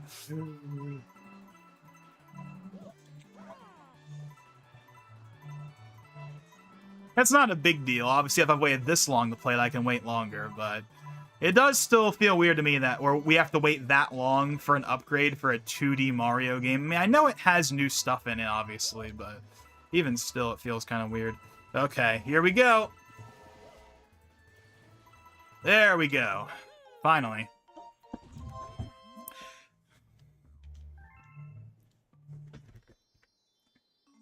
Mario Bros. DS is my favorite? Yeah. Like I said, that's my favorite. Of the new Super Mario Bros. Games, that's definitely my favorite one. But my favorite Mario game of all time is Bowser's Inside Story. The music, the gameplay, especially the Final Battle music, yeah. I have not played any of the Mario and Luigi games. That's one of the series I've kind of missed out on. I know people have said good things about, the early games, especially, Superstar Saga, Partners in Time, and Bowser's Inside Story. Those first three games in particular, I know people have pretty good things to say about. The 3DS ones, not as much so. I know Paper Jam wasn't received very well, but to be fair, that game has Sticker Star Mario in it, so that probably doesn't help it. And then, of course, Alpha Dream, of course, went bankrupt, unfortunately, because of them putting out remakes in a time when no one wanted to buy games on the 3DS. They literally went bankrupt because of the Bowser's Inside Story remake flopping, because it came out in 2018, 2019, when the 3DS was super dead. The Superstar Saga remake, that came out in 2017. That one's more understandable, but Bowser's Inside Story was one of the last 3DS games that came out, so of course no one played it. By that time, everyone was very much on the Switch bandwagon. Everyone had a Switch at that point. They did not want to boot up their 240p 3DS to play a remake of a game that really didn't need a remake anyway. At least that's the way that I look at it. But anyways, yeah, Alpha Dream went bankrupt, sadly. And, people were wondering, is the series dead? But then, of course, last year, we got the reveal of the new game that came out from a different studio that does have some of the original guys involved from Alpha Dream. And from what I remember, it reviewed okay. But it wasn't as revered as, some of the earlier games in the series. Again, I haven't played any of them, so I can't speak to it personally, but I don't know. It was cool if the series came back, though, even if it wasn't like a super big hit with the fans. Like, I want to say like it was kind of like a 7 out of 10, 7.5 out of 10 type game, as I would say the general way that that new game was received. But again, I'm not gonna act like I'm really paying attention to that too much. It's just from what I remember vaguely from last year.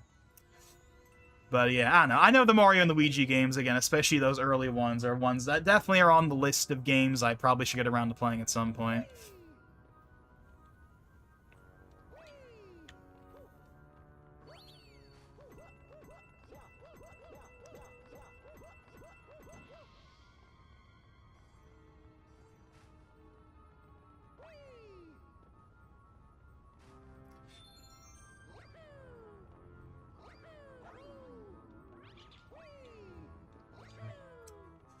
Speaking of games I do need to get around to playing, there's actually quite a few games that I've had for a while that I have not played for some reason.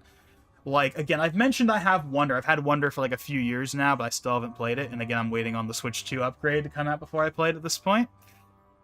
But I also have the Mario RPG remake, which was received pretty well. They even got Yoko Shimomura back to do the music again. I do have that, and I've never played Mario RPG before. I never played the original Super Nintendo version, so of course my plan is I'm going to end up playing the remake version. So I have that, but again, I haven't gotten around to actually playing it yet. Uh-oh. But I do have that. I started a Persona 3 Reload playthrough, like, earlier this year, but I got stuck on one of the boss fights a few months ago, and I kind of, like, put it off to the side. I'll get around to finishing it, as well as the Answer. I did get the Answer, because it was on sale. It was on sale recently. Or not recently, but, like, a few months ago, so I do have the Answer. I will be playing that as well, of course, at some point. I also have FF7 Rebirth. That's another one I haven't gotten around to playing, even though I've had it since launch, funny enough, but I still haven't gotten around to playing it. Which is kind of annoying, because there's a bunch of Maximilian videos I've wanted to watch, but I can't watch them because I'll get spoiled on stuff. So I got a huge backlog of, like, Maximilian, like, FF7 videos that I can't watch. Because I haven't even finished Rebirth still. One of the reasons I was kind of waiting to play it, though, is because I wanted to see if I would wait to play it on a PS5 Pro. But then, of course, the PS5 Pro came out and was $700 without a disc drive. And it's like, okay, I don't know about that. At least with my current financial situation, I don't think I can justify that.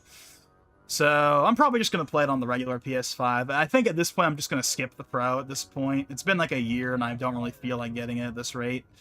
Most of the games I play on PS5 run just fine. As is. They look fine, they run fine.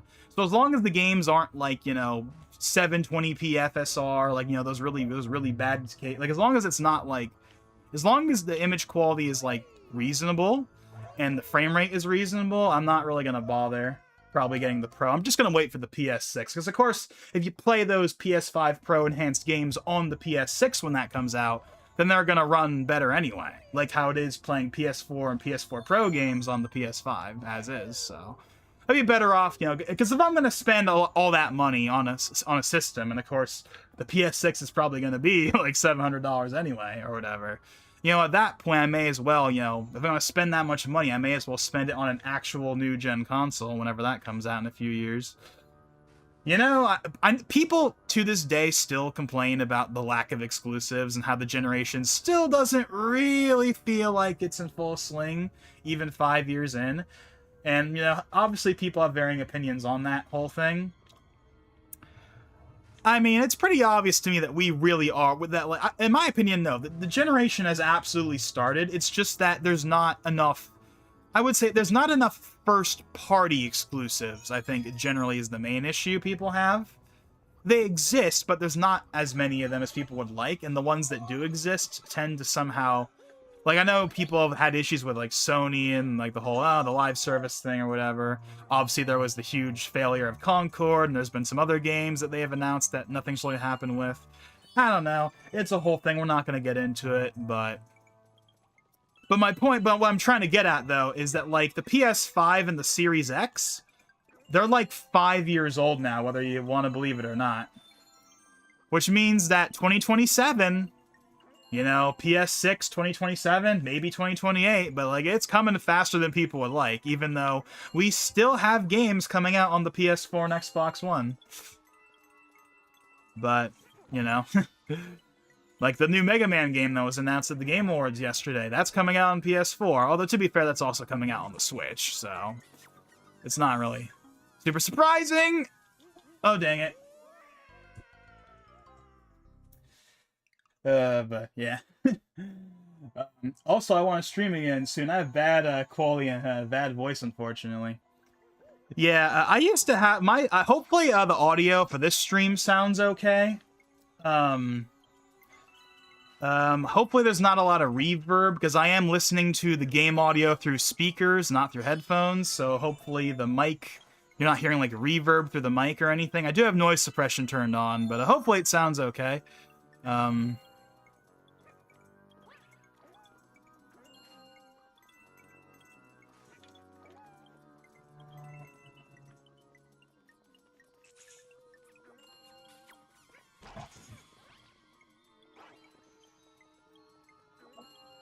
Oh, whoa!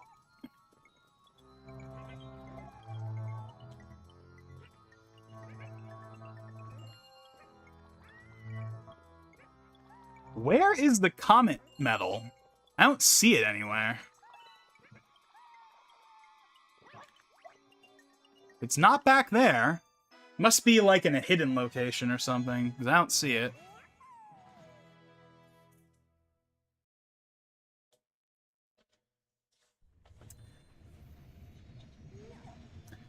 Funny story, I played Minecraft yesterday and saw a diamond armor zombie. That's pretty neat. I don't think I've ever seen a zombie with diamond armor before. I didn't even know that was a thing. I'm sure like the spawn rate on that is insanely low. Or is that a new edition? I haven't played the most recent update. I know that there was an update that came out like recently. I don't know if that's a new edition or it's just it's been around for forever and I just have never seen it.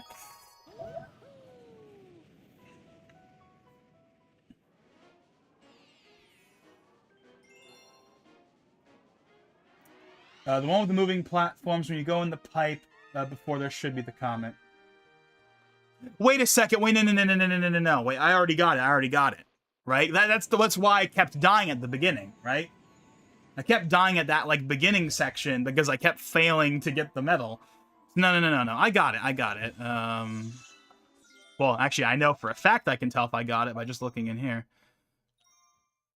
Yes, we did get it. Okay. It's funny, that happened earlier on in the stream where, like, I got a medal and then I immediately forgot that I got it and I went back to be like, did I get it? I don't know why that happened, but anyways, yeah, no, we got it.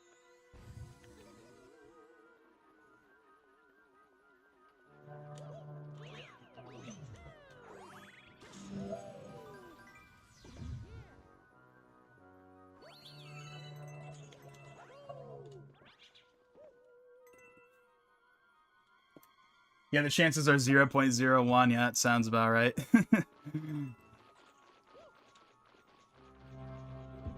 1.14.4.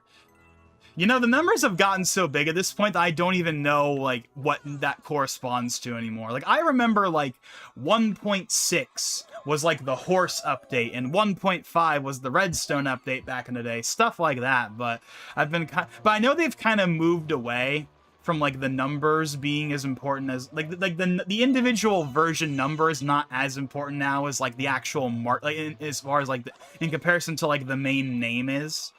Because I still remember the days of, you know, this is going to be a bit of a throwback, I'm sure, at least if you are someone that was like me. But I still remember a bunch of, like, the old, like, remember the old console version, the old 4J Studios version on, like, the 360 and stuff? Like, I still remember the old TU updates. Like, I remember, like, TU 12 or what was it? TU 12 or 13 was, like, the jungle update, added the jungles and ocelots. Like, I still remember like those old like TU updates because they were a big deal back in the day. Man. But yeah, but the numbers have gotten so, but even for like the mainline, you know, Java/Bedrock numbers, like they've gotten so big now that it's like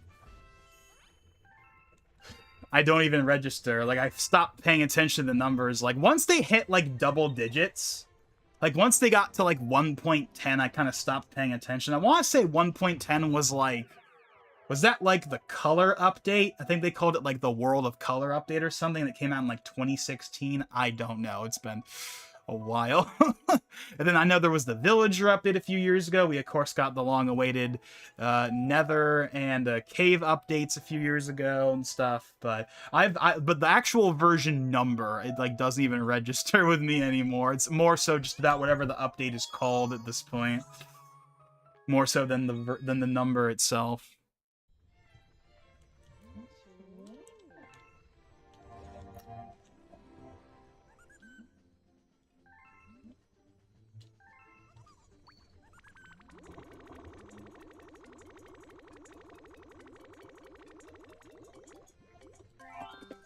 That one last one. 1.22 is now 26. So wait, did they pull an Apple? Because you know how Apple, right, with all the recent OS updates, with you know they unified it, so now it's all 26, right? Like Tahoe is now Mac OS 26 instead of Mac OS like 16, I think is what it would have been, right? Because Sequoia was 15. So I think Tahoe would have been 16, but it's 26. And of course, we went from iOS 18 to 26. Like, did they do that? Did they do what Apple did with all their recent releases, where now it's by the year or whatever? Or is it completely just like, or is it not that at all? And I'm just,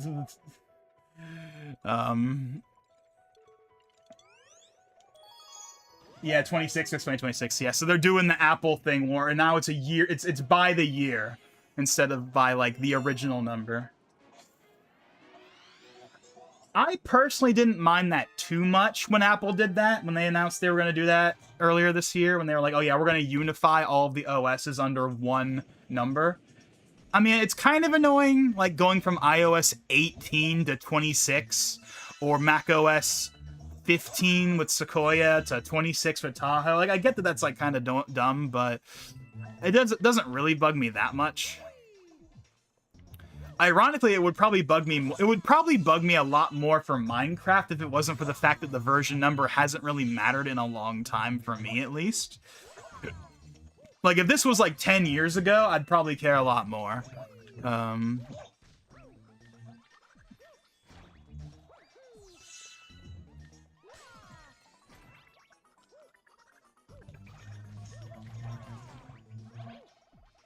I want to say 1.17 is the Villager update, if I'm remembering correctly. But obviously, I'm not as plugged into all the update stuff as I was like 10 something years ago. 10, 12 years ago. 12 years ago. Oh my god. Has it really been that long? Actually, yeah, it kind of has been that long. Because the first time I played Minecraft really was the 360 version in like 2013. So yeah, that was 12 years ago.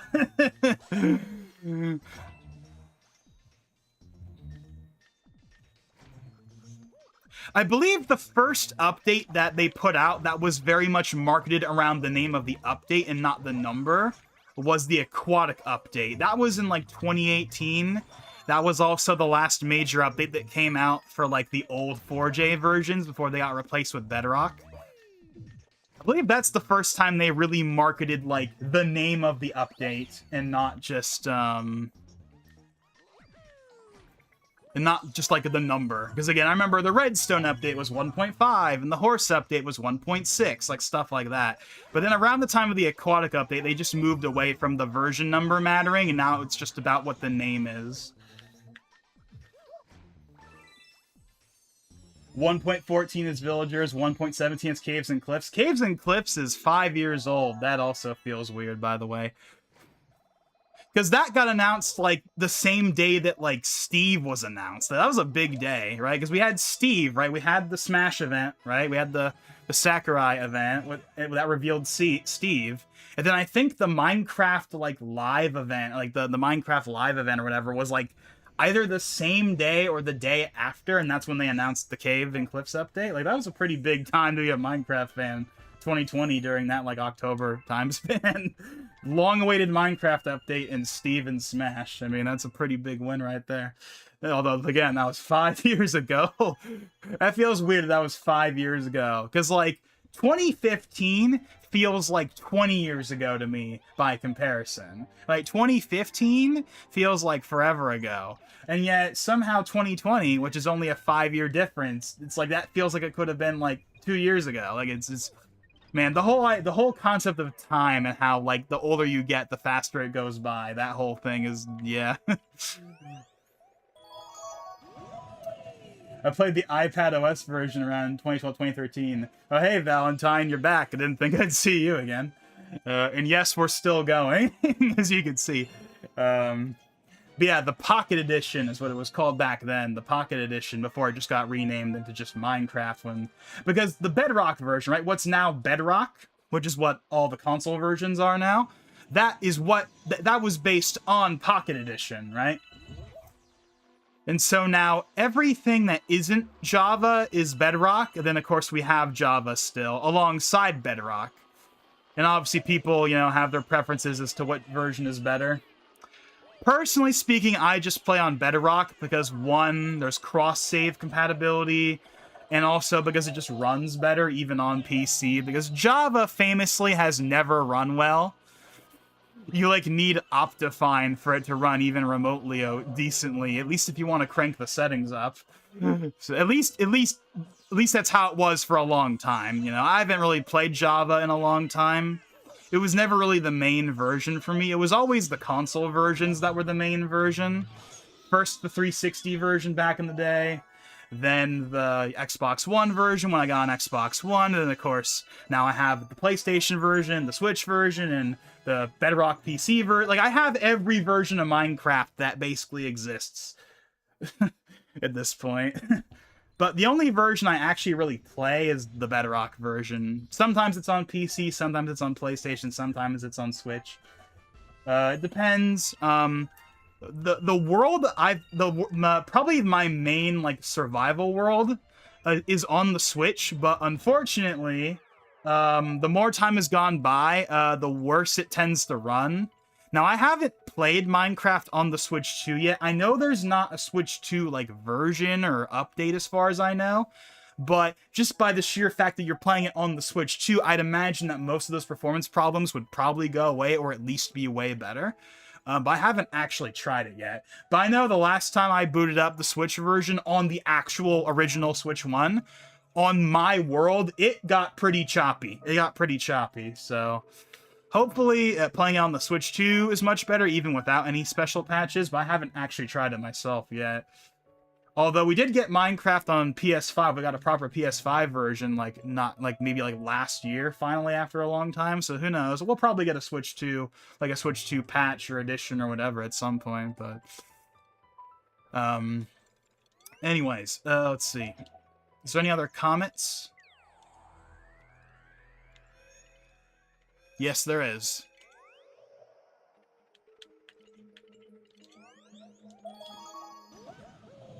I played the PS4 PS4 edition back when the world was limited.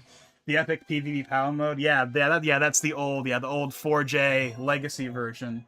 Yeah, if I remember correctly, on the 360 and PS3 and Wii U and like unlike the old consoles, it was like 512, I want to say 512 by 512 or 1024 by 1024 for like the world size. Like it was small, right?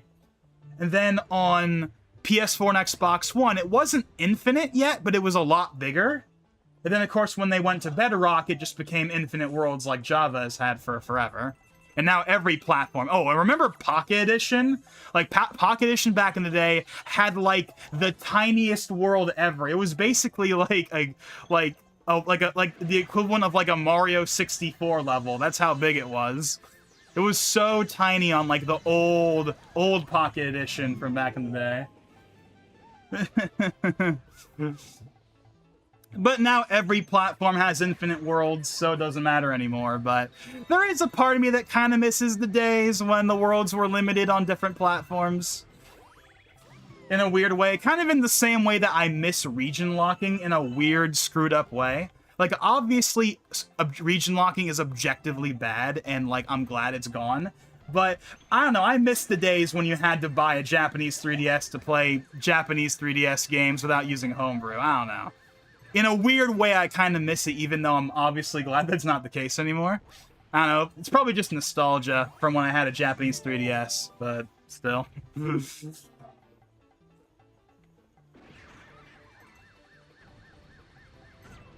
Oh, dang it. The Switch version doesn't run well. Yeah, I mentioned that. I think you probably mentioned that before I even said it. But, yeah. At least if you play the Switch version on the actual Switch, it does not run particularly well anymore, unfortunately. But I'm sure if you play it on the Switch 2, it's a lot better. Not perfect, but a lot better, because it can brute force it. In the same way that, like, Age of Calamity ran fairly poorly on the Switch 1, but if you play it on the Switch 2, it's way better. Just through brute force.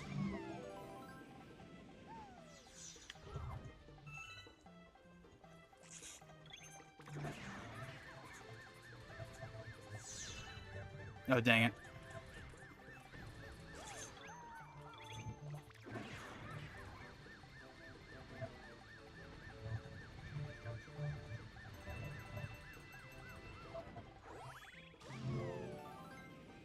I bought the PS5 edition a few months ago and I got bombarded with three different pop-ups. It's so cluttered.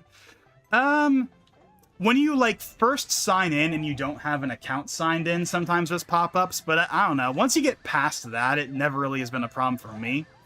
I mean, obviously, when there's something going on in the marketplace, they'll tell you there's something in the marketplace whenever you boot it up or whatever. But it's never really bothered me, and obviously, once you get into the game itself, you never have to deal with any of that. But it is not as seamless as it was on the old console versions, I will say that. I think on the old console versions, the 4J versions, it was more seamless. It is a bit clunkier on the Bedrock version, but overall I don't think it's a big deal. Although I do miss that minigame. I do miss the old minigames that they added, like, later on, like, I think 2015, 2016. Kind of later on in the old version's lifespan when they added those minigames. And they had some pretty neat music. Some of which we even got in Smash. We got, like, one of the PvP musics from that old minigame is in Smash, which is cool. So it's nice that that's preserved in Smash.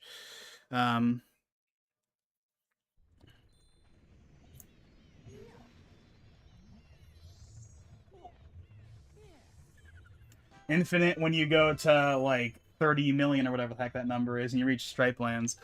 Is that even still a thing? I'm pretty sure the Far Lands are, at least the last I checked, that's long over. Like, I mean, I don't remember what happens when you reach the quote edge of the world now. I want to say you just fall through. Like, there's no weird, like, there's no weird, like, geology thing that happens. I think it's just that you fall through the world. Like, the collision on the blocks just stop after a certain point, and then you just fall through, and that's it. But, it would be kind of... honestly, they should bring back the Far Lands. The Far Lands is cool.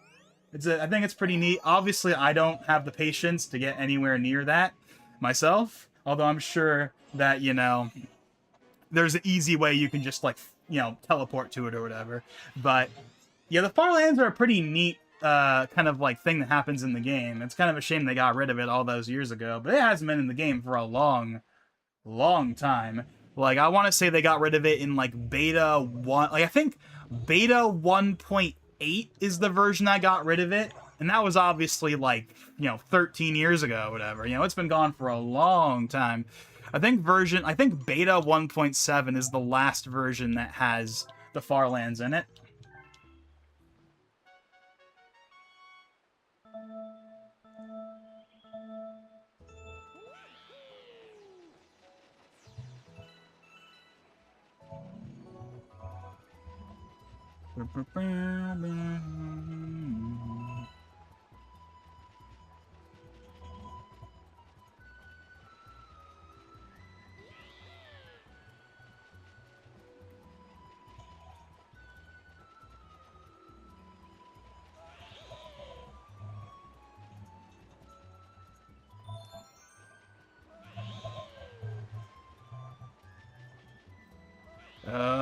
gotta catch up. I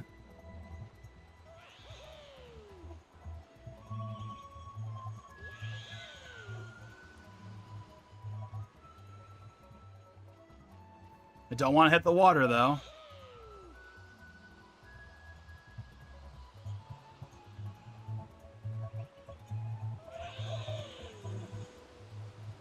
Okay, there we go. I think we're good now.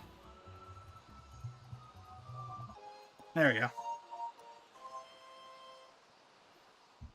The Far Lands was from a while ago. Someone spent years reaching them.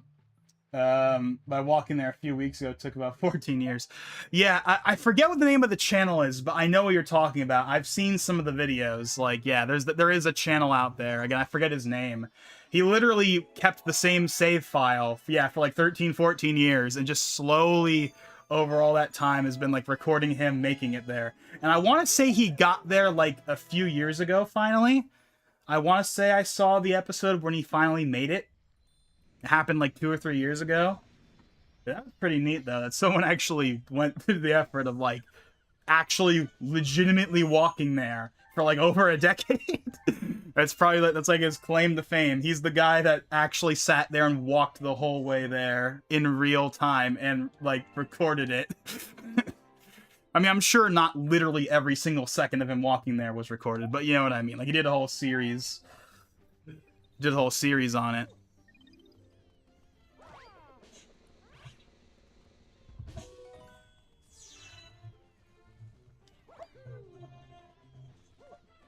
What's kind of actually neat, though, is that there actually is a reference to the Far Lands in Smash.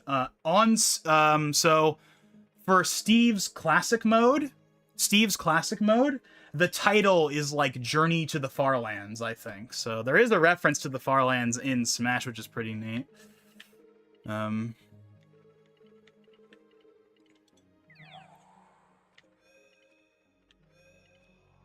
Oh, are we finally out of comets? Okay. At least for now.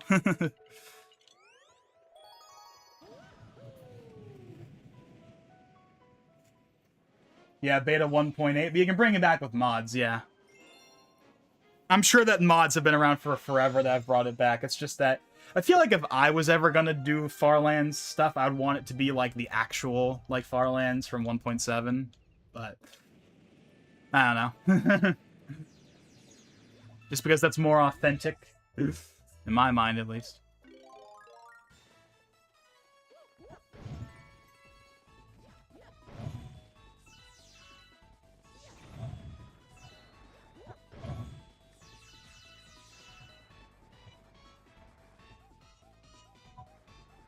Oh, dang it.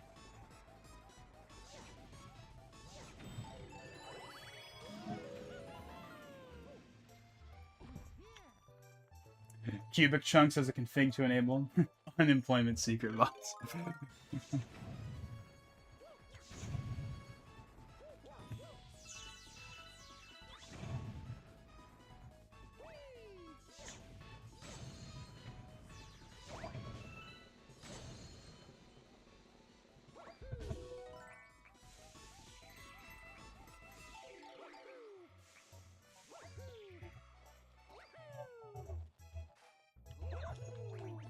Now, I want to say there's some kind of secret thing in this section.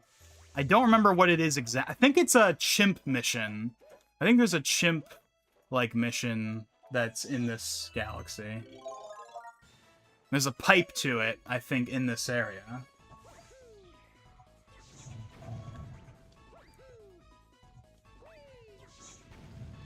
Yeah, right here. Yeah, here we go.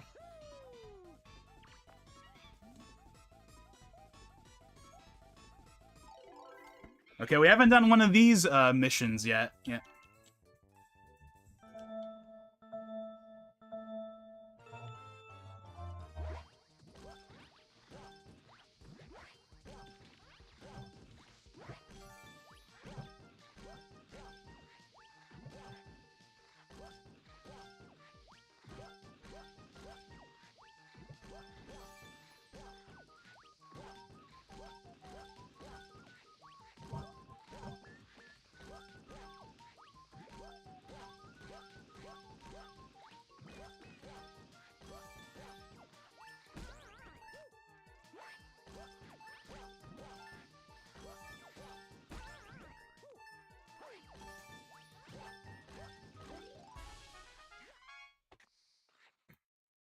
3DS finally sold earlier. Got about 420 for it.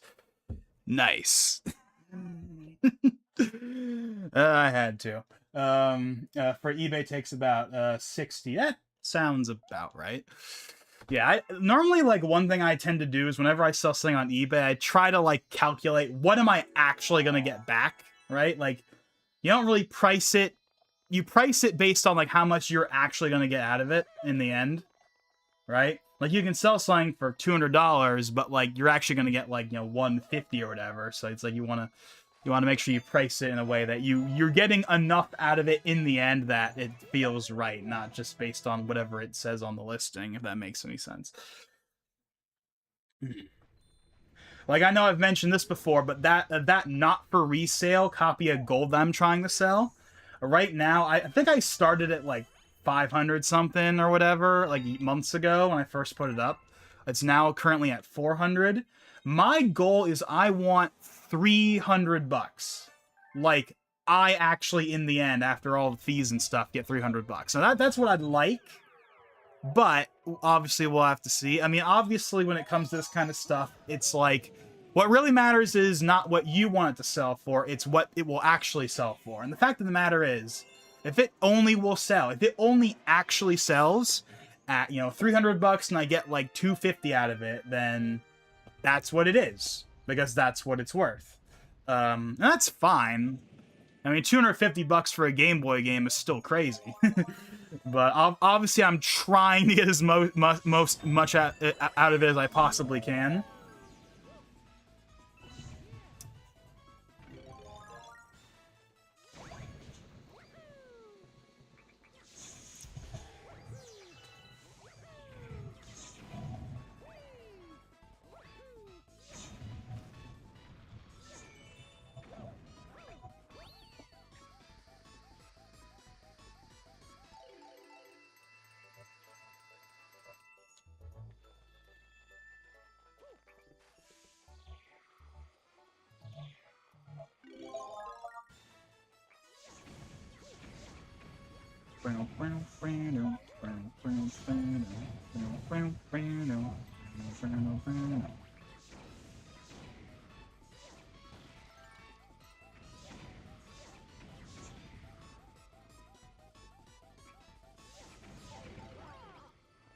I was gonna say, I heard that metal. I could hear that metal sound.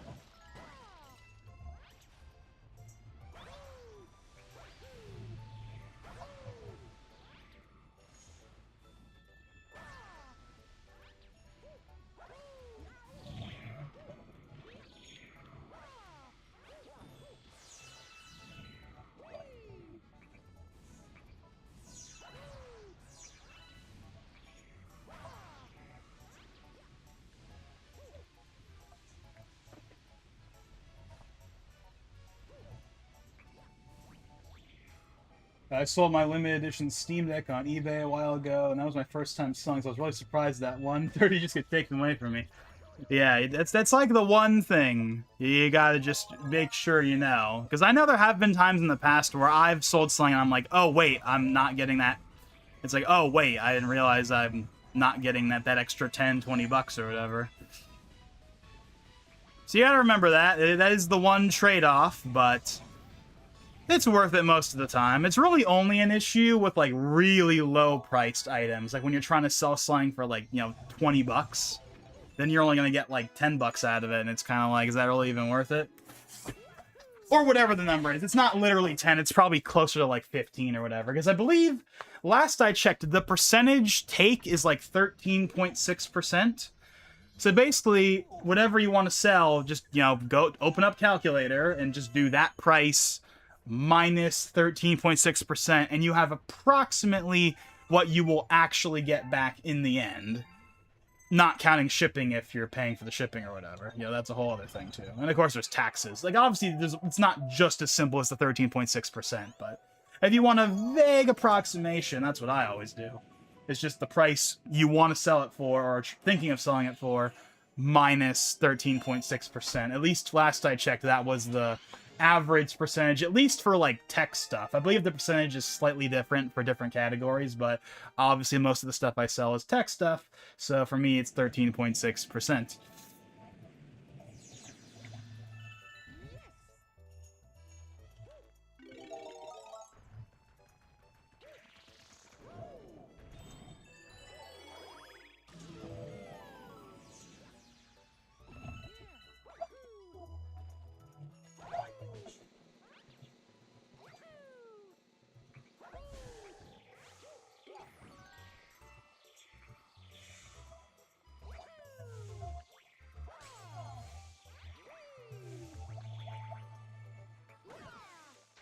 Oh, not quite.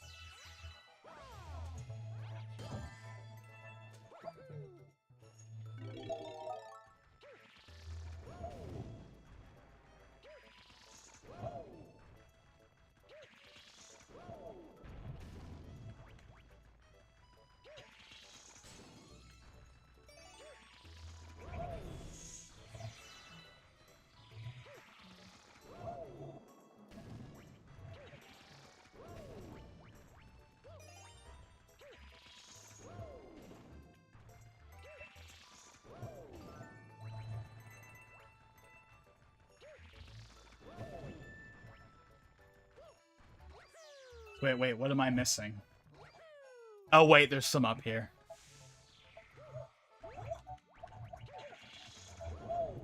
Oh, nope.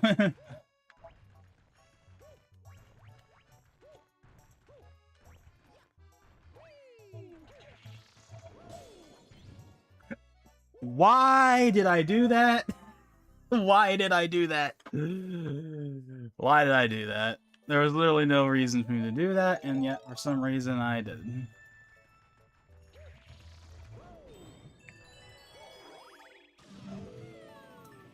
So it is 12:28, so we have clearly well blown past that initial midnight kind of like deadline I said we were going to do. So I think at this point it's obvious we're going until 1. Now, we are going to actually stop at 1. 1 is kind of my traditional, like, hard cutoff. Like, that's the latest we'll go until we stop. So we got another 30 minutes probably, and then we'll actually call it.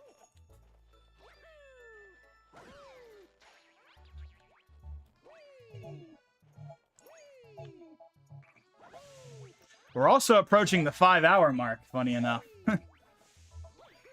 So we've gotten a lot done in just this first stream, which is actually nice, because it means that we'll be able to shrink the amount of streams we have to do, hopefully by more than we did last time. Because, like, again, the Galaxy 1 streams I did was 9 streams for everything.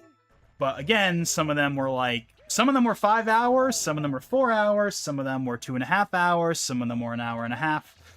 So, I mean, obviously not every one of these streams is going to be 5 hours, obviously, but, like, again, what I was saying earlier is I'm kind of thinking, like, 3 hours is, like, the lowest number we do. I want the lowest number to be, like, 3 hours. Then we can probably get all this stuff done in 7 streams instead of 9 streams. And who knows, maybe even lower. We'll have to see.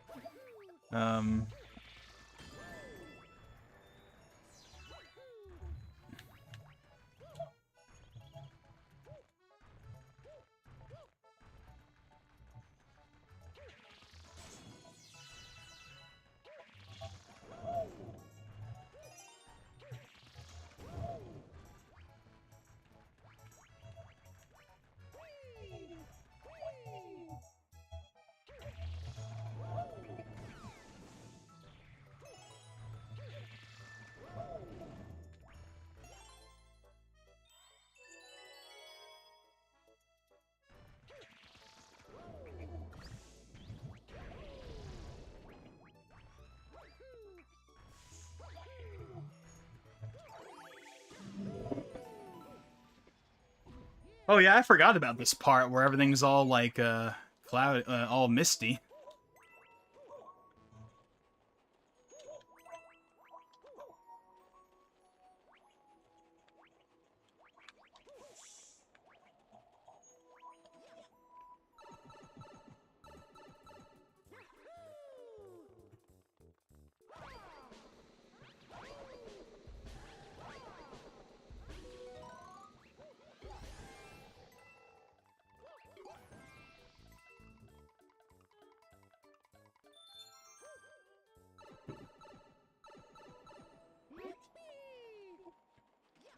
Oh, I just remind. Oh, I just remembered something. Oh, I just remembered something. Oh, I'm glad I remembered this. What am I talking about? I'll say it in a second.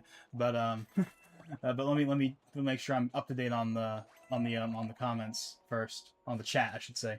Your videos are really good second monitor type videos, by the way. Having them playing in the background gaming is cozy. Well, I'm glad to hear that. I'm glad to hear that. Alrighty then. So this is something I forgot to talk about yesterday, and it's something I wanted to specifically mention when you were here. I was actually going to send you a message on Discord about it, but I was kind of like, you know what, now I'll wait until I do the Galaxy stream and I'll just mention it then. So, this is something I completely forgot to mention. This is something that happened, so obviously when the Game Awards stream happened yesterday, right? This is something that happened before you joined. But do you remember that part? When there was, like, floating paper? Like, one of the game reveals had, like, floating paper? And then a guy descended? Like, remember that? Like, no joke. When I saw that floating paper, this is gonna sound really ridiculous, but I swear to God, this is what my eyeballs just told me. When I saw that floating paper, I swear to God, even though obviously, it didn't mean literally anything, I never thought it was, even in the moment. When I saw that floating paper, it looked like it was in the P5 engine. It just, for some reason, looked like that. Now, that probably was just because what we were seeing was like a display of a display. Like, it was on like the monitor in like the background of the stadium, or in like on like the stage or something. I don't know. For whatever reason, it looked like it was like the P5 engine, those papers. How can I possibly tell something like that when it's just paper falling down? I don't know. Maybe I'm seeing something that's not there because I desperately want it to be something. But yeah, so I saw that, right? I saw that. And then, by sheer coincidence, even though again I knew literally none of that was gonna happen, literally right after that, they have the guy come down, and on his like sweater, shirt, whatever, it says P6. It was such a troll. Unintentional, but the fact that those two things happened back to back for the same game announcement thing is crazy. Again, obviously none of it was ever gonna mean anything, but I swear to God, the fact that, like, the P6 thing on its own would be one thing, but the fact that they had the flying paper that I swear looked like it was in the P5 engine, which, by the way, wouldn't have meant anything anyway, because obviously Persona 6 wouldn't be using the P5 engine, it'd be using Unreal Engine, like Reload and Revival are going to. So it wouldn't even be the P5 engine in the first place. But I swear to God, the fact that double whammy happened of obviously this means literally nothing and I'm just seeing things, but like still. Although I mean, you gotta admit the P6 thing, like me seeing the engine in the floating paper, that's just me seeing things because I'm weird or whatever. But the P6 thing, I mean, come on. Like, come on. Like, surely Jeff knew what he was doing with that. Surely. Come on. There's no way he doesn't know. Like, that was pretty teasery, but yeah. I don't know. I wasn't sure if I mentioned that or not after the fact. I want to say I didn't, but I don't know. But I remember I talked about that when it happened, so... But that was before, so I don't know if I brought it up later or not. I remember you ranting about it later on the stream. Okay, so I guess I did bring it up. Well, I guess I brought it up again because why not? Because that was pretty nuts, in my opinion. Even though, again, none of it meant literally anything, and it was never gonna mean anything. I knew it didn't mean anything, but it was just really strange. how that lined up.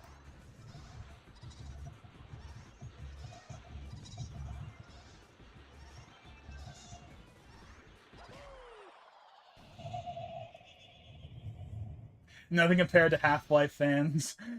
Subreddit is gone. Oh yeah. Yeah, that was never gonna happen. I know I said that at the beginning of the stream. I said that at the beginning of the stream before you even joined.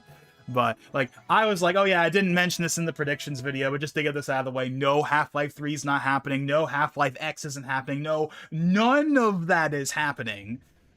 Because people said this last year. I remember last year, people said that, oh, Valve is going to have something, there's going to be something, and then it never happened. So why would it be any different now?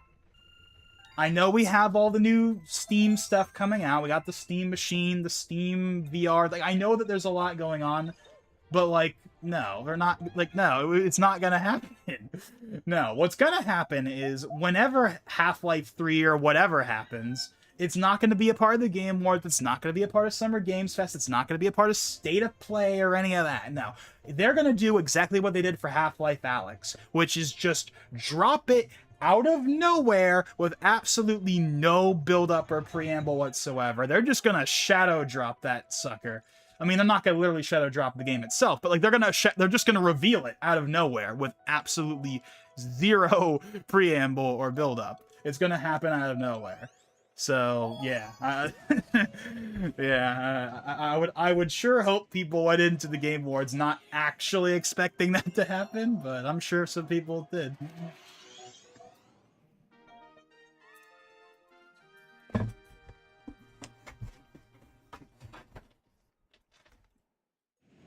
I think there will be some announcement eventually, maybe with one of their hardware releases. I mean, that is the one thing I will say. I think I will give them this.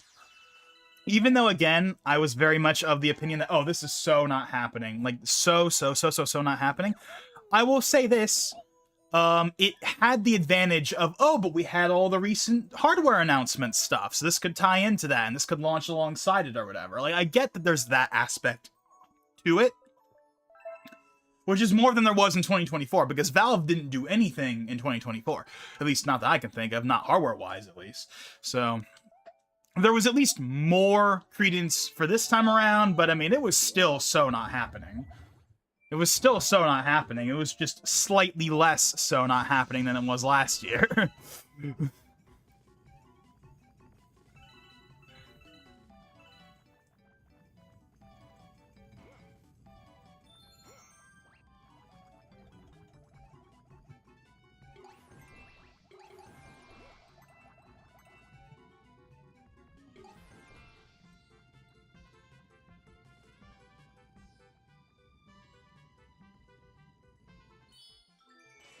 I was gonna say Deadlock, but I'm pretty sure Deadlock got a beta this year. I don't think Deadlock is out of beta just yet, I think.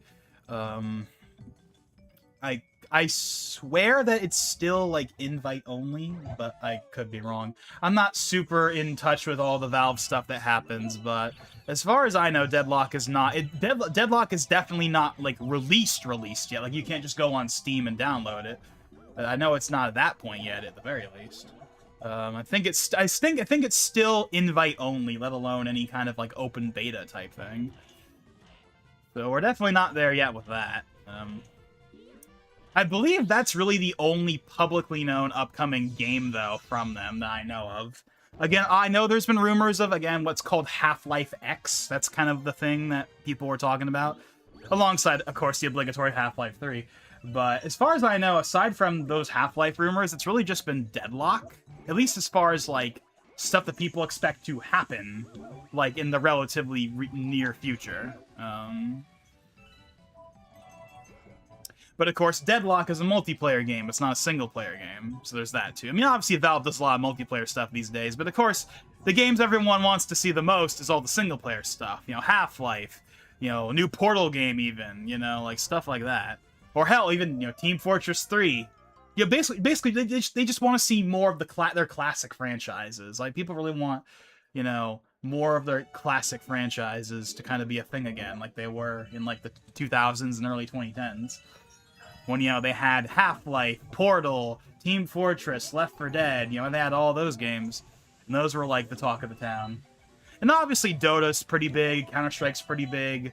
I'm sure Deadlock will be big when it comes out. Like, I'm not saying those games aren't big and that no one plays them. It's just that, like, in the grander scheme of, I don't know, the cultural zeitgeist, they're not quite the same as those older games are. I mean, I would love a Portal 3 personally, but I will also fully acknowledge that Half-Life deserves a third game before Portal gets one. I mean, people have been waiting since 2007 for a continuation of that story.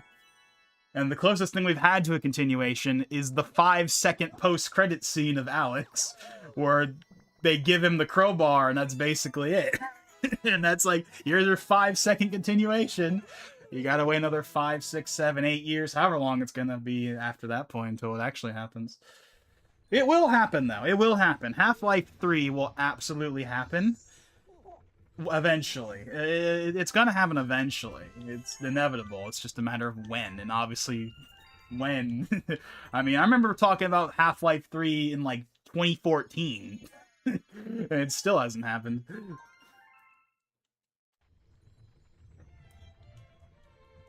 Although I believe Half-Life 3, from what I remember, I think it started develop because I believe, and this is official too, this isn't just like speculation or rumors or whatever. I believe that when I want to say when so Valve did their big like Half-Life 1 and 2 documentaries like a few years ago for the anniversaries of those games. And I believe around that time they put out like a timeline of the entire kind of like their kind of like basically all of the stuff that had been canceled. Like I believe they even showed that like Half-Life 3, like a version of Half-Life 3 was in development in like the early 2010s, but ended up getting canceled around like 2014, 2015. And of course, Episode 3 famously was canceled, and among other projects. But I believe that's official now. I don't think that's just speculation or rumors or leaks anymore. I think that that's like confirmed that like they were working on a version of Half-Life 3 at one point, but it got canned at some point in the 2010s. I believe again around 2014, 2015. But again, like we're still gonna get a Half-Life 3 eventually. It's just there's no way. Like it's going to happen eventually. Obviously Half-Life Alyx existing at all is indication that the franchise is definitely not dead. And they made it clear after that game came out that we intend for this to not just be, okay, hope enjoy this, now we gotta wait another 20 years. Like, no, like they want this to be like the beginning of the series kind of being more prominent again. So, and again, there is that rumor of like Half-Life X. I'm not exactly sure what kind of game that's supposed to be, because I know Half-Life Alyx, which of course is a VR game, I know that was rumored for a few years before it was announced. But I'm not sure what kind of game Half-Life X is supposed to be. I want to say it's a single-player game of some kind, but it's obviously not Half-Life 3, strictly speaking. I think it's supposed to be like some kind of spin-off, but again, I'm not 100% in the know on all that.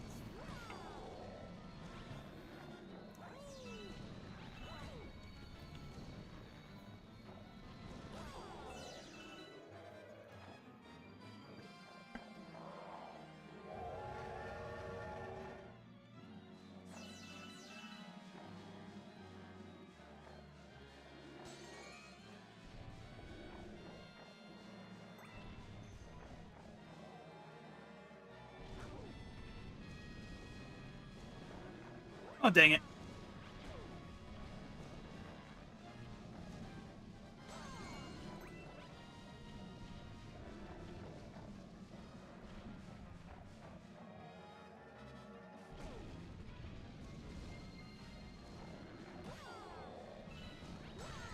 Oh, dang it!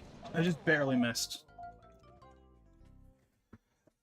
I was invited last year, but it was right after I moved away from my PC in California. I probably wouldn't give it more than 4 years at the start of the new decade. I mean, what better year to announce Half-Life 3, assuming that we're talking about Half-Life 3 here, than 2030? That would be a pretty perfect year to announce it, that's for sure. Or maybe even just release it.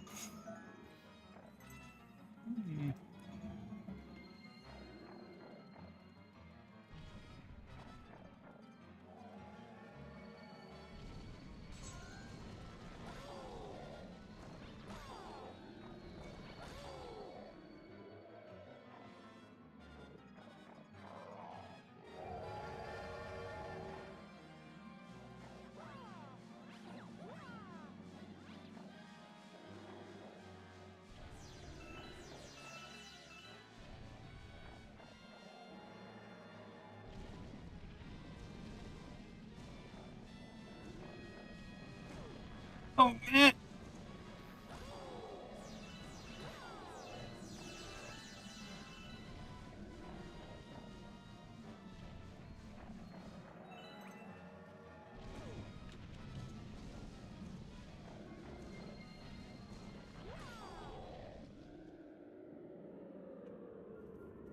Are you doing anything for Christmas this year?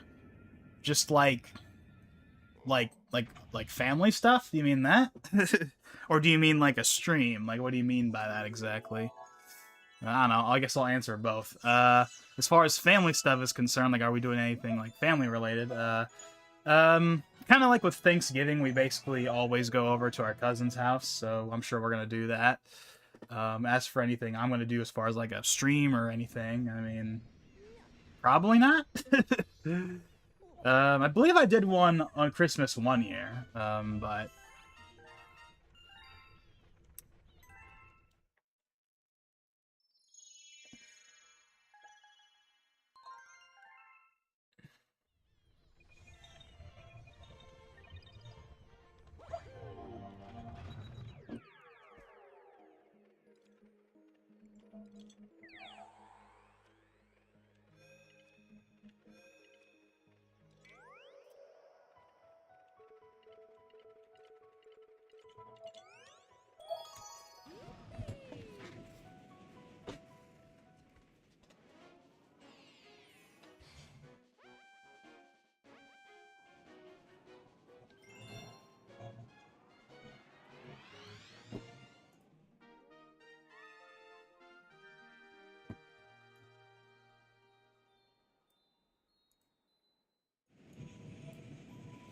Oh yeah, I don't think you were here when I talked about this, but I mentioned earlier how, so there's some RAM I'm trying to sell.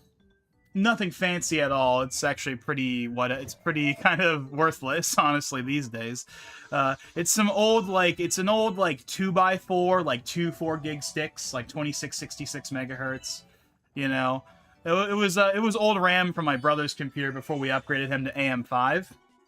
And I've been trying to sell it, and, it's not worth much, probably 15, 20 bucks at this point. And someone sent me a message basically like, hey, is this 2 8 gig sticks or 2 4 gig sticks? And I was like, 2 4 gig sticks. But I was like, I probably should make sure the RAM still works. So I went ahead and I took my current RAM, which, was, 64 gigs with, 4 16 gig sticks. I took that out, put that old RAM in just to make sure that it worked, and it did work. And funny enough, by the way, in Task Manager, I was using, all the RAM just sitting at the desktop.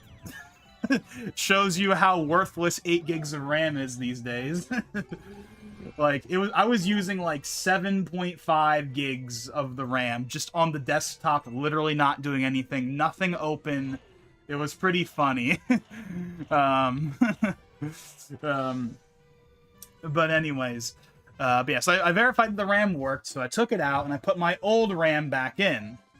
One problem, even though I literally put it in the exact same way that it was already in before, 2 of the sticks were not working.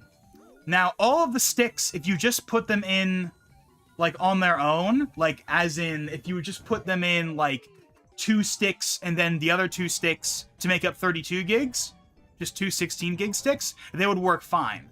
But the minute you tried to have all 4 of them in, it wouldn't work.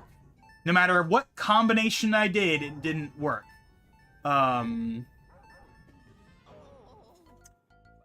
so eventually I just kind of gave up on it, and I'm like, you know what, I'll figure this out later. So, in fact, this entire 5-hour stream you've been watching, well, not you specifically, but, this entire 5-hour stream has been done on a, quote, measly 32 gigs of RAM, because my other 32 gigs just refuses to work for some reason.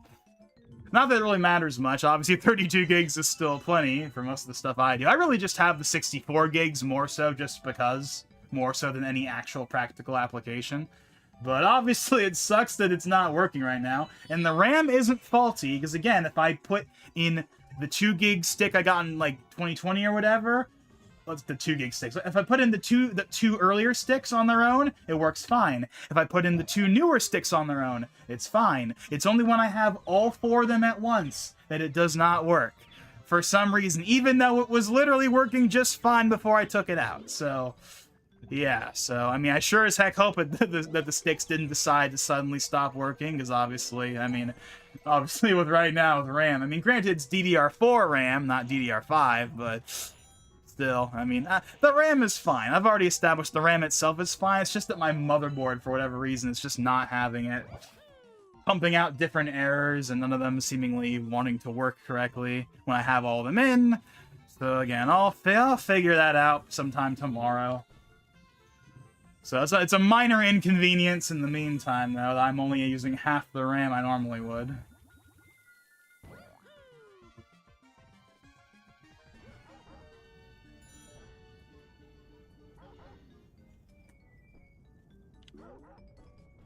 Oh my...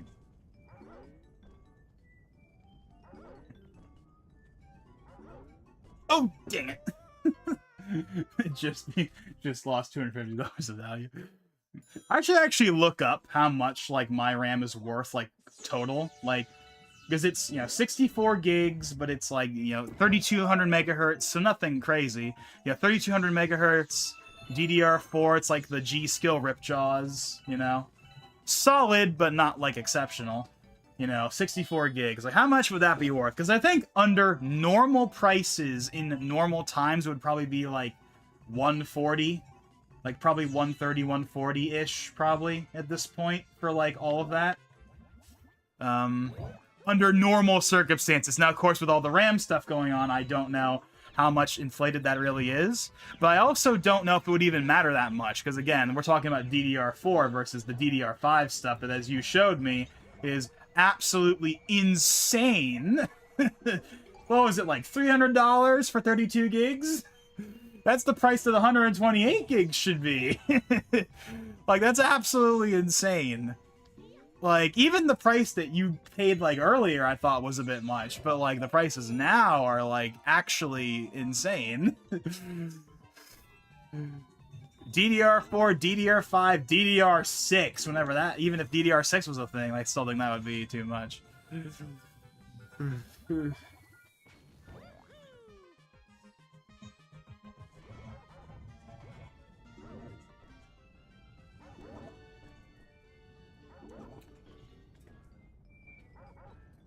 Come on. Oh my god, why is this... when I did this the first time, it wasn't even that hard, and yet for some reason right now I'm struggling. Oh, there we go. Maybe it's because of the pressure, because of the time limit. It's making me not focus as much. I was pissed having to pay probably 40 bucks more for my sticks. 6400 megahertz CL32. Still not terrible. Now I'm able to even be alive. Yeah. I'd have to, like, really... I'd have to, like, check again to see, like, what the before and after was with that. I'm gonna look real quick. What was the before and after with that? Yeah, you said that you got it for, like, around 170. Yeah, now it's, like, 300. And even 170 for 32 gigs, I don't care what the speed is. Even that feels like too much. Even that feels like too much. But yeah, now it's just, like, actually insane. Maybe for DDR4 it's better, although how many people are buying DDR4 RAM at this point? At least for new systems. If you're buying DDR4 RAM at this point, it's to upgrade your existing system. And I'm good on RAM, right? 64 gigs, that's more than enough. Like, 128 is actually overkill. 64 is more... Yeah, I'm literally never going to run out of RAM with 64 for anything I'm doing. Even video editing, 64 is honestly kind of overkill. I could totally live with 32. I could totally live with 32 without question. I just have the 64 because it was... Because I got it... Because, this was in 2023. When I upgraded to the 5950X to max out the motherboard, I saw that, like, you could get another 32 gigs of the kit I already had for, like, 50, 60 bucks on eBay. So I was like, sure, why not? And then I can max out my RAM slots and, I can be like, hey, I got 64 gigs. Now I don't have to worry about RAM ever again. I don't have to worry about RAM utilization ever again. I'm going to have enough RAM for literally any application of any kind I do, no matter how demanding, basically. I don't have to worry. Who knows? Maybe when I go to AM5 or AM6, I'll go to 128 if it's reasonable at that point. But, but that's a whole other can of worms. Okay. Is that all the comments? At least they're available right now? Yes? I mean, obviously there are a couple of ones that we haven't gotten the comments for, but, like, there's not any other ones we can do right now, so... Alrighty, then. Intel has a few CPUs with DDR4 and DDR5 compatibility. Yeah, I believe that it depends on the motherboard, though, you have. Like, I believe Alder Lake and Raptor Lake. Of course, Raptor Lake is kind of, you know, a dead platform for all the obvious reasons that have been discussed to death. But Alder Lake, at least, for people that are still on Alder Lake, since Alder Lake is still good, that doesn't have any issues, at least as far as I know. Alder Lake, yeah, I believe Alder Lake and Raptor Lake, those had support for both DDR4 and 5, but of course, you had to have a board, right? It's not like you can just put DDR4 in your DDR5 board, obviously. Those are two different standards. So you have to have a DDR4 board, specifically.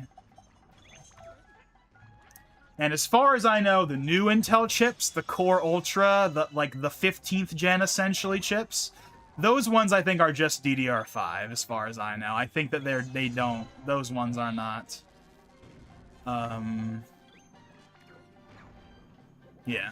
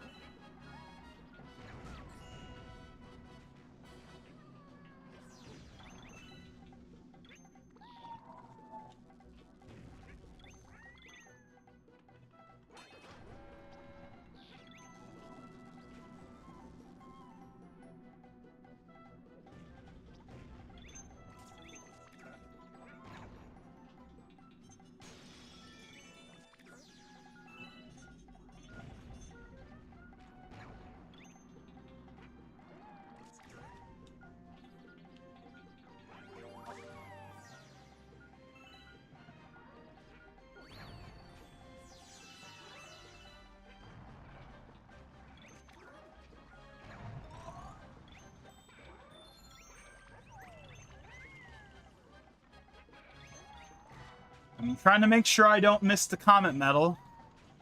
I haven't seen it yet.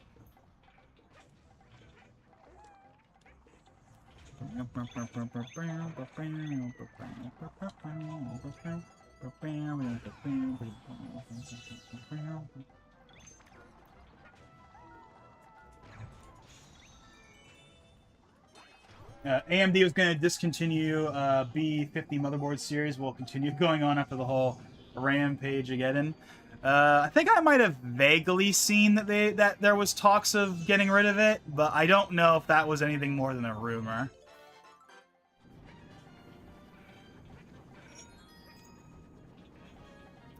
Now, to be clear, are we talking about, like, the current 800 series, or are we talking about the 600 series? Like, are they still making 600 series boards?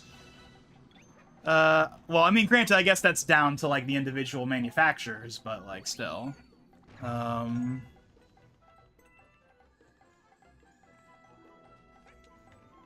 Hold on a second. The fact that this Luma is right here is telling me that we're right before the boss. Wait, hold on. No, we got it. It's right there. Never mind. Why do I keep forgetting when I get them? I don't know why.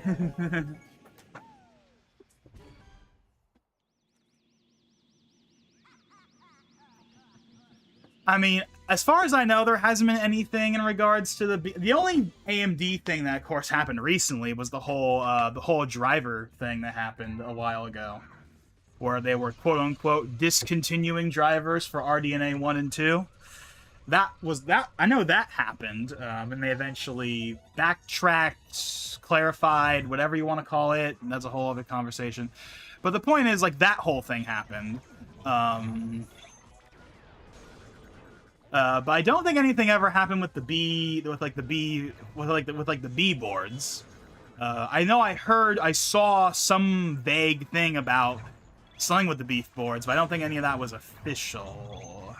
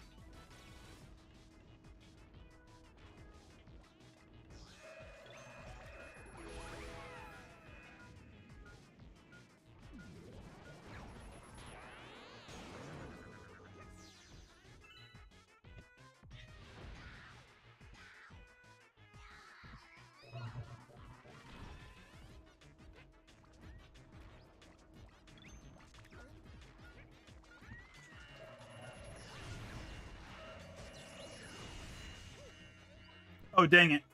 Lost Yoshi.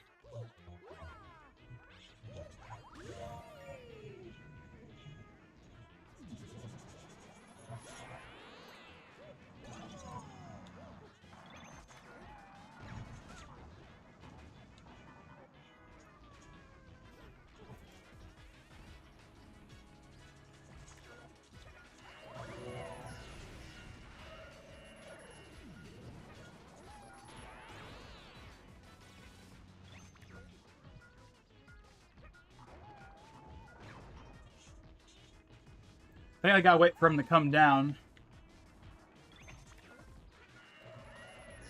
There. Oh, dang it. Ah. Oh, dang it. Okay, well, at least he's right here this time.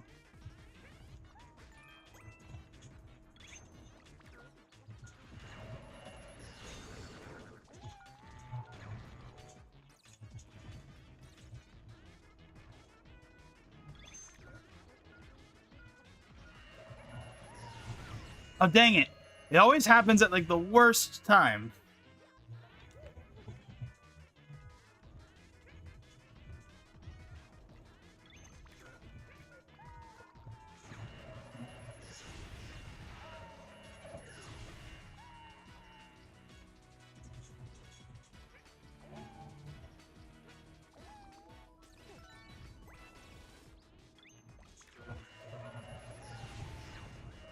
Oh, dang it. We're almost there.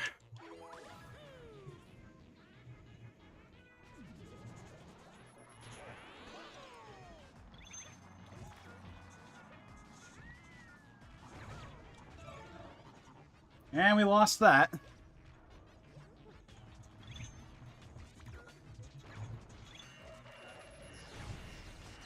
Oh.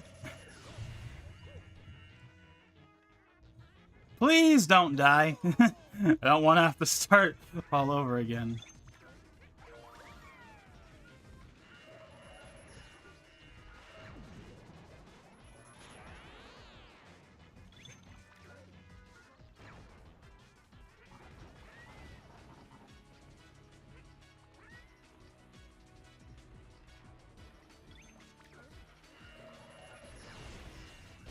There, finally.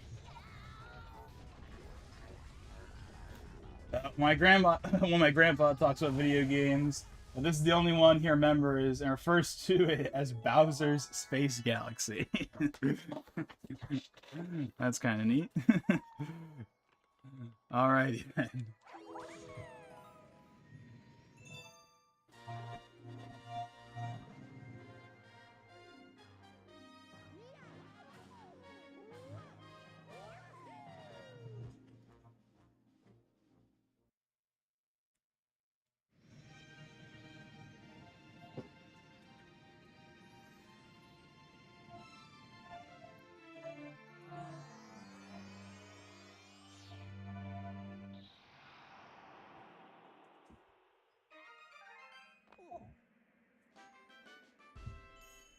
$50. That's a pretty solid number.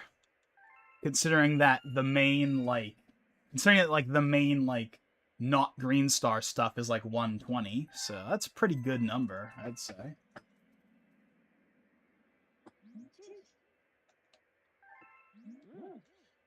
Look at that. We got half. We got the first 3 worlds done in one stream.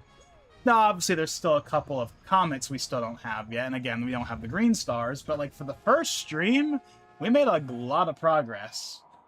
Again, my original plan was we were going to stop at World 2.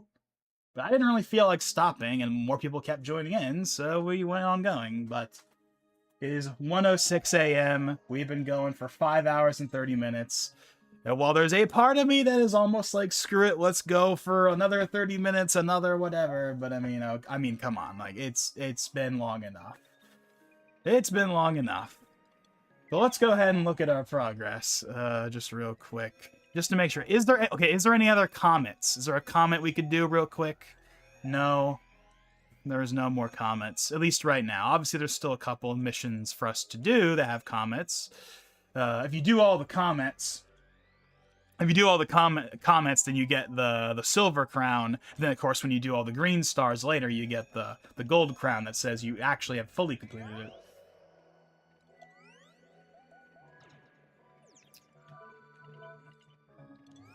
I guess we may as well do this real quick.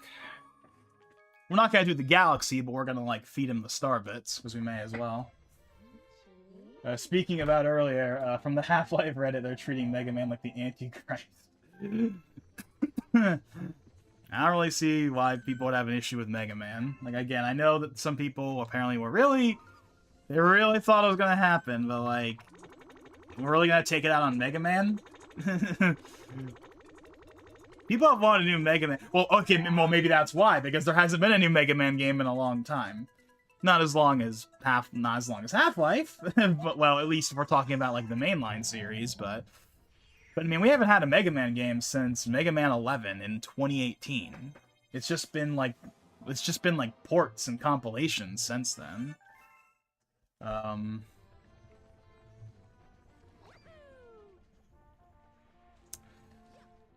So, I don't know, maybe that's why?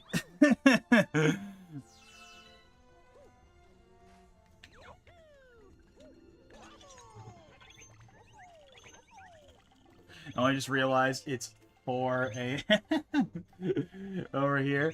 Yeah, I mean, I'm still surprised you hopped back in. Like, when you left earlier on, I figured that was going to be it. You know, see you next stream. And then you pop back in partway through, you know? Wasn't expecting that.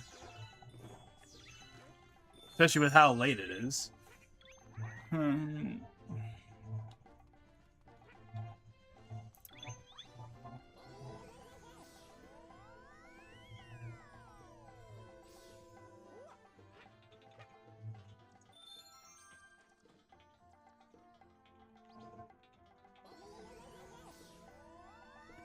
I like Mega Man. I've played all the Mega Man X games. I've played some of Mega Man. I like Mega Man, I would say, generally speaking, but I've never really gotten that far into it.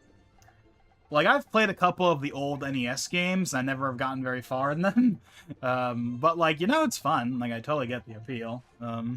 Never played any of the X games or any of the other series titles.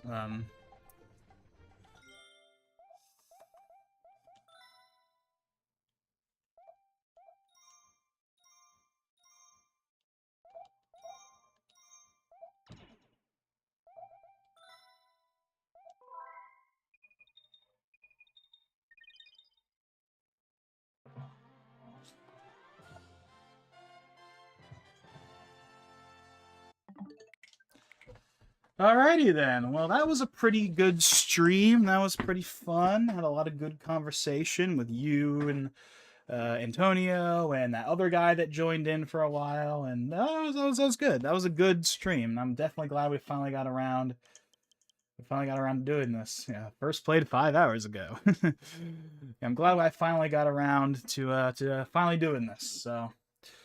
Yeah, that was good. That was good. I'm sure that the next stream will not be as long as this one. It'll probably be closer to that 3 to 4 hour time that I was originally planning, but still, we got a lot of progress done. We got basically 3 worlds done. It's a whole extra world than I planned for.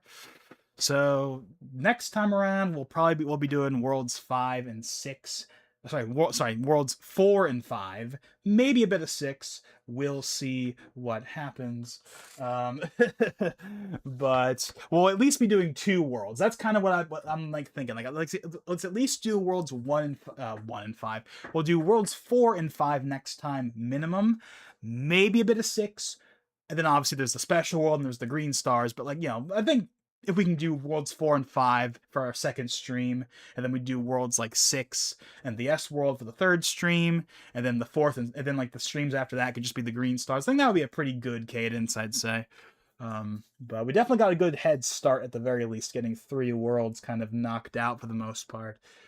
Well, there's a couple of comments again we don't have yet, and obviously there's the green stars that will be happening later. But as far as the main missions, we got 3 of them done. That's good. So yeah, so when is the next one of these going to be? Well, probably not tomorrow.